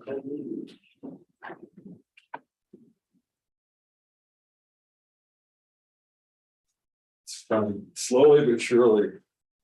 Sanity is all. creeping back in.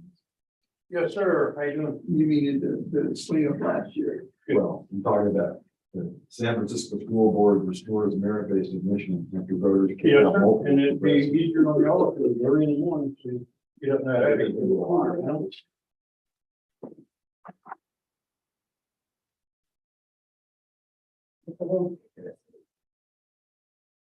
Okay. Okay, that'll be fine. I'll be there already. Ready for you. And, No problem. Pages. yeah, I had the outside unit Okay. replaced, but. First one. 63 And, is the on inside page unit. 21. Okay. And ever since that was done. 57 is on 13. The supply. 28 is on 9. 69. 52 is on The house 12. helper will not get below 75. And it's. And 02 is on 6. Excellent. Thank you. So probably, maybe super heater at overcharge, I don't know. Appreciate it. All right. Still hassling? No, they'll be there in the morning. Oh, Is that, No, he doesn't have any workers. My guy, he said, yeah, but the one he. this is their boss, and he said they'll be there in the morning. 8 o'clock. I said, okay. Because I called them and they said, no, they couldn't do anything. That was a couple of weeks ago. Or Their when we boss? first got- Yeah, Yeah, I emailed them this morning, called them 3 times. They finally answered. But they don't answer the phone at the office. no, it took me a couple of calls to get through them, and then I But went to this the, time of year, there's no anyway. oh, yeah. This is- That's understandable. At least they call you back. Well, since nobody wants to work or Yeah. is interested, they should. That's crazy. yeah. it was- But who would want to be working in an attic every afternoon? Yeah, I saw some I guys. gave that up. I was driving in and there's a house. After you go around the curve, place on the right, and the guys, I think they have a diving, commercial diving. business in Hampton. I always chuckle because of the Aggie gate that they had with, you know, what, a 12-foot swing gate on 2 posts, no other fences. Yeah, let's take a walk around the gate. Well, they're just planning to do. It's like the other one, I got the picture someplace and showed one of the bookstores in College Station that during the hurricane had plywood up on the inside of the windows. I think it Had to be Aggie, yeah, and I'm sure it went viral. yeah. They lost yesterday in the College World Series, so they're out. Oklahoma beat them. Go to eye appointment. So you have to be able to come up.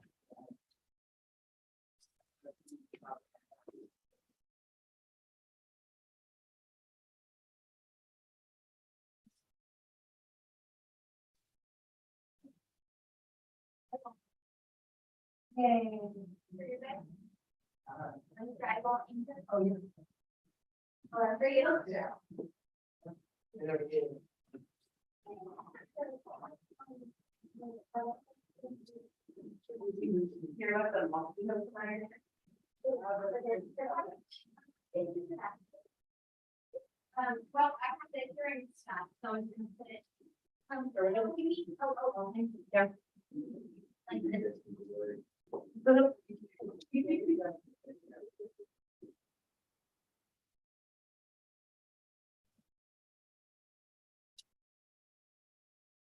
You got the list? Yep. Okay. Worry about me, I'm good, go. She's younger, faster. We must have had candy in her office. She said she doesn't use. Yeah, that's what she says. I don't want that candy, I'm eating like a gumdrop, actually. No. Okay.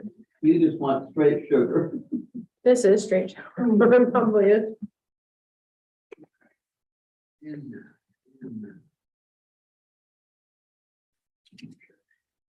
Just good by you. You got the page numbers if you do. Oh, yeah, Okay. Do we go through the swearing thing again? Do we do Yeah. that? Yeah, Really? I figure I knew it would stick it on the. so we are They're sticking commencing at this. a series of hearings that we will announce as we go into each one. This hearing is being recorded and streamed live on YouTube. All these cases have market value and equity under protest in addition to a number of other protest items that we'll address as we go into the case. We are the appraisal review board that will be hearing the protest today. We do not work for the appraisal district. We are appointed to perform an independent review of the protest. Protester has the right to appeal our decision, and appeal information will be provided to the protester with our determination. According to tax code section 41.45H, it is assumed that all material and evidence has been provided with the affidavit. The ARB members who are considering the protest have not communicated with anyone about the protest and are signing affidavits to that effect. I, Scott Wagner, do solemnly swear that I have not communicated with another person in violation of tax code section 41.66F as it pertains to case IDs 2022-863, 557, 528, 552, and 502. I, Joanne Ferguson, do solemnly swear that I have not communicated with another person in violation of tax code 41.66F related to cases 2022, 863, 557, 528, 552, and 502. Ron Kennedy solemnly swear that I have not communicated with another person in violation of tax code section 41.66F pertaining to case ID 2022-863, 557, 528, 554, 502. 554, 552. Yeah. 502. Yep. Okay. Ray Preston, solemnly swear to affirm the testimony shall present to your favorable view for the rest of the presentation. Correct? covered pages 863, 557, 528, 552, and 502. Okay, Ray, we're ready anytime you want.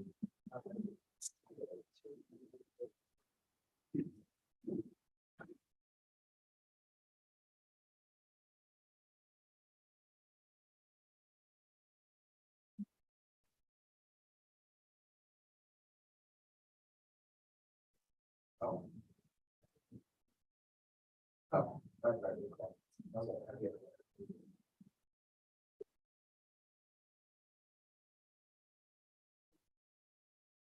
Neighborhood events, property owner. Section 1 is the property owner. Section 2 is the property description under protest. Oak Terrace, North Path, 565, and all of 556, 557, 567. South half of 568. Reason for protest, P1, P2, 2 pages of evidence, section 5. Opinion of value, 149,275 for equity. Section 6, I do not intend to appear at the hearing either in person or by telephone conference call. Section 3, this is name and signature signed in Aransas County by Tracy Clayton on the 9th of June, 2022, notary Bree Nicole Smith. Affidavit hearing file as account number 29981, 828 Oak Avenue. Market value 246,940. The year is 2022. Valuations for 2022, 2021, and 2020 are here with the land value staying the same, the land size and the living area staying the same. But in all 3 years, the value has went up. And improvement in market value and effective value. Sale and listing data is not available for the subject. Subject property is 1740 square feet with an improvement value of 201,000, with land size of 19,000 square feet.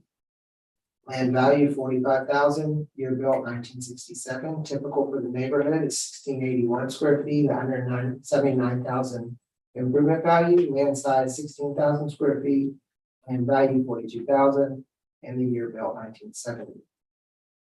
Typical sold property, 1,700 square feet, 179,000 improvement value, 16,000 square foot lot, $44,000 in land value. Typical year built 1944.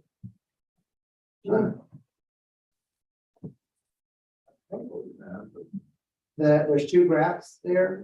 They're the average sales per square foot and the average sales per square foot in 2022. The first one is average per square foot in the last 3 years. Continuing in the hearing file, we'll get to a sales grid of sorts, where they have 3 cells on Oak, Pine, and Pine. All of those are in the Oak Terrace Avenue. One is for 153,000 in 2020. One is for 195,000 in 21, and one is for 233,000 in 21. And they're pretty similar in size, pretty similar at year built. Then there's equity. All of these are in Oak Terrace. All of these are reasonable in their square footage, it looks like from here. Year built. Has a proposed appraised value of 149,275.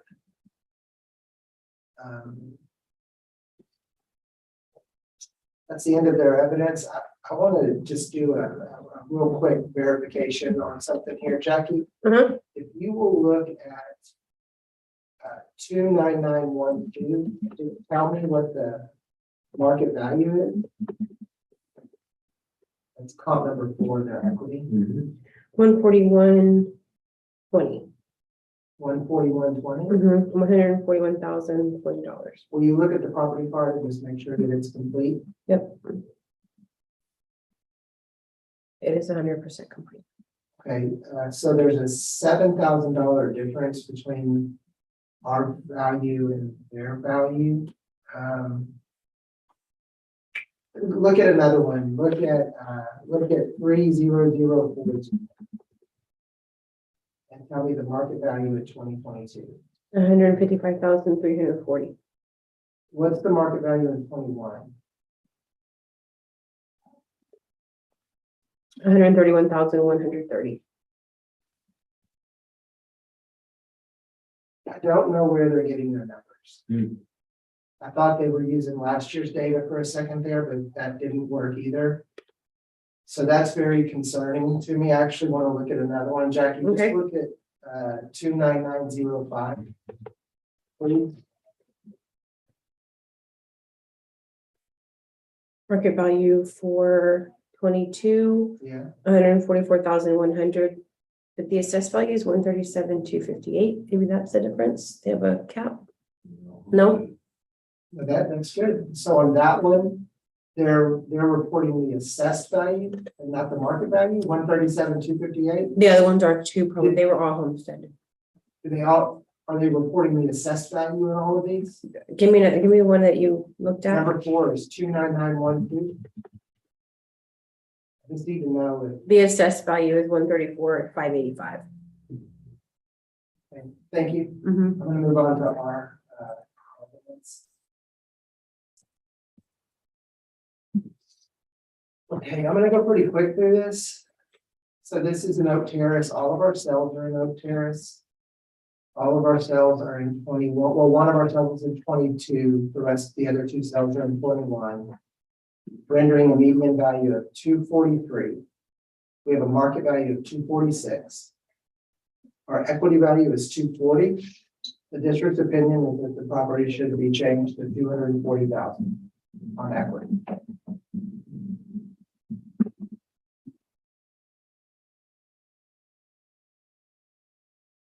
I accept. Yeah.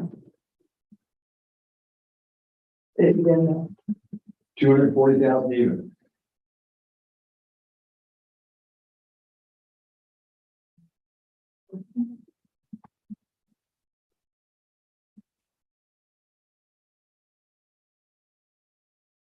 okay. Concerning case. UNT 22 863, amount or account 29981. I recommend that or move that the value of the property be lowered to 240,000. After evaluating the information from the appraisal district and the owner of the property. Q1, Q2 was met. None of the other checked items was there any evidence for. I'll second the 240,000. Okay, all in favor? I. Anybody opposed?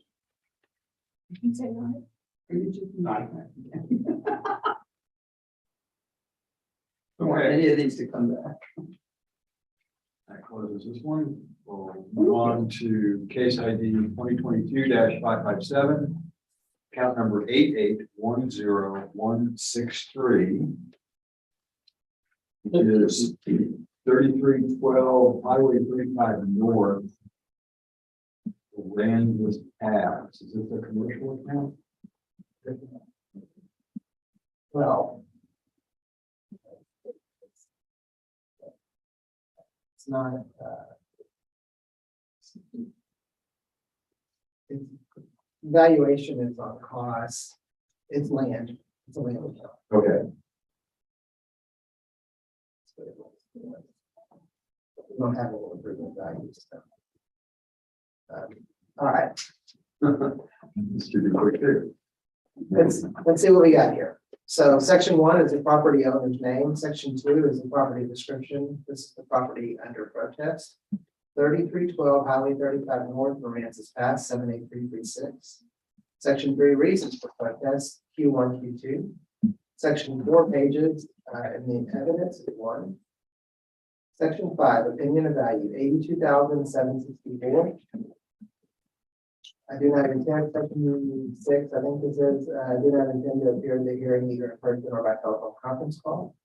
Section 7 is the County of Aransas, signed by James Cooper on 10 June 2022 by Rhea Nicole Smith. And then this next section is vacant land sale vacant land sale date. There are land sales. The first thing on the line item is the subject. And then there's a land sale on 188. For the subject is 435,000 square feet. There's a land sale for 260,000 square feet. And then there's one on Retreat Drive, that's 500,000 square feet. All of these are large, some of them about half as big, but they are large pieces of land. One's on, a couple of them are on 188, 1, 2, 3 of them are on 188. In fact, comp number 4 and comp number 1 are it's the same comp. Looks like it's sold twice. Then there's a comp on Adolfo, comp on Duck Haven, and another comp on 188. The years for this data is 2019 to 2021.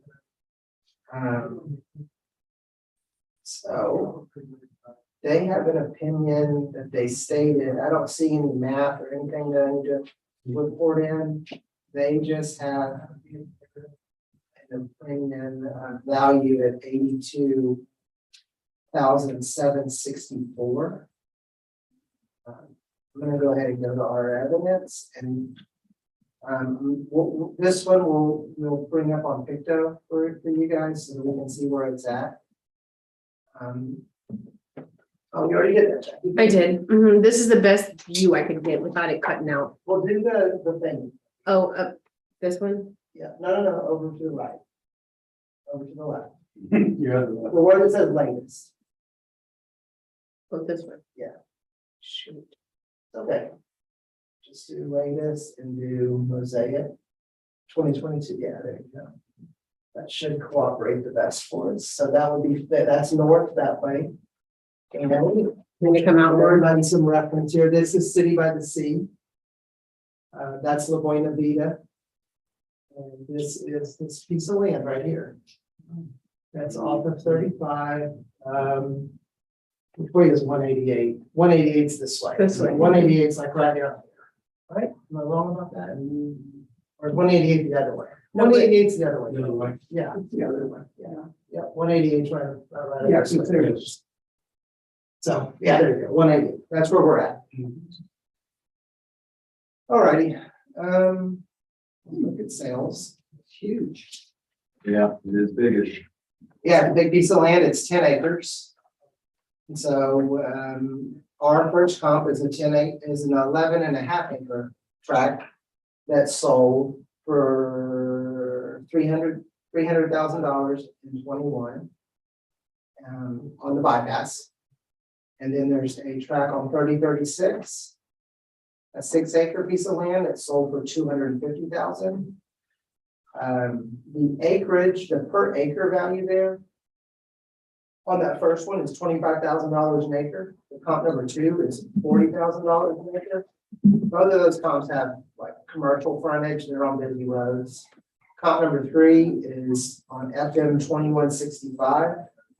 And it's sold for, it's 10 acres, sold for $210,000 or $20,000 an acre. We have a value of $176,000 on the subject. The indicated value on a sales approach would be $260,000, showing us to be about $100,000 shy on the value, although you could argue that the shape of this land and the way that it's, the depth of it, you know, maybe it's really not worth 260. We might be closer because it's a long, narrow thing with just frontage there in one part. Equity is us comping larger pieces of land on the first 2. And then we're comping a couple of smaller properties on the next, rendering the equity value just balances out to 176,640. And there was an effort to just put frontage lots in here on Highway 35.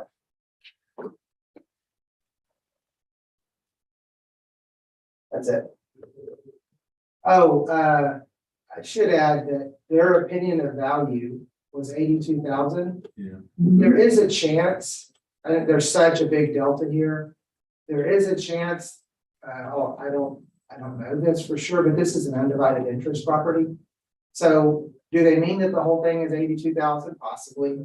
Do they mean that their portion is 82,000? They could mean that possibly. I just want to say, I don't know which one of those that they mean. It just depends on how you're looking at it. If you realize that you're protesting the market value of the parent account, but a lot of times people don't realize that. They think they're protesting the child, but you really never are protesting the child. Right.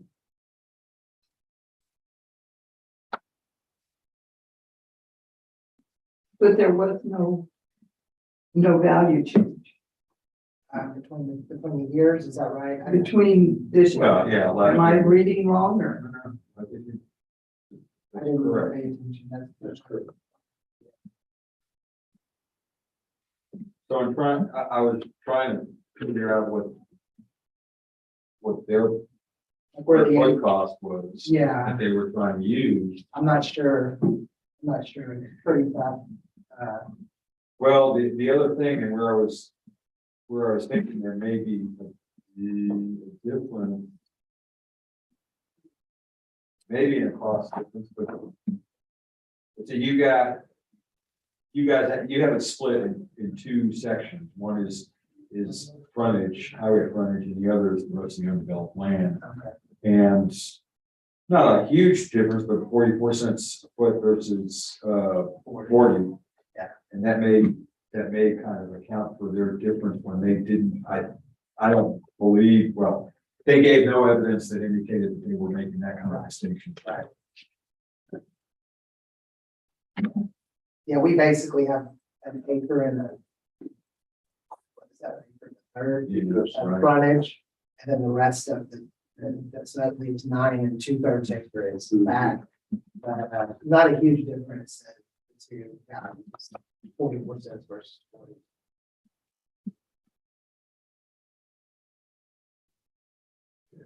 So. Yeah, I can't see changing I can't even. it. Okay, so. In reference to property 2022-557, account 810163. After looking at the representative or owner information and the appraisal district's presentation, I recommend that we maintain the same price, that there be no change in the current value, which is 88,320. Second. All in favor? All right. Any opposed? Okay. All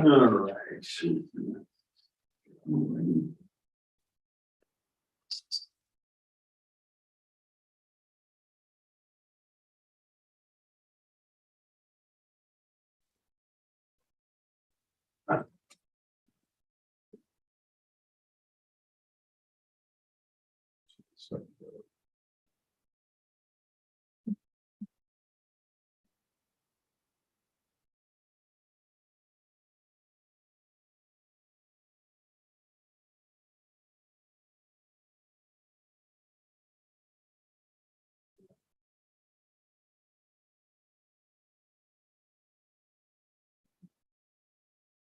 All right, so we're opening the hearing on case ID 2022-528, account number 50017, 1603 Monkey Road, Rockport.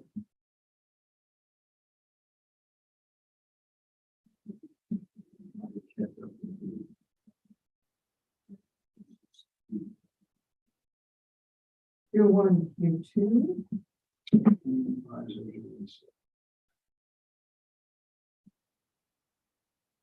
Okay, Ray, I'm ready. You guys ready? I'm the owner at, section 1, property owner's name and address. Section 2 is the property description, 1603 Lucky Road, Rockport, 78382. Section 3, reasons for protest, Q1, Q2. Section 4 is evidence, 2 pages.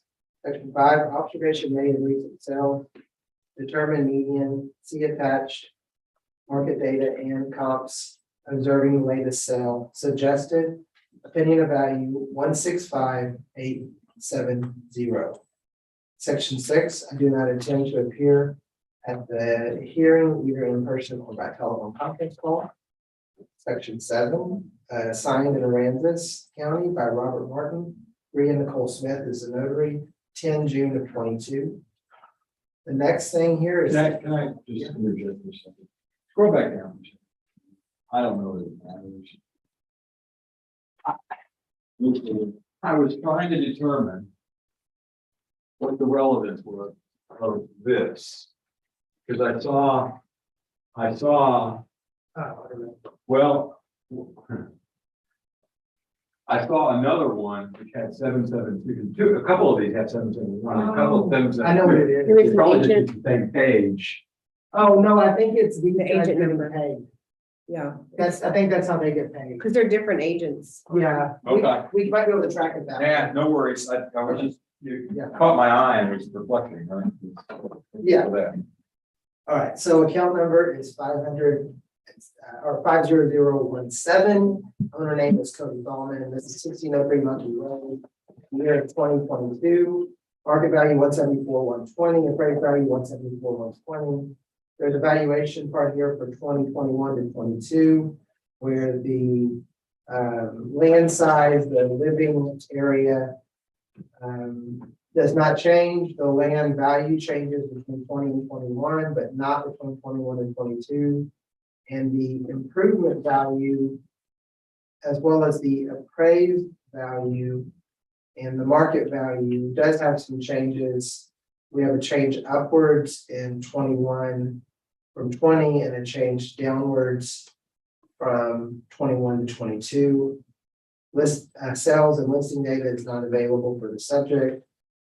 Subject property is 1377 square feet, $111,000 of improvement, 49,000 square feet of land, land value 62,000, year built 1985. Typical property for the neighborhood is 1,600 square feet with $108,000 of improvement value. Land size 263,000 square feet, land value 84,000, and year built 1960. Typical sold property is 1,800 square feet, $205,000 of improvement value, 431,000 square feet of land, and that value is 74,000. Year built 1993. There's 2 graphs representing average sales per square foot. And then at the bottom here, there is an Aransas sales overview of neighborhood sales. The first one is on 18th Street, and the sale amount is $641,250.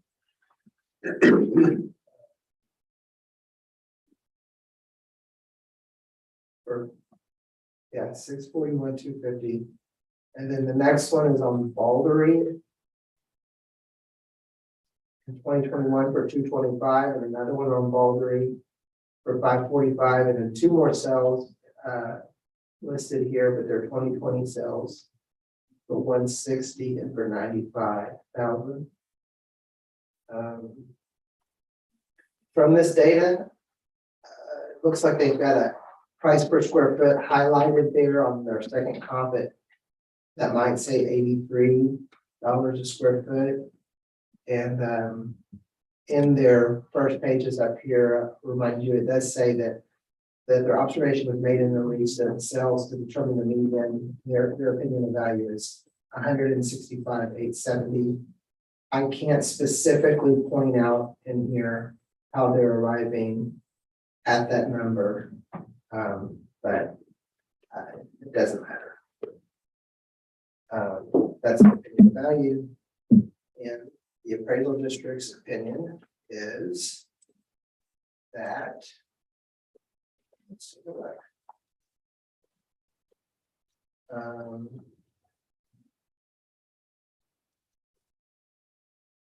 So they basically, all of their evidence is really focused just on the land, is that correct? No, it's residences. I know a couple of those are residences. Yeah, okay, you're right. See something here real quick, guys. Okay, our sales, information is, there's a cell on Griffith, and that's in Peninsula Oaks. There's a cell on Allen and Parks, and that's in Coconut Cove.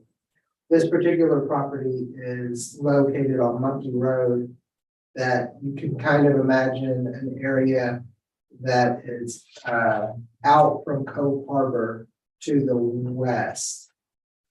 And these first two comps are not in that area. Comp number 3 is also not in that area. It would be my opinion that they gave that let's go with their opinion of value, the 165. And let's not spend any more time with me trying to convince everybody that those sales talks are what I'm talking about. Yeah, let's just take a peek at the equity grid though. Equity is gonna report. The equity grid is good, it's in the right area, Crest is in the right area, Murphy's in the right area, Hardy and York are fine. Class 4s, class 3, class 4, bill dates are all good. Equity value of 1, median value of 180,852.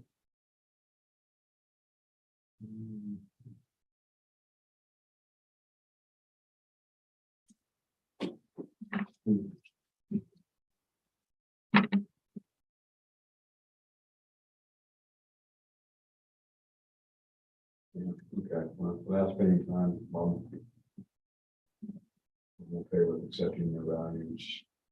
Not that big deal.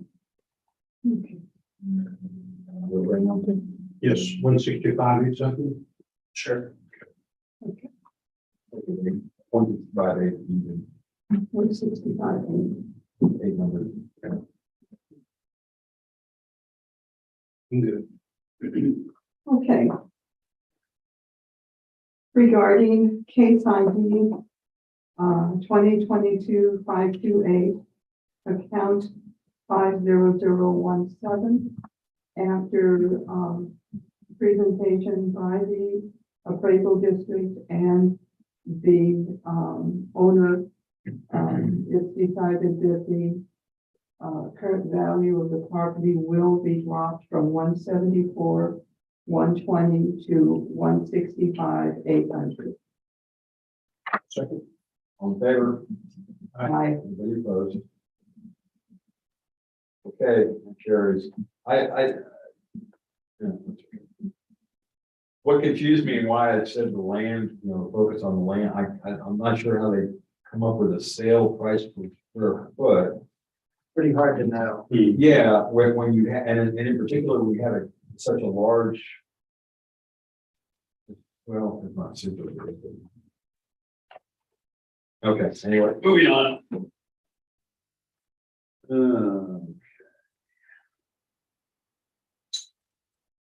So we are now opening a hearing on case ID 2022-552, account number 17956.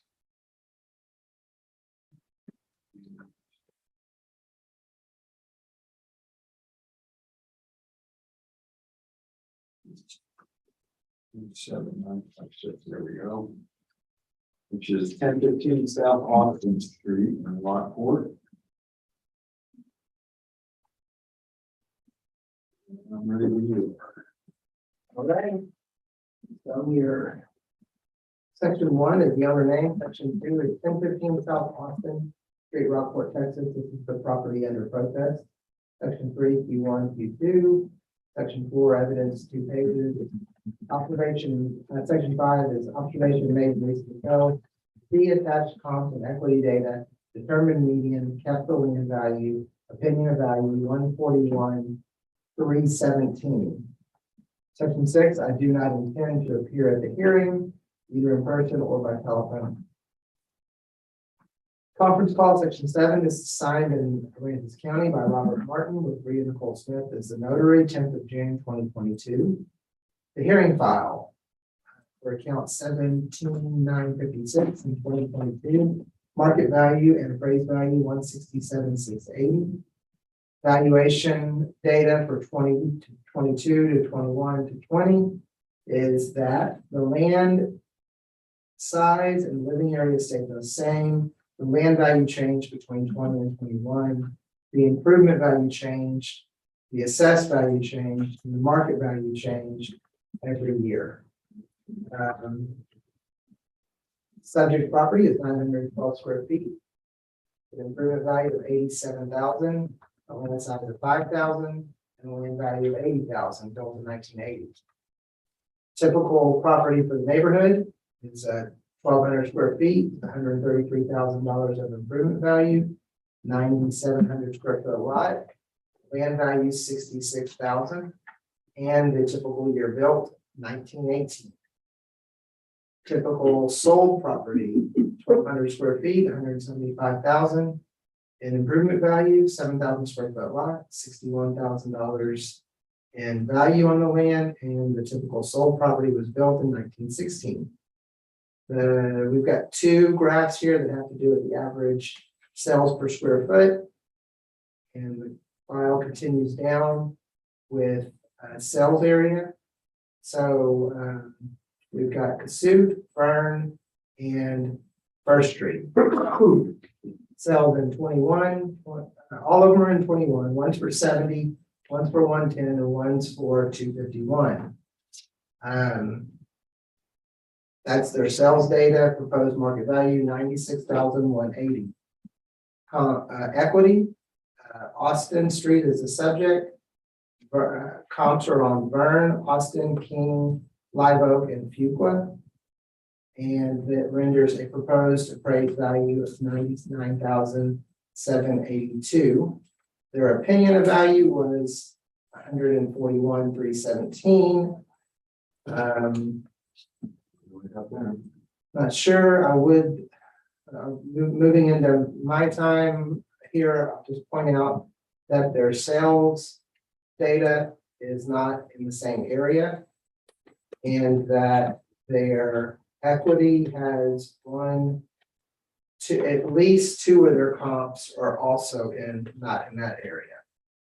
As not the same area as the subject. The area that the subject is in is known as South Rockport. And they could have chose between 84 sales if they had desired to. And the grid looks something like this, the sales grid. We have a value of 167. And there's a sale on Church Street for 202, a sale on Magnolia for 173, a sale on Live Oak for 180, rendering a value of 200,000, median value of 200,000 with a market value of 167. Equity, we're comping some smaller homes here, trying to stay less than 1,000 square feet and stay at that 3 class. And when we do that, we have a median value of 189. That's it.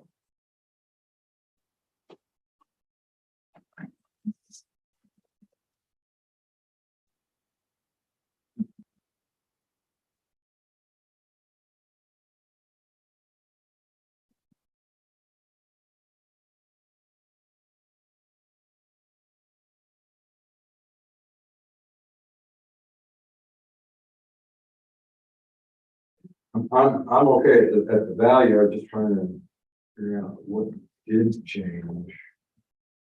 Cause it to go up just a little bit did. Well, that's what I was looking at, 160. Yeah, we did 160, maybe it was. We changed the South Rockport neighborhood adjustment. Okay. For sure. I'm good. The only thing I see is, the picture, looks like the house is painted white. And the one you have. Oh, wait, the whole picture. The old picture, a 98 picture. 98. It's been remodeled Okay. since then, yeah. Yeah, Right?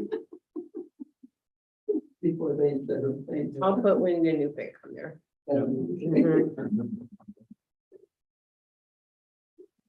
Okay, we ready? Yes, I'm ma'am. fine with that. You good? Listen to me on this one, okay. In regards to, property case, 2022-552, account 17966. 956, I'm sorry, 17956. Q and, 1 and Q2.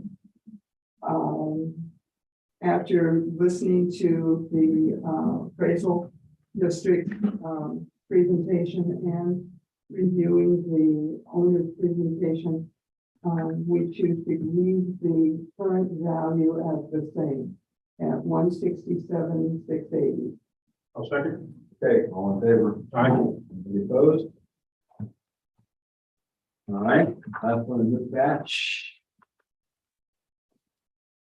Case we're opening hearing on case ID 2022-502.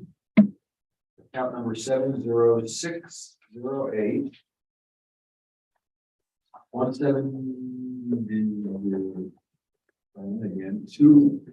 2002 Chaparral Street in Rockport.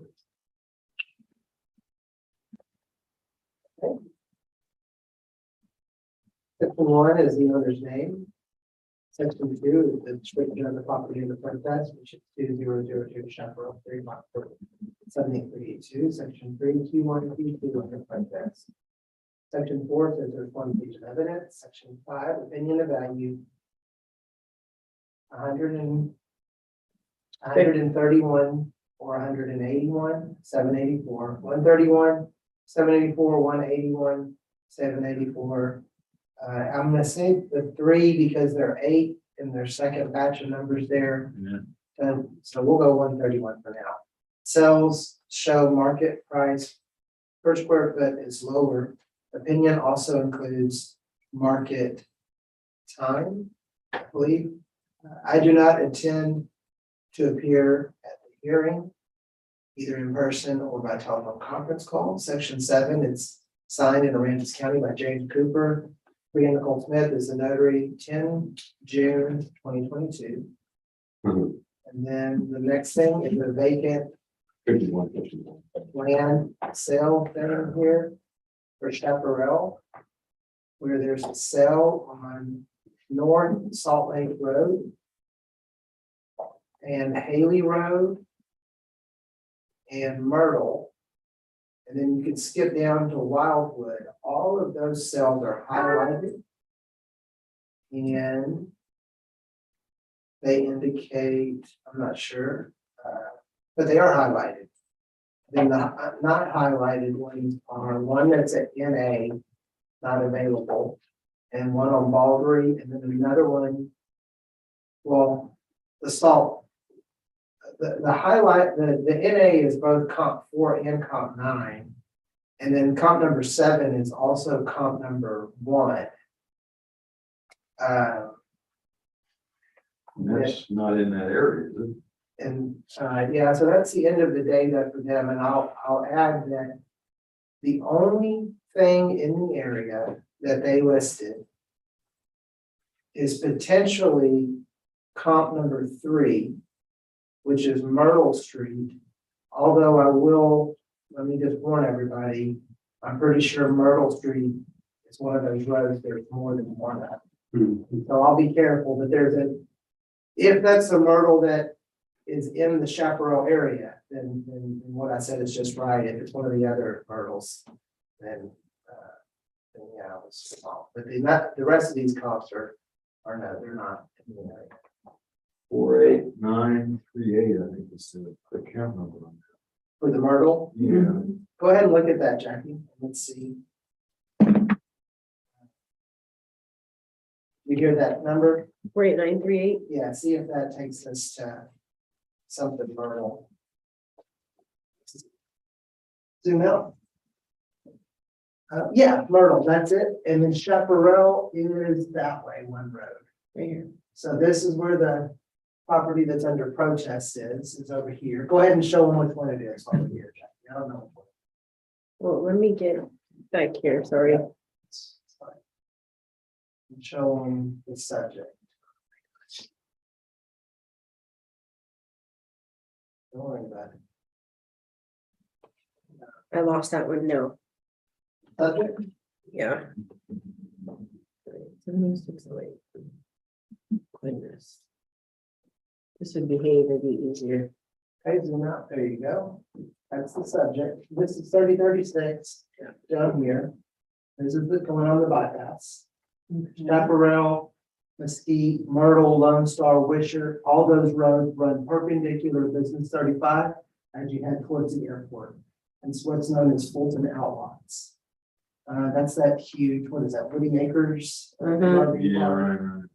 And that's really weird. I'm sorry, I was trying to get, That's okay. Let's just, Myrtle in there. I'm gonna jump into our evidence here. This is a piece of land. And their opinion of value was, you can see that. 151, 784. 131, 784. Yeah, it looks like a 5 to me. yeah, I know. I think I agree with you. So that's what she thought that she wrote. Well, Isn't that, you wanted one? we couldn't determine if it was 151 or 131, the three. And, Yeah, it does look like a 5, doesn't yeah. Well, But we have 153,000 on the property. It's a Yeah. 5 acre tract. And we're gonna comp Fulton, 2 comps are Fulton Outlots. 3 acre tract sold for 108,000. And a 1.4 acre tract sold for 76,000. And one of them is 65 cents a square foot. One of them is $1.24 a square foot. Comp number 3, thank you, Jackie, is in a different area. So sorry. So it's a 1.5 acre tract, That was sold for 90 cents a square Dang foot. it. But it's not in the area. Yeah, no. no. Median equity value is 153,990. The district would say that if that number was legible and it would have said 151, I would not have even presented our evidence. I would have just said, sure. But I'm not sure what that number really is in their opinion of value. Yeah, I don't know how they derived any number. It's unfortunate. Hard to tell.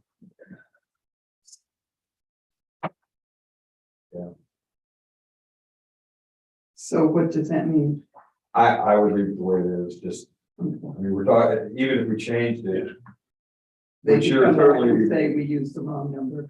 yeah, you mean, you could change it if you want to 151. I don't know how they got it. It's just good where it is. Down, change your life here. Yes. We can go through this better.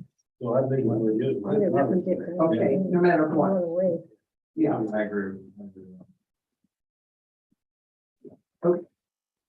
Now, one last question for Jackie. Would anybody catch on if the note at the bottom of the comp equity grid said 5/16/2022 dash Ray P? What? What? You were yanking her chain about her doing the. Yeah, grid, Good, right? yeah, Oh, that was me. you said Ray P. Yeah. No, I did that grid, I did mess that one up. Yeah, that Well, was but you know, just say he did it. That was me. No, I'm not. Yeah, no. That was, Okay, so we need a Let's flip up. a motion. We need a motion. Okay. I move that regarding case ID 2022-502, account number 10608. 706. I'm sorry, 70608. That after listening to the presentation from the appraisal district and the information sent by the owner, we have opted to remain, keep the value, current value, which is 153,990. On Q1 and Q2, and I second. All in favor? Aye. Anybody opposed? Okay, you guys up for doing one more batch, or do you wanna call it a day? We've got We've got a lot. a bunch. Oh, yeah. One as well. Go another one. What do you I think she's got I got everything. plenty to do. If you want to get out of here, I can do got? What's up to you? Oh, lay it on me. She's got another packet. Yeah, ready, let's do so- one more packet. We're knocking these off pretty quick.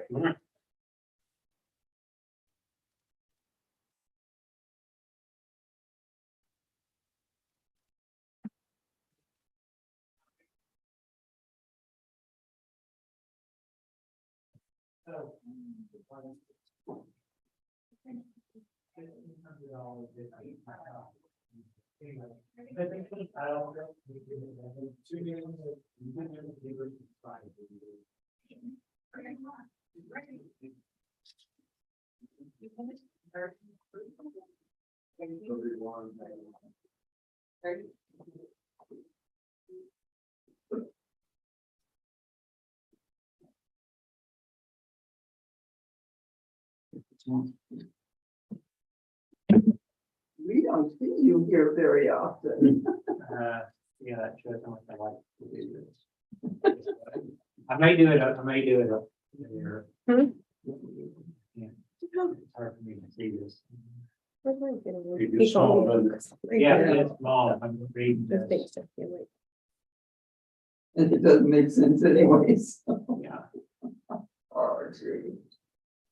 Okay, that's another one we can get rid of. But you're gonna have to help me find these. I'm gonna need to do it. Yeah. Joanne's on the really easy. Yeah.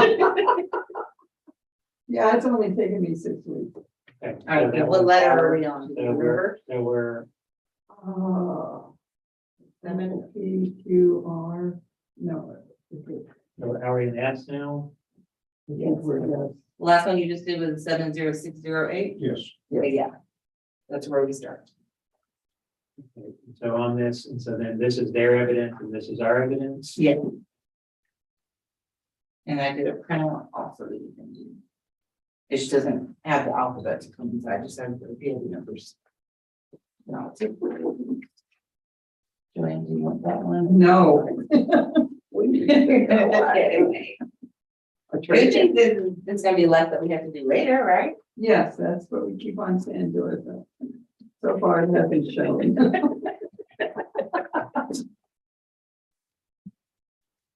But we're down to at least 50, right? We started out with 40. We did, Oh. so we're doing good, Okay. yeah. Sorry. Mhm.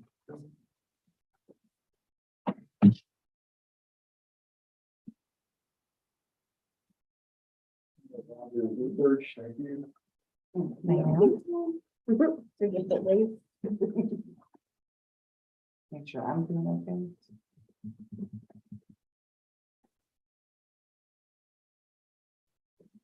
We're gonna go from there. It's hot, Yep. It's hot in here. huh? Well, we don't have to leave it more open. There's not anything going on out there. You want this one open to a little bit more circulation or? Hey. Sure, if it gets noisy, we'll close it. Yeah, I would say, Yeah, we get one. they're not on with this fire. Lock the door.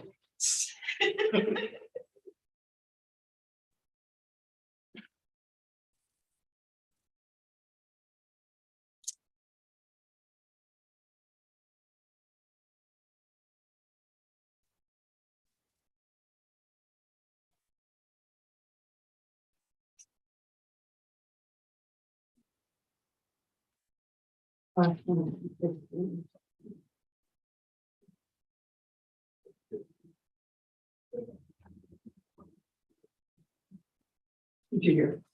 The last one's on 16. Okay. Yeah. I can say that.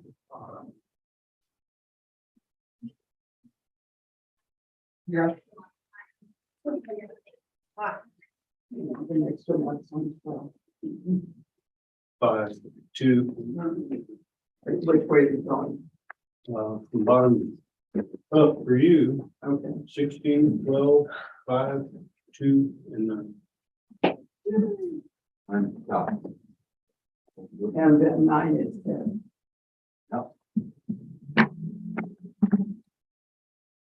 We're gonna find out what you're gonna do when you get to 16. So double AA, BB, DD.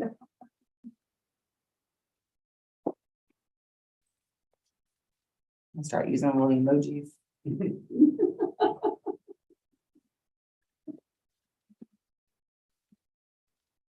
Okay, we're gonna commence a series of hearings that we'll announce at the beginning of each one. This hearing is being recorded and streamed live on YouTube. All these cases have Q1 and Q2 incorrect market value and appraisal ratio at a mean level of appraisal or equity in the protest. In addition, there are other protest items that are noted in the agent's letter that we'll just note as we make our motions.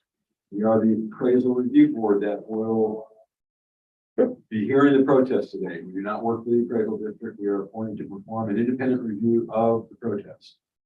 Protester has the right to appeal our decision, and appeal information will be provided to the protester with our determination.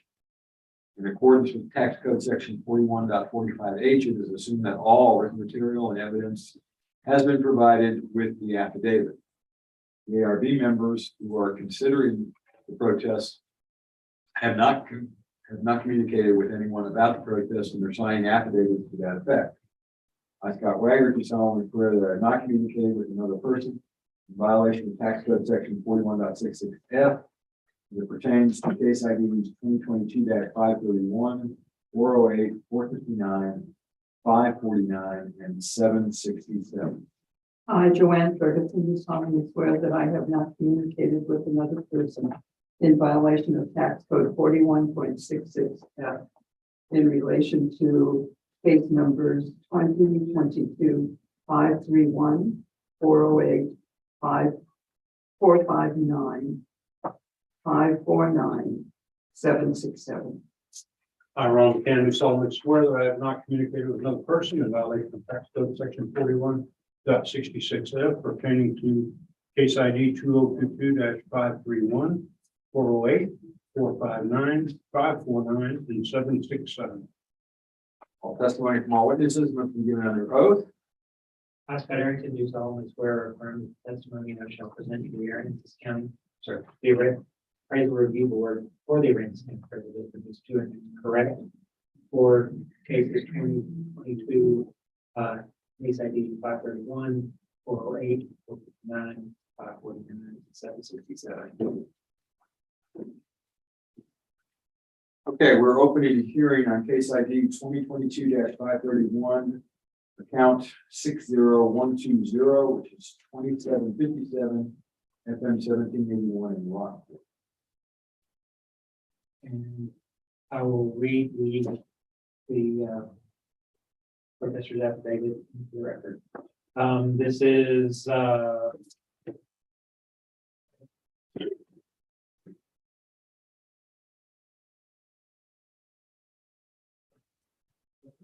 you won't sit on it. Will not sit. You're right. All right, the owner's name is Accessible Boat Northeast Storage Limited, 110 Bay Shore Drive, Aransas, Texas. And the property description is 2757 FM 1781, Rockport, Texas. And the items under protest are incorrect appraised value unequal compared to other properties. Section 4 evidence is 1, and section 5 statement of facts or arguments, opinion of value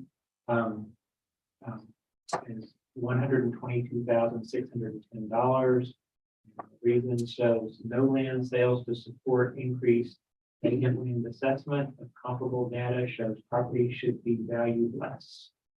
The next section shows that do not interfere, hearing either in person or by telephone.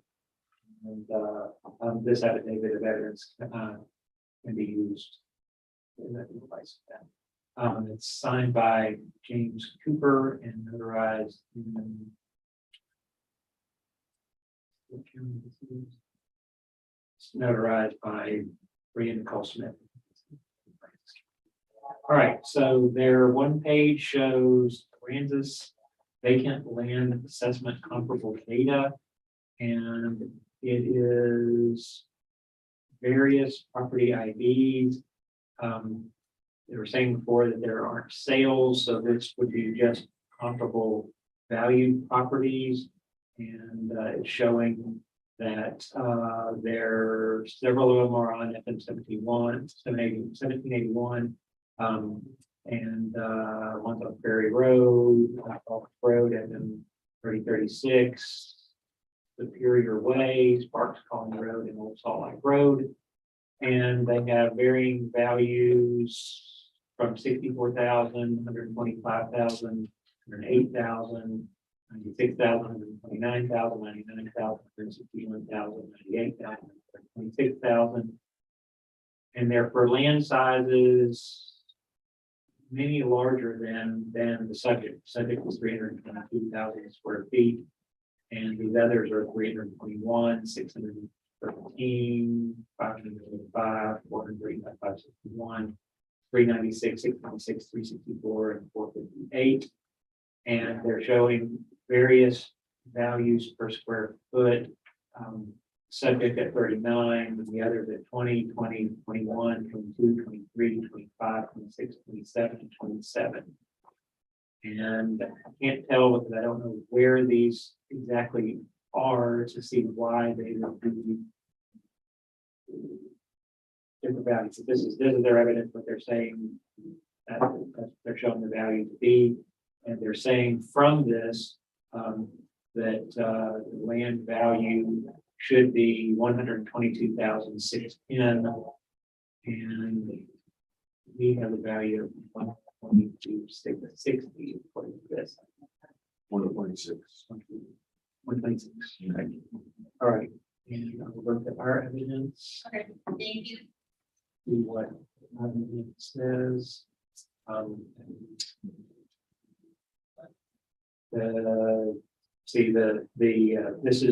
This is the rear land behind what was commentary here. What was the St. Peter's Church that was blown out during the hurricane. This is the rear land behind that. The land next door was sold. It was a larger piece, and it included this, and they left kind of a little flag area going in so that you could, that would be usable. It's mostly that rear land, and that's why it would be valued less there, because it is primarily a rear land section.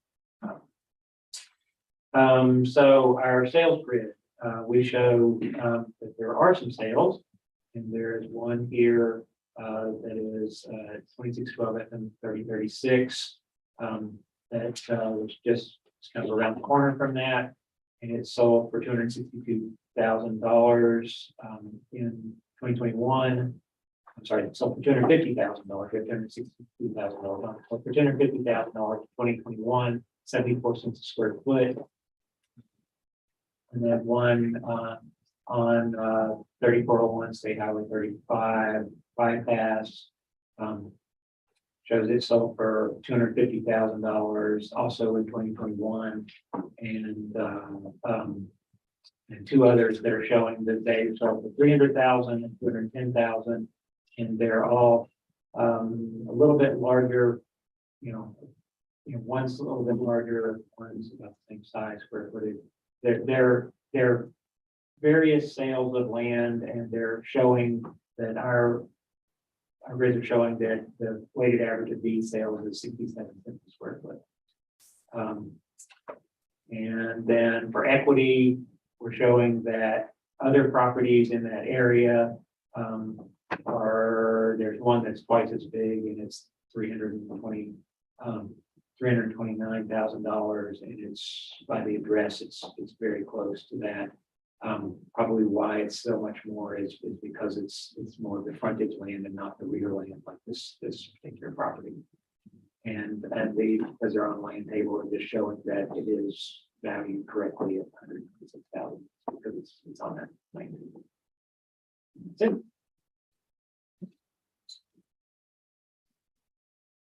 Can we take a quick look at the at AA22116? Property card. Oh, Sorry. it's okay.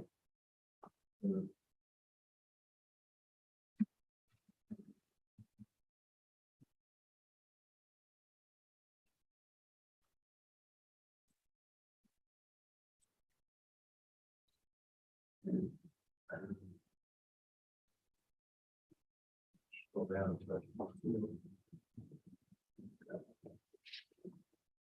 17.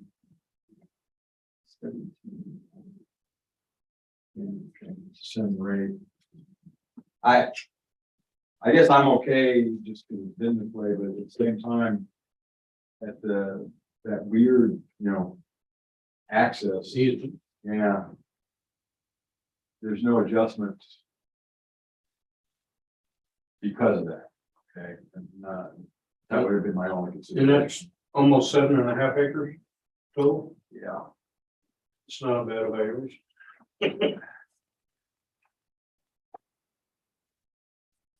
Yeah. Okay, I'm fine. I'm good. Me too. Okay. I move regarding case ID 2022-531, account 60 or 60120. That due to the information presented by the Aransas County appraisal board and also the information presented by the owner of the land, that the current value is acceptable and will not be changed from the 122,610. On the Q1 and Q2 market and appraised value, I'll second that motion. All in favor? Aye. Hold on. Jackie, did you say that? You said 122,610? No, I'm sorry. 126,660. 60. Yes. Yeah. Okay. Sorry. Okay. Looked at the wrong one. No, it's They okay. wanted-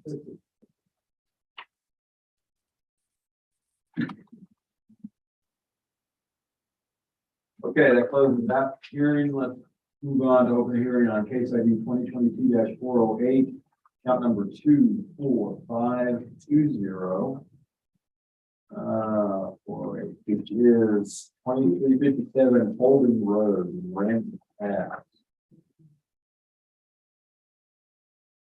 I'm going to read the property owner's affidavit of evidence in the record. And this is property ID 24520.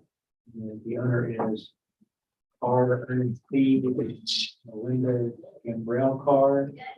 And the property owner's address is 25306 Spring Ridge Drive, Spring, Texas. And the property address is 2357 Holden Road, Aransas Pass.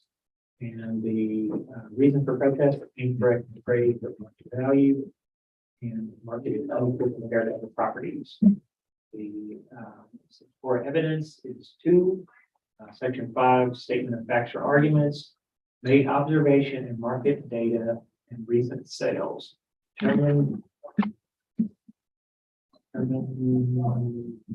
Median from market sales possibly, capital land value, speed, attached comps and market data, opinion of value, 97,031. Next is I do not. Students in the hearing, either in person or by telephone. This evidence, this affidavit and evidence or arguments submitted may be used for the hearing if I do not appear. And this was signed in Aransas County by Robert Martin.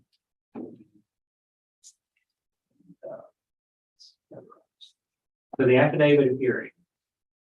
It gives some property information here, showing the market value changes over the years. 2020 to 76,000, 21 it was 1,000, 22 10,000. And the rest of it stayed the same. Living area is the same. The improvement value increased 39,000, and it decreased a little bit, and then it increased to 41,000 in 2022. The land size stayed the same, and the land value changed from 37,000 in 2020 to 63,000 in 21, and 69,000 in 22.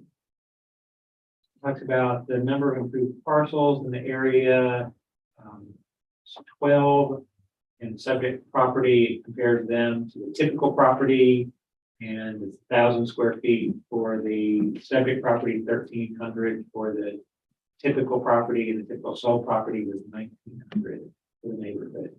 And the improvement values, 41 for the subjects, 40 for the typical, and 126,000 for the typical sold property. The land size of the subject, 105,000 square feet, 56,000 for typical, 43,000 for sold. Land values, 69,000, 38,000, 49,000 respectively. And year built, 1996. 1670 for some reason typical, and 2008 for the sold. And then there's an average sales graph last 3 years. And it's showing the value per square foot.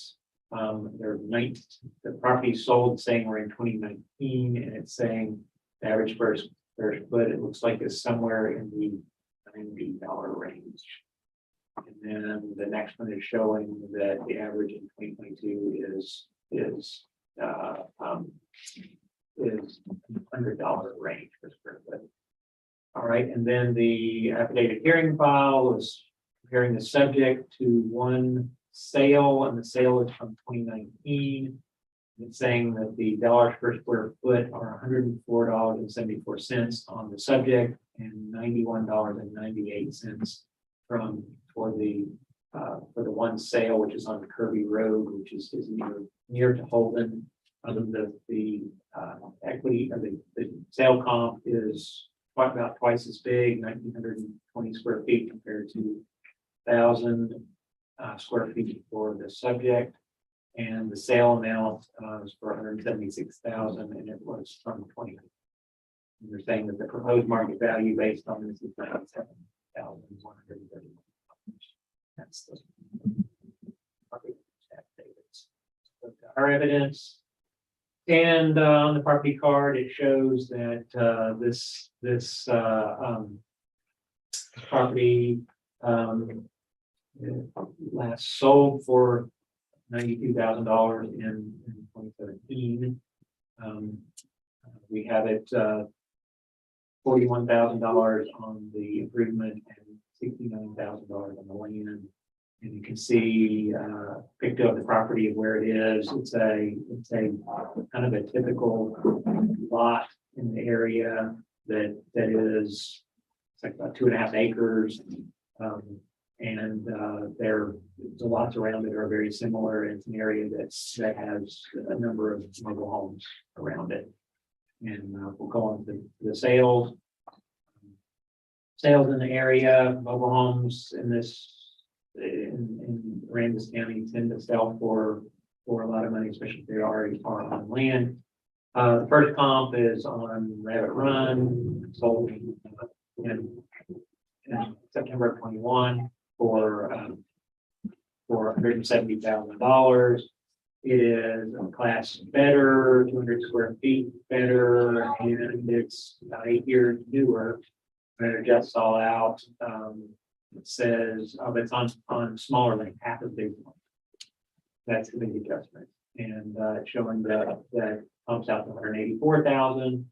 Second sale shows it was $127,000 sale for a double wide, it's twice as big, and about the same age, and about the same size piece of land. It comes out, it lowers the value of that, coming out to $109,000. So it's pretty comparable to what we have on the market value of going in, or this property, for something different. I mean, it's a different thing. I mean, this next one is also is a double wide.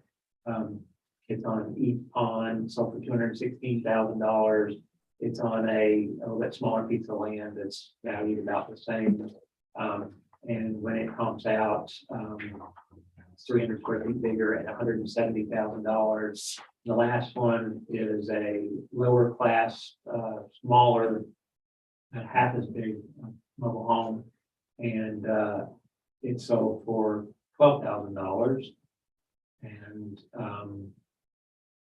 it's it's just not a very good comp. I don't know why that's very strange comp, but given the three that are in there, they comp out between them and show that it's $139,000 is what the value is. Then on equity, the show's similar. They're more similar. These are class 4s. All of these are class 4 mobile homes. They're around the same square footage, a little bit larger square footage. They're around the same age, and they end up comping out. They're individually 113,000, 103,000, 100,000, 20,000. Together, they come out the median of $117,230, which all of which shows that we are appropriately valued on both market and equity. So that's it.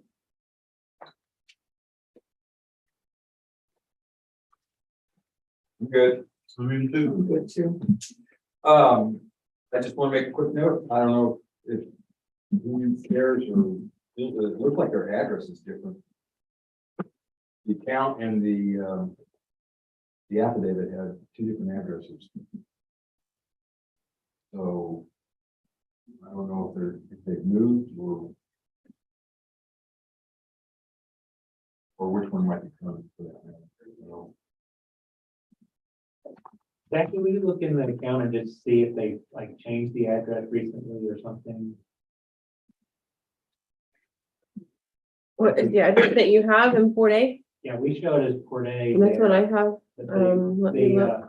but the information on their affidavit shows it to be spring.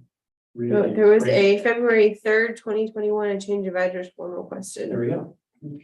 So, Okay, good eye. regarding case 2022-408, account number 24520. After reviewing the information from the appraisal district and the owner of the property and his representative, we have voted to, we recommend that the prior value be, or the present value be maintained of 110,610. QA and Q1 and Q2 were evaluated. I'll second. All in favor? Aye. Anybody opposed? Okay, that closes this one. Moving on to case ID 2022-459. Account number 52898.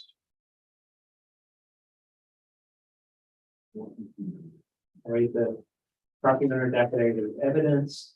So the property owner is Chase Dubois at 3708 Los Feliz Apollo in Austin, Texas. And the property description is 1315 North Ferry Street, Texas. And the reasons for protest: incorrect appraised value, and market value is unequal compared with other properties. The section 4 evidence is 2. Section 5 statement of facts or arguments, observation made with comps and equity data attached, fairly dated properly, unique class, no sufficient sales data from 2021, suggested opinion of value is $99,450. I do not intend to appear hearing either in person or by telephone, affidavit and evidence and or arguments submitted with it may be used for hearing by here. And it was signed by Robert Martin and Aransas. It was green poles. Their affidavit shows here, it shows that the market value has increased from 81,000 to 105,000 from 20 to 22. The land value increased in 2021, but stayed the same for 2022. The land size has stayed the same, living area stayed the same. The market value of the improved property has gone up 43,000 to 46,000 to 51,000 in 2022. So from 2021 to 2022, there is a change on the market value of the improvement itself. Showing this next section shows the market data, and it's showing there are average sales. It's saying that there are 5 properties sold in 2021 and 1 in 20 and 3 in 19. And it's comparing those, and it's saying the differences in the size of the living area and improvement value, showing that the neighborhood is showing a low improvement value, and the sold properties are showing higher improvement value, and the subject properties between those. No extra features on any of them. The land size for this is typical of the sold properties, but this property, but is a little higher, about 5,000 square feet higher than these typical. I'm just typical of the neighborhood, but it's the same as the typical sold property. Our land value is a little bit more than the sold property, and $20,000 more than the typical neighborhood. The year it's built, the years are somehow they're calculating something strange for it. 1998. Then showing a graph here, and it's showing for these two for the 20 and 21, it's showing values in the $84 a square foot for the average sales of the last 3 years, and then average sales per square foot for 2022. It's showing the subject at a little bit over 80, and the average for the neighborhood being about 84 and 78 for it looks like for the medians for average per square foot for the neighborhood. Okay, the affidavit hearing file is showing that there are 3 sales, and they are on Gagon Street, Linden, and Gagon again. The second Gagon is another sale for the same property. So we see what's happened over time is that property sold in 19 for $58,000, and it sold in 2020 for $142,000. So apparently there has been some change from 19 to 20 for that. And then their third sale is a different property that's showing it sold for $110,000, and it's doing calculation showing that that's the dollars per square foot. For that, it's just taking unadjusted what the sale amount divided by those square feet. If those are mobile homes or what kind of properties those are. Here, those are our site.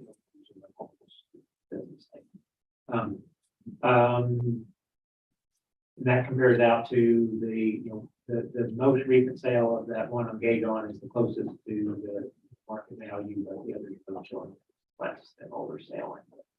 The current sale of apartment property. Next, there is, the proposed market is 74,703 for that. Then for equity, it shows that the median equity is 79,020, and it shows properties on Cary, Cornwall, Dowdy, Hood, Cassuth, Verne, Cassuth, Alameda, Cassuth, and Gagon. And they are valuing from $34,000 to $83,000. And they are all around the same size as the square footage as for the main area of the properties. They're all around the same size square footage, and the year builds are in the same area too, and that's indicating based on that a proposed value of $79,020. There's an equity trend graph showing the subject, the median, and the average, and it's showing that the subject is higher than both of the.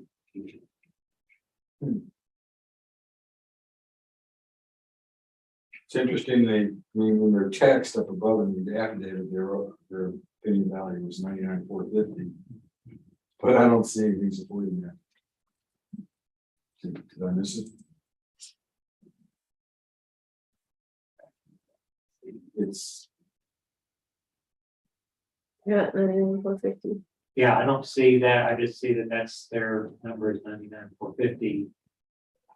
That they indicated that there really weren't sales there. They kind of indicated something here when they're saying something here, the observations made with comps and equity date. It sounds like that they're making an observation about it, possibly beyond this data. That would be. Did they just take the 3 sale amounts and divide it by that and divide it by 3? yeah, maybe. If it would come out. Well, That's, I mean, without them here, Yeah. it's speculation. Yeah. All right, we'll go to the federal district's evidence. And this is a mobile home, and it is a class 5, 16-foot single wide mobile home, and it is effective year is 2001, so it's the actual year that's not 98 for that. And there are other little things on this property, decks and so forth, and the workshop and other things, and the trailer pad on the property. And if you look at the picto of it, you can see where it is. It's near the corner of Terry and Maple, and on Terry, it's a typical lot. So a double lot.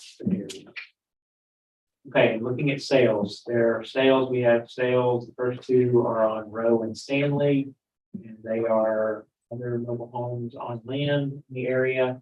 And one is the same class, it's half as big though, but it's the same class, and it's sold for $145,000. And it's on a little bit larger piece of land, and so there's an adjustment for that made. And it comes out to $132,000 with that sale. Another one, the next one is one that is a little bit lower class, a little bit larger mobile home, a little bit older mobile home. And it sold for $130,000 with the land, and it's on a much smaller piece of land, half the size. So there's an adjustment for that, but larger piece of land, and it comes out to $174,000. Last sale is on Moline, so for $77,000, and it's a smaller mobile home. It's a class 4, one class lower than that, and it's a much older mobile home, 1975. It comps out to be very close to the market value of the subject at $105,000. It has land that is very similar to the subject at the same size. And altogether, it indicates that the market value would be $132,504, which will support the $105,000. Next, looking at equity, The equity comps, they're gonna be a little bit closer, they're class fives, their square footage is within 100, a little bit over 100 square feet on that. One of them is very close, a 1999 model, one of them is effective age of 16. They comp out to 5,000, 9,000. The average is 107,000 for that, or median is 107,000. And that's the third comp, which is a class 5. It's within 30 square feet, with 1 year of class. Within 1 year of effective built, and it's very similar, small adjustments. The land is similar, going a little bit larger, so we can adjust that. So $107,000. That's it.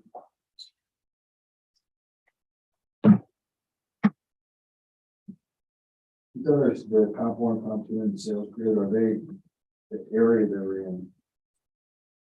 Where's Row and staying with the restricted area? They are to the west of Terry. Row is kind of behind more the feed, kind of in that area,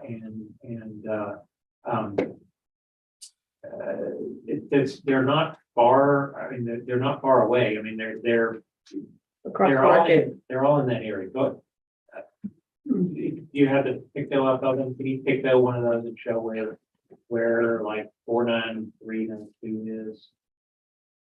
For example, or actually the best one is the comp that we're the one that's the same, almost the same value, but 506. Oh, did you wanted to see the first two though? Which one? The third comp is sales comp is like right by Yeah, the subject, right. right by the subject. And I was just keen on the neighborhood, which is, the different neighborhood, label, and Where's think Row right here? Okay, and where's Market? Is right, am I going the right way or no? Okay, so Row is here. yeah, there's a subject There's over the there. subject. There's a subject over here and road Row. right here. Stanley is Stanley right here. right here. So Stanley's here and there's the subject. So this is Stanley, and Moline is going to be a couple this way. So, I mean, they're right kind of in this area, but this is all kind of a similar area. From here to there. I mean, it does have a different name. This is Annex K over here, and that's the Smith and Wood Central. That neighborhood, but it's the same general area. The donut area.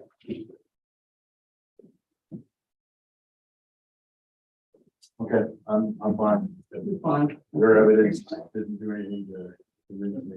No, okay. Regarding case ID number 2022, 459, account 52898.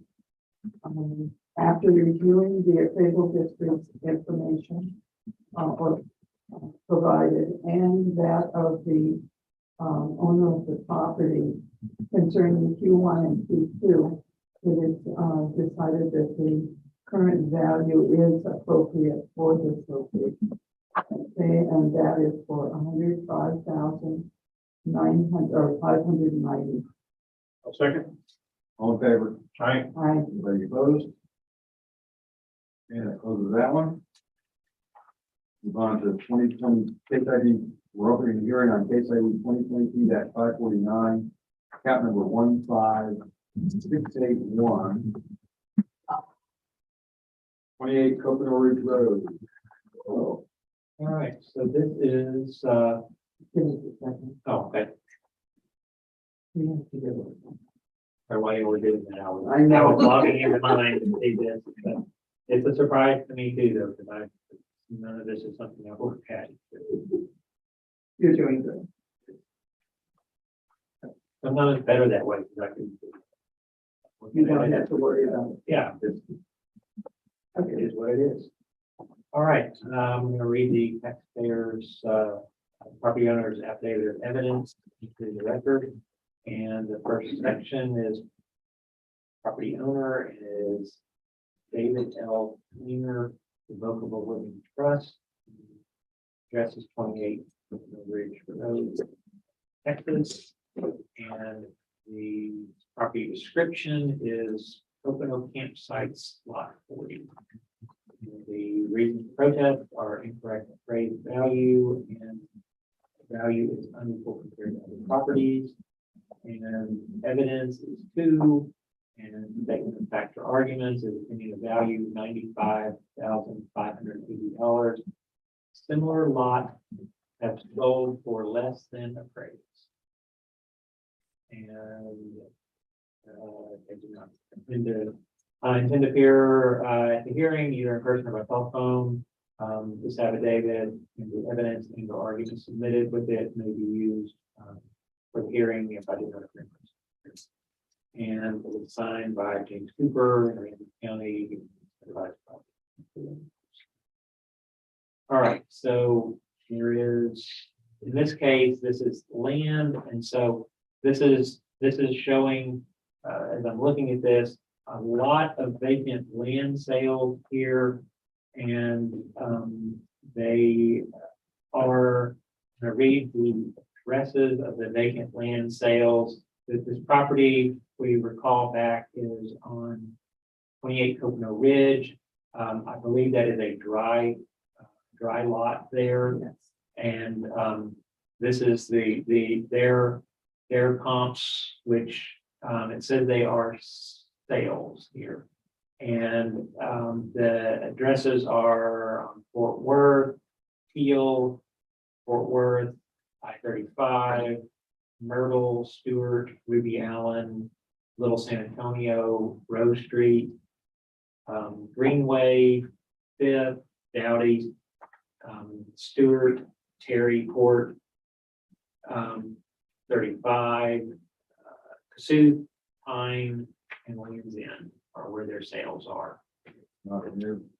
And then they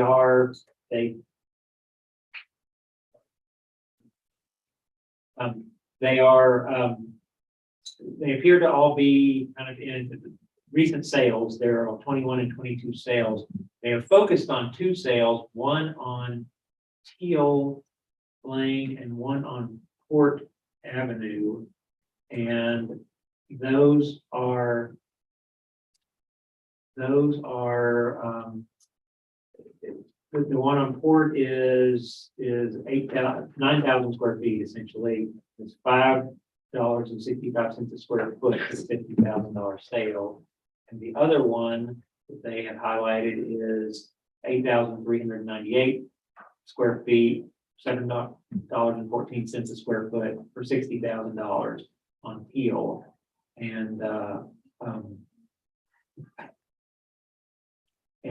then these others are $1 a foot, $3.61 a foot, $3.60 a foot, $6 a foot, $5.98, $1.61, $3.21, $3.91, $3.98, $5.31, $4.47, $6.33, $4.33, $2.23, $2.64, $3.32, $7.50 per foot are those properties. That from this, they have said that their opinion value is 95,580. That's from this. I would imagine it's from the values of that.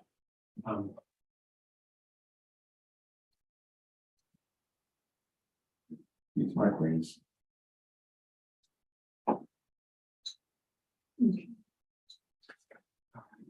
To get.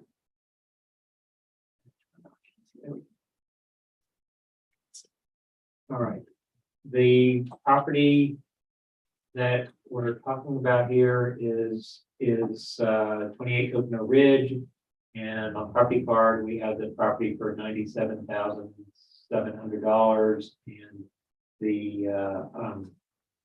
and you can see a picture of it. It is a dry lot. It is, and looking at the sales, there are other sales there are other Coconut Ridge properties here that are selling, this one is valued at $9.20 a square foot, and the weighted average of these sales is $9.20 a square foot. It's 43 Coconut Ridge, 56 Coconut Ridge. Let's see, up through just for improvements, and on sale. Weighted sales here. It's just comparing the various lots here, sales of lots on Coconut Ridge. And I would assume that these are all dry lots here.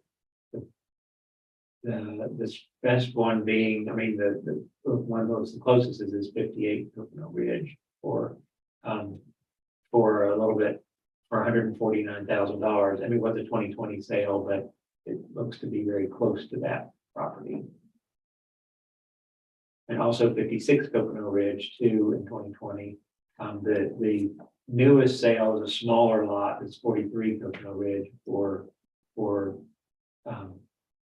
lesser money for $53,000. But those average out to $9.20 a square foot, which is the same as the market value of the property in question, the subject property. And for equity, this is just other properties on the land table. 34 Coconut Ridge, 24 Coconut Ridge. There are other properties similar size, similar situation, and similar value.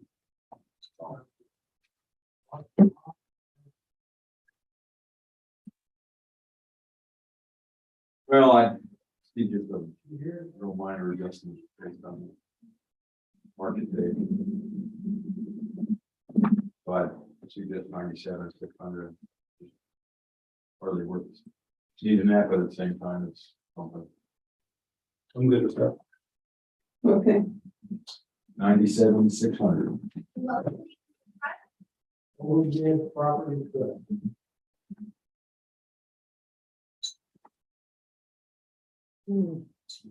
so we're taking it down. 97,700. To 97,600. Okay. So we can- Yeah. I move that regarding case number 2025-549, account number 15681. Okay. That after reviewing the appraiser's evidence and the evidence presented by the owner, that the property be decreased in price to 97,600. And with Q1 and Q2. All in favor? Aye. Anybody opposed? That closes that, and the last one in this batch is 2022, but we're okay, so let me try this again. We're commencing and hearing on case ID 2022-767, account number 22337. I'm trying to find it, but it's not in the letter. You all found it on your. No, we haven't gone there yet. There's nothing scanned in under evidence. I don't have in my stuff 23337. Is this Z?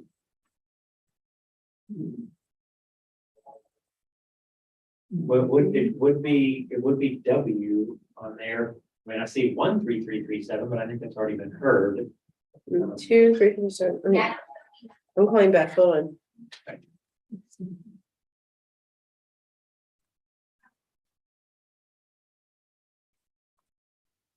Yeah, understood. Oh. I wanted to do one more.